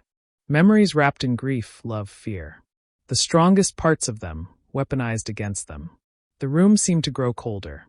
Harry rubbed his hands against his robes, unsettled. If they can use our memories, they can use them to divide us. Make us question what's real. What if everything we see, everything we hear, can be turned against us? Ron muttered. "That's already happening. I nearly opened the bloody door because it felt like him. If Hermione hadn't stopped us." Hermione sat at the table, opening the Black Tome with trembling fingers. "Then we need to find out exactly how the gift of division works, not just in bloodlines, but in magic. Knowledge is our only defense." Ron groaned, running a hand down his face. "More bloody books." "Books are the reason we're still alive," Hermione snapped back, her temper flaring. Then her expression softened as she looked at Harry. "You felt it, didn't you, that pull? That longing to believe? That's how they'll use me. They'll twist what you feel for me until you don't know where I end, and their magic begins." Harry froze. The truth in her words hit him like a curse. His feelings for her, real, powerful, undeniable, were exactly what the heir would exploit. He didn't trust himself to answer. Ron's jaw tightened. "So what you're saying, you're a liability now? That's rubbish." But his voice lacked conviction, and both Harry and Hermione noticed. Hermione returned her focus to the book, flipping quickly through its brittle pages. We'll need protections against memory manipulation. Something that wards against enchantments of doubt. If Morgana's heir is trying to poison trust, then we need a counter. Harry leaned over her shoulder, scanning the lines of spidery text. Strange diagrams of divided circles, broken chains, and runes filled the margins. One passage stood out, written in Old Latin. Hermione translated softly under her breath. Only through unity of intent may the gift be broken. Where hearts divide, power thrives. Where trust holds, power falters. Harry frowned. So as long as we trust each other, they can't win. Ron gave a hollow laugh. Easier said than done, mate. Trust is exactly what they're ripping apart. The fire in the hearth sputtered suddenly, a spark bursting into the air. All three turned, wands raised, hearts pounding. But the fire calmed as quickly as it had flared. Still, the message was clear. Nothing in this house was safe. Hermione's hand hovered over the page, her brow furrowed. This isn't just about trust in ourselves. It's about intent. If even one of us harbors doubt, real, dangerous doubt, the magic feeds on it. Harry and Ron exchanged a glance, the weight of unspoken tensions pressing between them. Doubt had already taken root. Ron stood abruptly, his chair scraping across the floor. Then maybe we should sleep in shifts. One of us always awake, in case they try something else. We can't risk letting our guard down. Hermione nodded reluctantly, though exhaustion was etched into her face. Harry looked at them both, the people he loved more than anyone, and wondered if they could truly withstand what was coming. As he lay awake later, pretending to rest while Ron kept the first watch, Harry's thoughts churned. The air wasn't just attacking them from outside. They were already inside, crawling through cracks in their hearts. And Harry feared that if those cracks widened, even the strongest magic of unity would not hold. Harry lay on the lumpy mattress in the corner of the room, eyes fixed on the cracked ceiling above him. The steady creak of the old house was broken only by Ron's occasional footsteps as he patrolled downstairs, his wand light flickering faintly through the gaps in the floorboards. Hermione slept lightly at the table, her head resting on a pile of notes, quill still clenched in her hand. But Harry couldn't close his eyes. Every time he tried, he heard Lupin's voice again, calling his name, pleading to be let in. It had sounded so real. Too real. He turned onto his side, watching Hermione's steady breathing. Even in sleep, she looked determined, her brows drawn together as if she were still fighting battles in her dreams. Harry's chest tightened. She was the heart of this fight, the one who refused to bend even when the world seemed ready to break them. And yet she was the one the heir wanted most. That thought spiraled into another. What if Hermione was already compromised without realizing it? What if Morgana's heir had already planted something in her? Some fragment of the gift of division twisting her from within. Could he tell? Would he even notice until it was too late? Harry shook his head hard, angry at himself. That was exactly the trap. Hermione had warned him. They would use his feelings for her, turn his love into a weapon against them. And yet the doubt still crawled, insistent and poisonous. A floorboard creaked near the stairs. Harry sat up sharply, wand raised. Ron stepped into the dim glow of the fire, rubbing his eyes. "Your turn," he muttered. Harry hesitated, then nodded, rising to his feet. "Anything happen?" "Nothing," Ron said too quickly. His shoulders were tense, his jaw set. Harry noticed the way Ron's eyes flicked toward Hermione before looking away. Harry narrowed his gaze. "You sure?" Ron's expression hardened. "Yeah, just shadows. This house has plenty of those." He brushed past Harry toward the mattress, muttering under his breath. "Not all of them from outside." Harry froze. He wanted to ask what that meant, but Ron was already lying down, back turned. The unease in Harry's stomach deepened. He moved to the window, keeping his wand at the ready as he took up the watch. Outside, the street was empty, still cloaked in silence. But his thoughts weren't. He remembered McGonagall's warning. The heir would use Hermione to divide them. He thought of Ron's bitter words, the tension crackling between them, the moments of mistrust already surfacing. The heir didn't even need to attack directly. The battle had already begun inside these walls. Hermione stirred in her sleep, murmuring softly. Harry leaned closer, listening. Her lips formed words he could barely catch. "Unity, trust, don't break." He wanted to believe that was a sign, that her heart was still her own, still fighting even in dreams. But then, in the smallest whisper, he heard her say a name. Harry. His chest constricted. For a moment, warmth spread through him, a fragile hope. But almost instantly, another thought stabbed through. What if it wasn't her? What if it was the air, speaking through her, baiting him with the sound of her voice?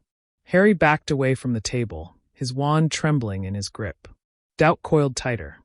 The hours crawled by, heavy and silent, until the first gray light of dawn seeped through the curtains. Hermione stirred awake, sitting up and stretching. Her eyes landed on Harry instantly, as if she sensed the storm behind his silence. "You didn't sleep," she said softly. No, his voice was flat.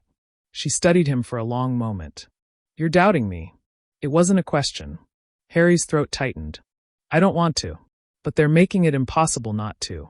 Hermione closed the book on the table with deliberate calm, her eyes fierce despite the weariness in them. "Then we fight that. Together. No matter what they make us feel, no matter what they show us. We hold on." Harry wanted to believe her, but Ron's quiet breathing from the mattress, and the memory of his bitter words, lingered like a curse. The heir didn't need to step inside Grimmauld Place. The cracks were already spreading. Ron lay on the mattress with his eyes shut, feigning sleep long after Harry had taken his watch. His chest rose and fell evenly, but inside he was wide awake, the storm in his head louder than the creaks of the house. He had seen the way Harry looked at Hermione during the night. The way his eyes lingered when she spoke, the way his whole body tensed when she stirred. Ron had noticed it before, of course, but never so sharp, never so undeniable. And the worst part was that Hermione didn't seem blind to it either. Ron clenched his fists beneath the blanket. He told himself it was the heir's doing, that Morgana's cursed magic was twisting everything, trying to split them apart. But even if that was true, it didn't erase the raw truth sitting in his chest. Doubt. Jealousy. Fear. He rolled onto his side, his back to Harry and Hermione, but his mind wouldn't quiet. He thought of the burrow, of simpler times when the worst worry was whether Fred and George would turn his hair green. He thought of Hermione laughing with him at the Yule Ball, of moments when he believed, truly believed, that she had chosen him. Now, every time she leaned close to Harry over a book, every time she trusted Harry with a look Ron didn't understand, it felt like something slipping through his fingers. Ron tried to remind himself of McGonagall's warning, unity or they'd fall. But how could there be unity when the people he loved most were at the center of his doubts? From the table came a faint rustle. Ron cracked his eyes open just enough to see Hermione sitting upright, quill in hand, her hair messy from sleep, but her face set in determination. Harry was leaning over her shoulder, whispering something he couldn't hear. Hermione smiled faintly at whatever he'd said, and Harry's expression softened in a way Ron knew too well. Heat flared in Ron's chest. He closed his eyes again quickly, biting down hard on the inside of his cheek. This was exactly what the heir wanted. He knew that, but knowing didn't stop the ache. He drifted in and out of shallow dozing until the gray morning light filled the cracks in the curtains. When Hermione finally rose to stretch and Harry rubbed his tired eyes, Ron sat up too, pretending to yawn. "Morning," he muttered. Hermione offered a tired smile. "Did you sleep at all?" "Enough." He avoided her eyes, instead reaching for his wand on the floor. "Anything happen on watch?" Harry shook his head, but his voice was clipped. "No, just more silence."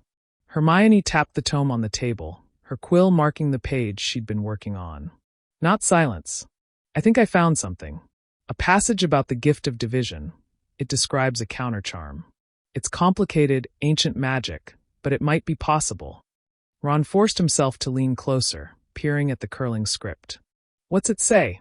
Hermione's finger traced the lines. "It speaks of a binding spell, not unlike a pact. 3 casters joining intent in a single vow, sealed by trust. If the vow holds, it shields them against doubt magic." Harry frowned. "And if it doesn't hold?" Hermione hesitated, her brow furrowing. "Then it breaks. Violently." Ron swallowed hard. The word violently clung to him. A spell that depended on trust. What if his doubts ruined it? What if his weakness didn't just doom him, but destroyed all 3 of them? Harry asked, "How do we cast it?" Hermione explained, her voice steady though her hands trembled slightly as she turned the page. Each of us speaks a vow aloud, binding our intent to the others. The magic will judge if we're truthful. If we are, it will hold. If not, she let the sentence trail away. Ron's chest tightened. He imagined standing there, Hermione's eyes on him, Harry beside her. Could he speak such a vow without the doubt in his heart betraying him? He wasn't sure. Harry, however, nodded grimly. Then we do it. Tonight. We can't keep waiting for them to strike again. Ron forced a smile, though it felt heavy on his face. Right. Tonight. As Hermione turned back to her notes, Harry began to help her translate the ritual in detail. Ron sat back, wand resting on his knee, trying to push away the bitter thought gnawing at him. If trust was their only shield, then maybe he was the crack already forming in the wall. The day passed in a fog of tension, every tick of the old clock in Grimmauld Place bringing them closer to the moment of the ritual. Hermione spent hours scouring the tome, copying runes onto parchment, carefully translating every obscure phrase. Harry paced, restless and on edge, his wand never leaving his side. Ron helped where he could, though his mind was elsewhere, weighed down by the dread of what night would bring. By late afternoon, the preparations were laid out across the long table in the drawing room. Hermione had drawn a circle in chalk across the warped floorboards, carefully inscribing runes along its edge. 3 candles stood at the points of a triangle, their wax pale and unlit. The book lay open in the center, its pages seeming to hum with ancient weight. Hermione straightened, brushing chalk dust from her hands. That's it. Once the candles are lit and the vows are spoken, the magic binds. It's designed for 3 casters, no more, no less. That's why this ritual might have survived through the Black Line. Triads were part of their oldest wards. Harry stared at the circle, his stomach knotted. And once it's done, it protects us from the Heir's magic. Hermione nodded, though her voice was cautious. It should. The spell is clear. It resists enchantments of division, illusions, manipulations of trust. But only if our vows are true, Ron muttered under his breath. And if they're not, it blows up in our faces. Hermione's lips pressed into a line. The book uses the word rupture. Magical feedback, violent and dangerous. It would turn our intent against us. That's why this has to be absolute. Ron forced a laugh that fell flat. No pressure, then. Harry turned to him sharply. We need this, Ron. Without it, we're defenseless. You saw what happened last night. They knew things no one else could. Ron bristled. I know what I saw, Harry. I'm not saying we shouldn't do it. I'm saying if any of us. He cut himself off, jaw tightening. Hermione looked between them, her eyes narrowing. If any of us what? Ron shook his head. Nothing. Forget it. He grabbed one of the candles, setting it upright again where it had tilted. Let's just get it over with. But Hermione's gaze lingered on him, sharp and searching. Harry saw it too, and the silence that followed only made the weight between them heavier. When dusk settled, the house seemed to hold its breath. They gathered in the circle, the air thick with the smell of wax and old dust. Hermione lit each candle with a murmured charm, their flames flickering uncertainly in the dim room. She took her place at one point of the triangle, Harry and Ron at the others. The chalk circle glowed faintly, the runes shimmering as though awakening from centuries of sleep. Hermione's voice was steady, though her hands trembled as she raised them slightly. Once we begin, there's no turning back. Speak only what you know in your heart to be true. The magic will know if you lie. Harry swallowed hard. His heart thudded in his chest as he looked across the circle at her, then at Ron. This was it. Either they bound themselves together, or they risked tearing everything apart. Hermione began. I vow that my intent is unity. I vow that no matter what illusions are cast, no matter what doubts are whispered, my loyalty to both of you will not waver. I bind my truth to yours. The flame before her burned higher, a soft golden hue lacing its edges. Harry took a breath, stepping into the weight of the moment. I vow that my intent is unity. I vow that no matter what fear I feel, no matter what memories are used against me, I will not lose faith in either of you. I bind my truth to yours. His candle flared too, gold searing at its edges. The glow around the runes pulsed brighter, a rhythm like a heartbeat. Then all eyes turned to Ron. His mouth went dry, his palms damp against his wand. He knew what he wanted to say, what he needed to say. But the doubts clawed at him, whispering in his mind. Hermione's smile at Harry. Harry's gaze that lingered too long. The thought that maybe deep down, Hermione had already chosen. Ron's throat tightened. The silence stretched unbearably. Hermione's voice, softer now, urged him. Ron, it has to be honest. Don't fight the truth. Harry's eyes were steady on him, unwavering. Ron clenched his fists, heart pounding as he opened his mouth. I vow, his voice faltered, that my intent is unity. I vow that no matter what they try to twist, no matter what fears they drag out of me, I'll stand with you both. I bind my truth to yours. His candle flickered, struggling against an unseen wind. Then, with a sudden surge, it too flared gold, though weaker than the others. The runes along the circle blazed bright, the air thrumming with magic that pressed against their skin like a living thing. For a heartbeat, it seemed to hold.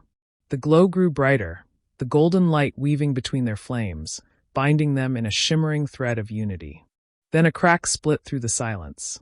The candles shuddered, their flames twisting unnaturally.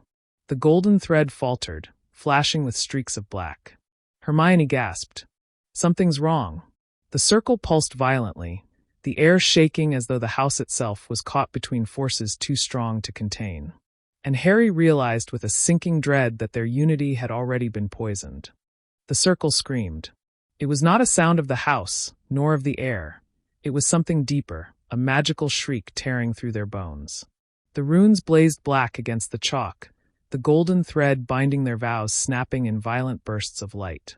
The candles guttered, their flames twisting into sharp spirals of shadow. Harry stumbled back, his ears ringing, but he forced himself to stay inside the circle. He knew instinctively that stepping out mid-ritual would make things worse. Hermione was already raising her wand, trying to stabilize the magic, her voice rapid and clipped as she recited countercharms. But the book had been clear. Once the ritual began, it could not be undone by simple spells. The magic turned inward. A sudden chill washed over them, as if something ancient and merciless was judging their hearts. Harry felt it probe into his chest, sliding into his mind like icy fingers, sifting through memories and emotions. Images burst behind his eyes, his parents' faces, Cedric's lifeless body, Sirius falling through the veil, Dumbledore's withered hand. Pain, fear, guilt, all the moments that had weakened him. Then the visions shifted. He saw Hermione, standing beside him, her hand on his shoulder. Her warmth filled him with strength, with something he did not dare name aloud. Yet the vision twisted, Hermione turning to Ron, smiling at him, choosing him, leaving Harry alone in the dark. A voice whispered in his mind, insidious and cruel. You will always be second. You will always lose what you love. Harry clenched his jaw, forcing himself to remember the vow he had spoken. Unity. Loyalty. No matter what illusions are cast. He whispered it like a lifeline. It's not real. It's not real. On the other side of the circle, Hermione's eyes went wide. She saw Harry, but not as he was. She saw him cloaked in shadow, his wand raised against her, his voice cold as Voldemort's. She saw Ron at her side, torn between trust and betrayal, his face twisted with rage. The vision stabbed at her heart, dragging forward her worst fear, that her choices would break them both beyond repair. Her voice shook. No, this isn't the truth. But the ritual cared nothing for denial. It pressed harder, ripping open the most fragile parts of their souls. Ron fell hardest, his mind filled with images too sharp, too cruel. He saw Harry and Hermione laughing together in some future he had no part of, their hands brushing, their eyes meeting in a way that shut him out completely. He heard Harry's voice saying, I never needed you. He heard Hermione's whisper, he was always the one. Rage and despair tangled inside him until he wanted to scream. His candle sputtered, its flame bending low, the gold drained from its edges. The circle's light flickered violently in response. Hermione's incantations turned frantic. She reached across the binding thread, her magic straining to steady Ron's side of the vow. Ron, listen to me. There lies all of them. You have to push it back. But Ron's breath came in ragged bursts. What if they're not lies, Hermione? What if that's what you really want? His voice cracked, raw with the weight of doubt. The golden thread snapped once more, the room shaking as cracks split across the walls, dust raining down from the ceiling. The ritual was collapsing, its power feeding on the instability it was meant to erase. Harry forced himself forward, his voice steady though his chest ached with fear. Ron, look at me. You're my brother. You always have been. No vision, no magic, changes that. You matter. We need you. For a moment, Ron's gaze flickered, caught between the haunting visions and Harry's desperate truth. His candle flared weakly, the gold struggling to return. But the magic was merciless. The shadows swirled faster, the circle groaning as if it would rip itself from the floor. Hermione cried out as the runes seared brighter, burning her hands when she tried to stabilize them. It's too unstable. It's going to rupture. Harry's heart pounded. He had seconds to choose. Let the ritual complete and risk it destroying them, or break it himself before it imploded. His grip tightened on his wand. The choice burned in his chest. Then he raised his wand and shouted, "Finite!" The word cracked like thunder. The circle shattered in a storm of light and ash, the runes exploding outward in a wave that slammed them all against the walls. The candles snuffed out instantly, smoke curling from their blackened wicks. For a long moment, there was only silence, broken only by the sound of their ragged breathing. The circle was gone, the ritual undone. Hermione sat against the wall, her hair disheveled, her hands red with burns. Her eyes shone with both fury and fear as she looked at Harry. You ended it. Harry's chest heaved. It was going to kill us. Ron sat hunched on the floor, his face pale, his eyes hollow. He didn't look at either of them. The unity spell had failed. And now, more than ever, Harry realized they were already fractured. The night pressed heavily on Grimmauld Place, its shadows seeming thicker than usual, as though the house itself disapproved of what had just happened. The chalk circle was gone, scoured away in the violent release of magic, but its echo lingered in the stale air. Harry, Hermione, and Ron remained in silence, each consumed by the weight of their thoughts. Hermione was the first to move. She rose slowly from the floor, her palms still scorched from the backlash, the smell of burnt skin faint but sharp. She conjured a cool charm to dull the sting, but her eyes never left Harry. You broke it, she said, her voice quiet yet sharp enough to cut through the silence. Harry pushed himself upright, his back still aching from the force that had thrown him against the wall. I had to. You saw it. It was tearing us apart. Another second, and the house would have collapsed on us. Hermione's jaw tightened. We needed that bond, Harry. That ritual was our only chance to protect ourselves against the heir. Now it's gone. Harry's hands curled into fists. No, Hermione. It wasn't gone, it was never there. You felt it. It couldn't bind us, not while. His words trailed, but Hermione caught the implication immediately. Her breath hitched, and her gaze flicked toward Ron. Ron sat hunched in the corner, knees drawn up, staring at the floor as though it might offer answers. His face was pale, his eyes bloodshot, his shoulders rigid with tension. He hadn't said a word since the collapse. Harry's voice softened, though the strain in it was clear. It wasn't the ritual that failed. It was us. The magic was only showing what's already broken. The words landed like stones in the room. Hermione pressed her lips together, refusing to meet Harry's eyes. Ron finally stirred, his voice rough, scraped raw from the weight of what he had endured. You don't know what it showed me. Hermione looked at him quickly. Ron. But he cut her off, his voice rising with each word. It showed me the truth. You. Him. Both of you, together, laughing, looking at each other like I wasn't even there. And the worst part is, I didn't know if it was an illusion or if it was already real. Hermione's breath caught, her face paling. Ron, no, that's not. He shook his head violently, standing now, his fists clenched. Don't tell me it's lies. Because when I looked at you, Hermione, when I looked at you in that circle, you didn't deny it. Not really. You just tried to hold it together. Harry stepped forward, anger flaring. That's enough, Ron. The ritual twisted everything. It dragged our worst fears out and shoved them in our faces. None of it was real. Ron turned on him, eyes blazing. Then why did it feel real, Harry? Why did it feel like it had been waiting to happen all along? The room went silent again, the only sound the faint hiss of the fireplace embers. Hermione's eyes brimmed with unshed tears, her hands trembling as she pressed them against the table for support. We can't let this tear us apart. That's exactly what the heir wants. We need to remember who we are to each other. But her words faltered, weak against the storm of distrust already brewing. Harry forced himself to breathe, to push past the fury and pain. We're not enemies. We've fought too much, lost too much, to turn on each other now. The ritual failed, fine. Then we'll find another way. But we do it together, or not at all. Ron's eyes burned, but some of the fight drained out of him, leaving only exhaustion. He muttered, "You say that like it's easy." Hermione moved closer, her voice gentler now, though her own pain lingered beneath it. "Nothing about this is easy, Ron. But that's why we need each other. Even if the magic failed, we still have a choice." For a long moment, Ron said nothing. He turned away, staring out the window where the night pressed like a wall of ink against the glass. "I need time," he muttered at last. "I can't just pretend that didn't happen." He left the room without another word, his footsteps heavy on the stairs until they vanished altogether.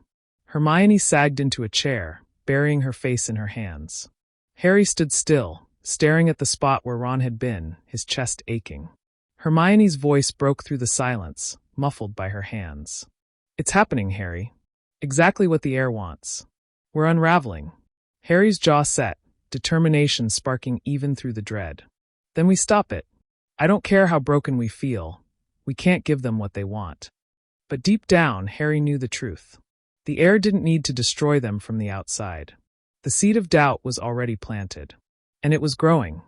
Ron shut the door to the small bedroom with more force than he meant to, the bang echoing through the hallway. He leaned against it for a moment, eyes closed, his breath coming fast and uneven. The dim candlelight of the room felt suffocating, every flicker throwing shadows that seemed to mock him.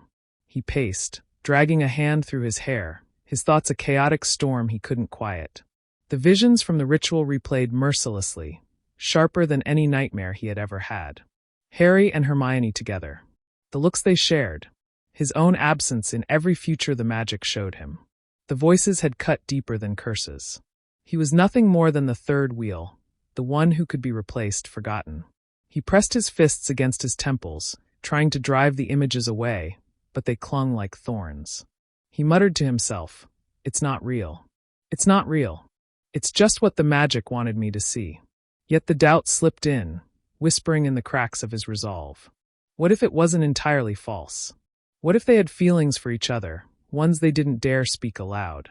Ron sank onto the edge of the bed, his chest tight. He remembered Hermione's face during the ritual, how she had looked at him, her eyes wide, desperate, but not with the same certainty Harry had spoken with. And Harry's words, meant to save him, had burned in a different way. "You're my brother. You matter." But even then, a part of Ron had wondered if that was all Harry truly saw him as. A brother to be pitied, not an equal to be trusted. He buried his face in his hands. He had fought alongside them for years. He had stood by them through every danger, every impossible choice. Yet in that moment, stripped bare by magic, he had felt more alone than ever. A creak sounded in the hallway. Ron looked up sharply, his wand already in hand. But it wasn't an intruder. It was just the old house settling. Still, his grip tightened around the wand, his nerves frayed enough that even shadows felt threatening. The floorboard groaned again, softer this time, as though footsteps lingered just beyond his door. He rose slowly, wand raised, and opened it a crack. The hallway stretched empty, lined with peeling wallpaper and flickering candle sconces. But the air carried a faint chill, sharper than before, as though someone unseen had passed through moments earlier. Ron's skin prickled. He stepped out, peering left and right. Nothing. But deep down, he couldn't shake the thought. What if the Heir had already found a way into the house, not through wards or spells, but through their minds? He shut the door again, this time locking it with a flick of his wand. He turned back to the bed, but his gaze caught on the cracked mirror above the dresser. For a split second, he froze. His reflection didn't match him. In the glass, his face was twisted, sneering, his eyes dark with bitterness. The reflection spoke, its mouth moving even though his lips were still. "You'll never be enough, Ron. Not for them. Not for anyone." The wand shook in his grip. "It's not real," he whispered, backing away. "It's not real." But the reflection leaned closer to the glass, its voice dripping with venom.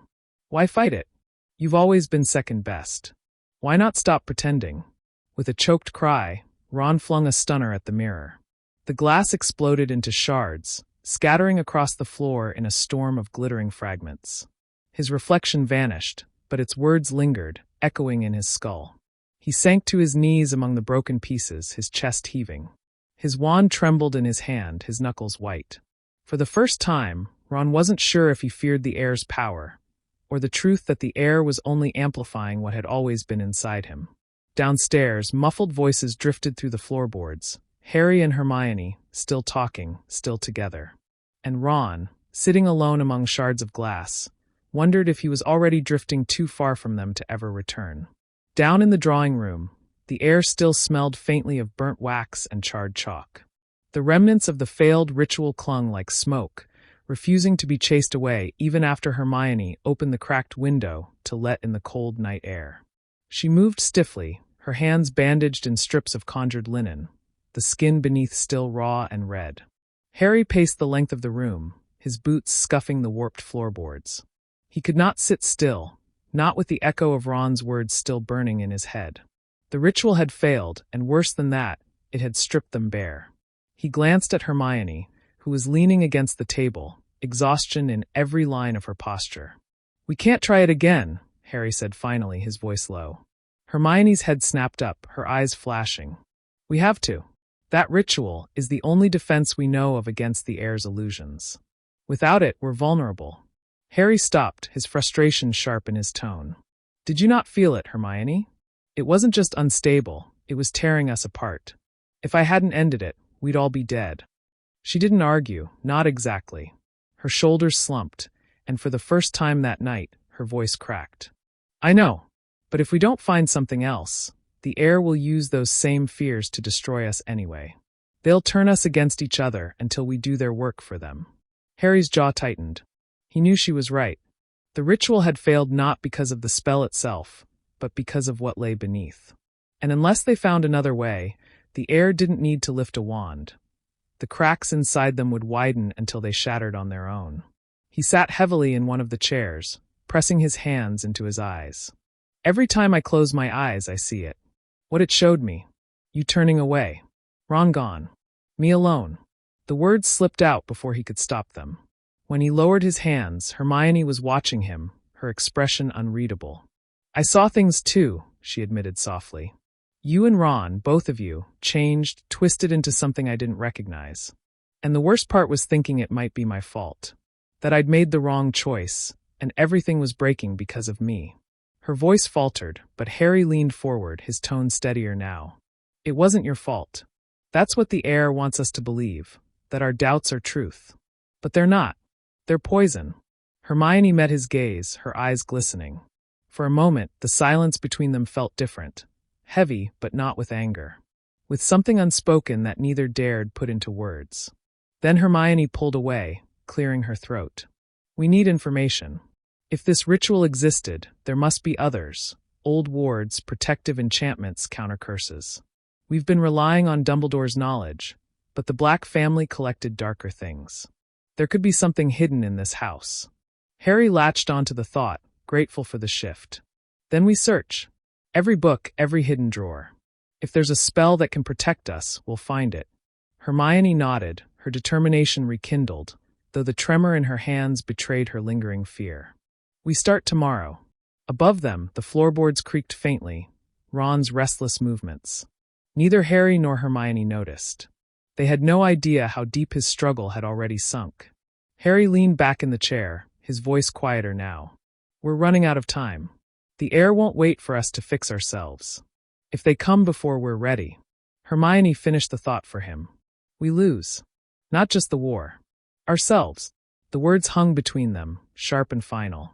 For a moment, the only sound was the wind pressing against the broken window, rattling the shutters. And though they sat together, close enough to reach out, both of them felt the absence of the third piece of their circle, an absence that weighed heavier than silence. Morning came late to Grimmauld Place, its weak light filtered through curtains thick with dust. Ron hadn't slept. He sat on the edge of the bed, shoulders slumped, staring at the mess of shattered glass still scattered across the floor. Each shard caught the dull light, tiny reminders of the reflection that had spoken to him in the night. He'd tried to sweep them away with a charm, but his hand had shaken so badly that he'd abandoned the effort. His stomach growled, but the thought of facing Harry and Hermione downstairs made his chest twist. He pictured them at the table, heads bent over books, talking in low voices the way they always did when they were planning something big. He'd be the one trailing behind, trying to catch up, trying to matter. Ron dragged a hand over his face. He knew he shouldn't think like this. He knew Harry cared about him. Harry had said it outright. He knew Hermione had always believed in him, pushed him harder than anyone else. But the visions had cut deeper than any reassurance could reach. He couldn't tell if the heir had created those fears or just peeled back the layer he had tried to keep buried. A soft knock at the door broke his thoughts. "Ron!" Hermione's voice careful, almost hesitant. "Breakfast is ready." He flinched. For a second, he thought about answering, but the words stuck in his throat. Instead, he kept still, not moving, barely breathing. After a moment, her footsteps retreated. Ron stood abruptly, grabbing his wand. He couldn't stay in that room any longer, not with the glass watching him, not with the silence pressing so heavily.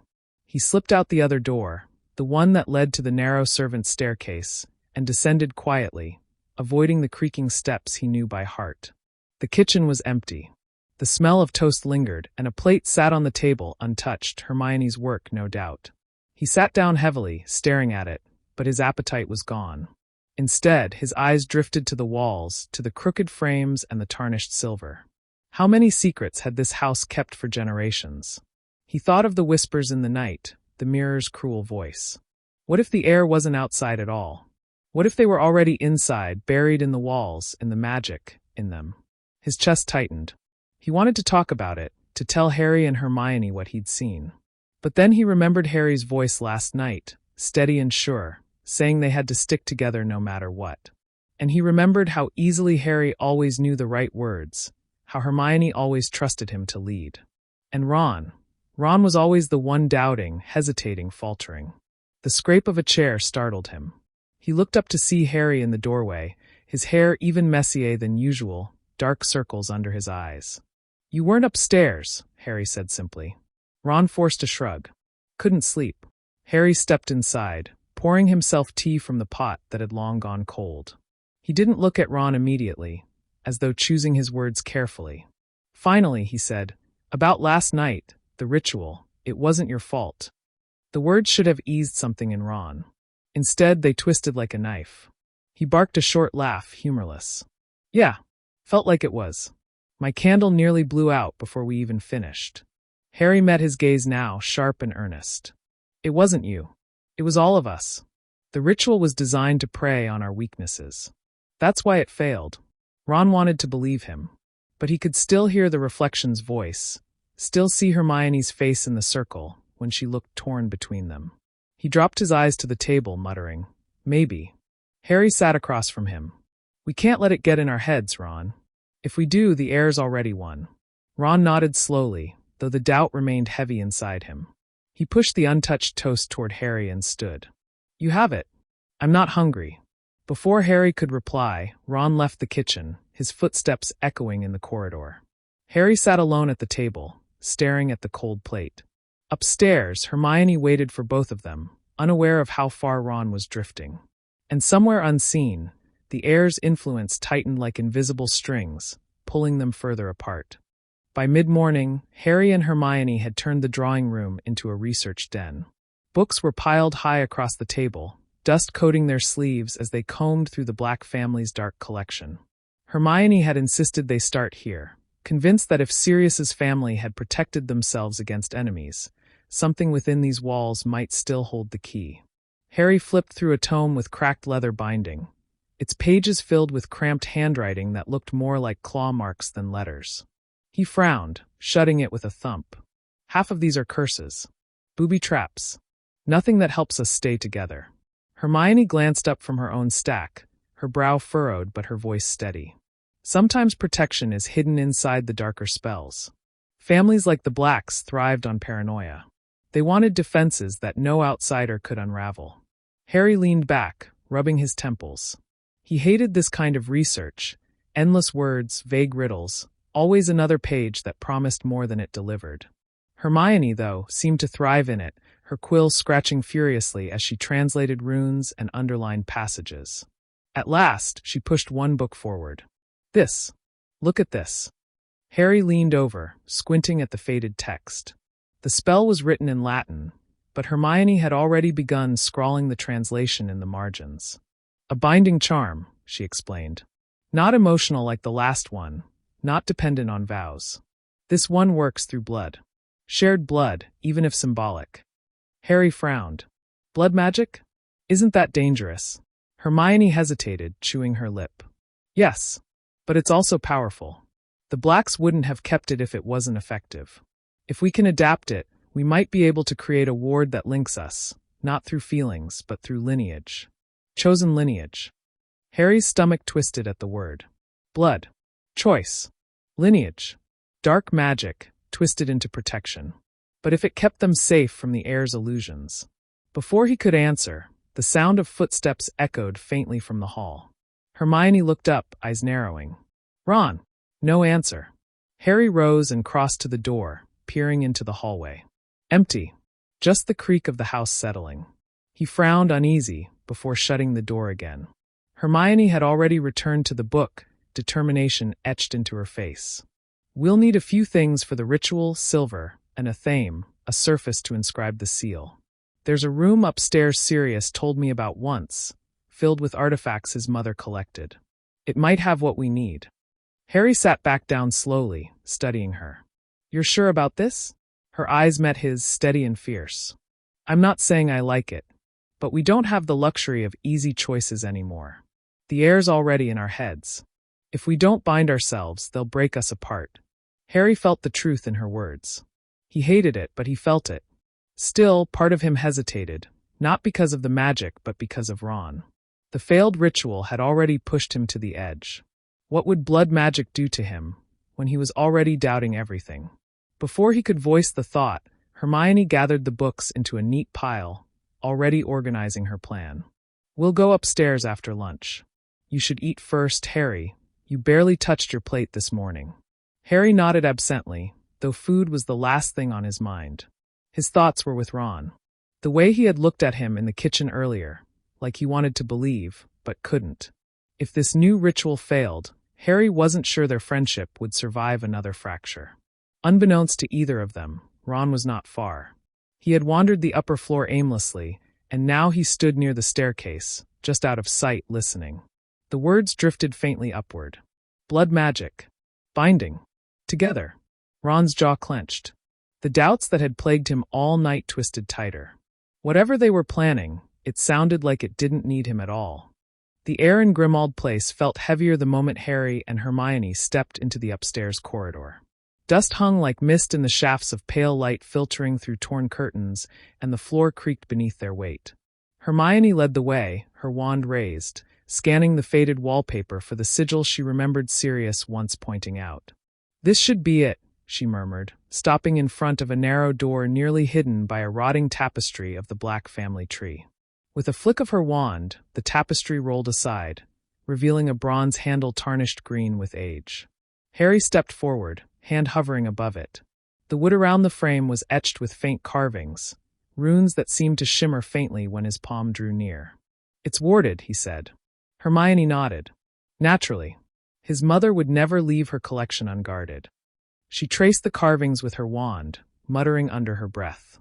The runes hissed faintly, like snakes resisting her words, before softening into silence. With a click, the door creaked open. The room beyond smelled of iron and mildew. Shelves sagged under the weight of silver goblets, lockets, cracked crystal spheres, and boxes stacked haphazardly. Some gleamed faintly, others seemed to leech the light away. It was less a collection, and more a vault of curses waiting to be unleashed. Hermione stepped in cautiously, her eyes darting across the shelves. Look for anything ceremonial. Daggers, bowls, things used in rituals.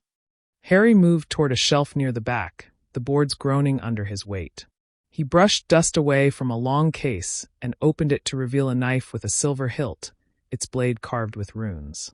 It pulsed faintly, as though it had been waiting for someone to touch it. This, he called. Hermione turned, her expression tight. Yes, that would work. Carefully, though. Some of these artifacts are designed to bind themselves to whoever claims them. Place it on the table. Harry obeyed, setting the dagger onto a nearby surface. Hermione's gaze swept to a shallow silver bowl resting beside a stack of tomes. She picked it up, grimacing at the faint sticky residue at its base. Perfect for mixing. As they gathered the tools, neither noticed the faint creak outside the door. Ron stood just beyond the threshold, his hand clenched around his wand. He had followed them out of instinct, a gnawing suspicion driving his steps. And now he saw it. Harry and Hermione, side by side, poring over dark objects with grim determination. Ron's throat tightened.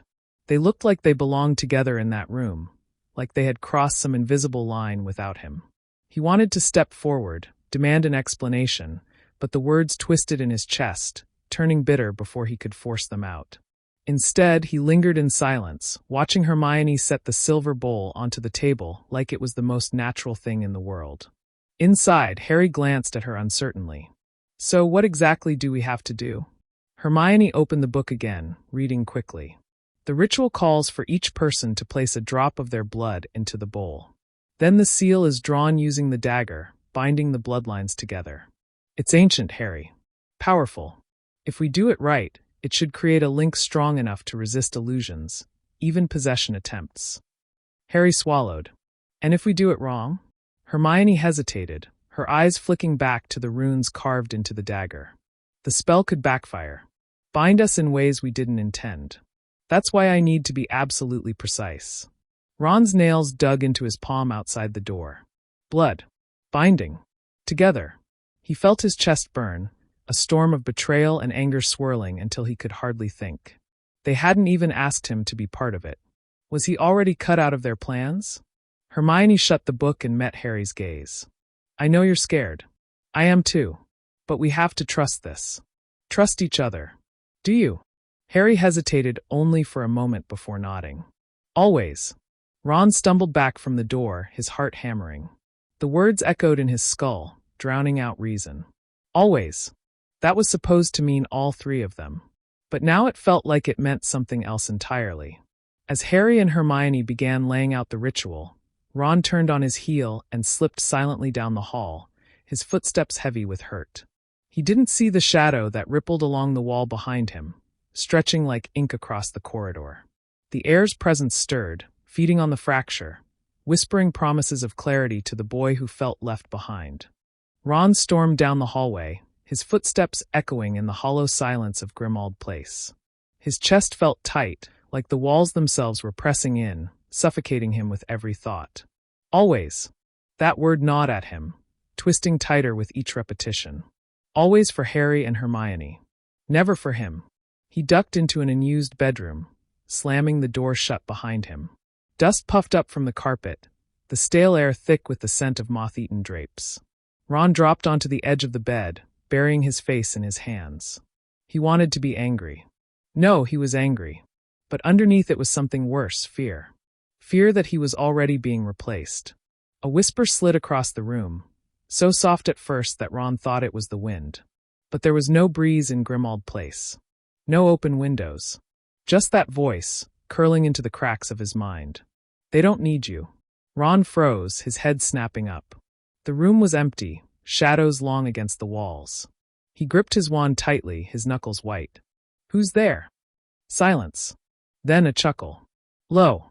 Amused. You already know. Ron's skin prickled. He swallowed hard, his voice rough. Show yourself. The shadows at the far corner shifted, lengthening into a vaguely human shape, tall and cloaked in darkness. Its face was nothing but a blur, yet its presence was suffocating. Ron's heart hammered against his ribs, but he couldn't look away. You've felt it, haven't you? The figure whispered. How they shut you out. How they speak of bonds you will never share. You fight for them, bleed for them, and still they look past you. Ron shook his head fiercely. That's not true. They care. We've been through everything together. The shadow leaned closer, its voice rapping like smoke around his ears. If they cared, they would have included you. But you saw it. You heard it. They planned to bind themselves and leave you to fade away. Ron's grip on his wand trembled. He wanted to shout back, to deny it, but the words Harry had spoken echoed again. Always. Always her. Always him. Not Ron. Never Ron. The air's shape rippled, pressing its advantage. You have a choice. Stand aside and be forgotten. Or take the power I offer, and remind them that you are not the weak link. With me, you will never be left behind again. Ron's breath came fast, shallow. His mind screamed to resist, but his heart, the part that still smarted from every argument, every glance between Harry and Hermione, hesitated. For the first time, he wondered what it would mean to stop trying to keep up and finally step forward on his own. His voice was hoarse when he spoke. What kind of power? The shadow smiled, or at least Ron felt the weight of it, curling coldly in his chest. The kind that makes bonds meaningless. The kind that frees you from being chained to them. Take it, and you will never be second best again. Ron stared down at his hands, the tremor running through them. Part of him knew this was wrong, that he was being played. But another part, louder and sharper, whispered that maybe, just maybe, this was what he deserved after years of standing in someone else's shadow. The air extended a hand of darkness, hovering just inches away. Waiting. Ron closed his eyes. And somewhere down the hall, Harry and Hermione lit candles around the silver bowl, unaware that their best friend was standing at the edge of a choice that could shatter everything. The room had grown unnaturally still, as though Grimmauld Place itself was holding its breath. Harry sat across from Hermione at a table cleared of clutter, the silver bowl resting between them.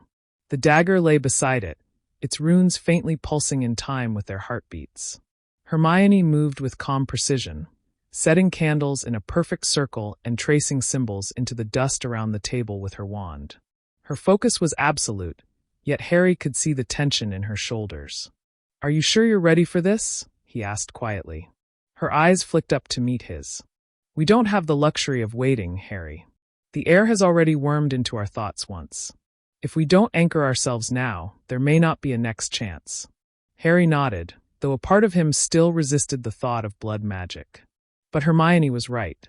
Every day the air grew stronger. Every day the fractures widened. This ritual was their best hope. Hermione picked up the dagger, her hand steady as she pressed the blade lightly against her palm. A thin line of crimson welled up, falling into the bowl with a quiet hiss as the runes carved along the edge glowed faintly. She handed the dagger to Harry. "Your turn." Harry took it, his fingers tightening around the cold hilt. He hesitated, staring at the blade, then at Hermione. There was no fear in her eyes, only determination. Swallowing, he drew the blade across his skin, wincing as the sting spread. A drop of his blood joined hers in the bowl, where the liquid shimmered, swirling into a faint golden hue. The air in the room shifted, heavy and electric. Hermione leaned forward, murmuring the incantation from the book. The words were old, harsh, vibrating through the walls as though the house itself recognized them. The candles flared, their flames stretching higher, casting long shadows across the shelves. Harry felt the pull immediately. His heartbeat quickened, not from fear but from something deeper, connection. It was as though a thread had been tied between his chest and Hermione's, invisible but undeniable. He gasped softly, his hand instinctively reaching for hers. Hermione gripped it tightly, her voice never faltering as she spoke the final words.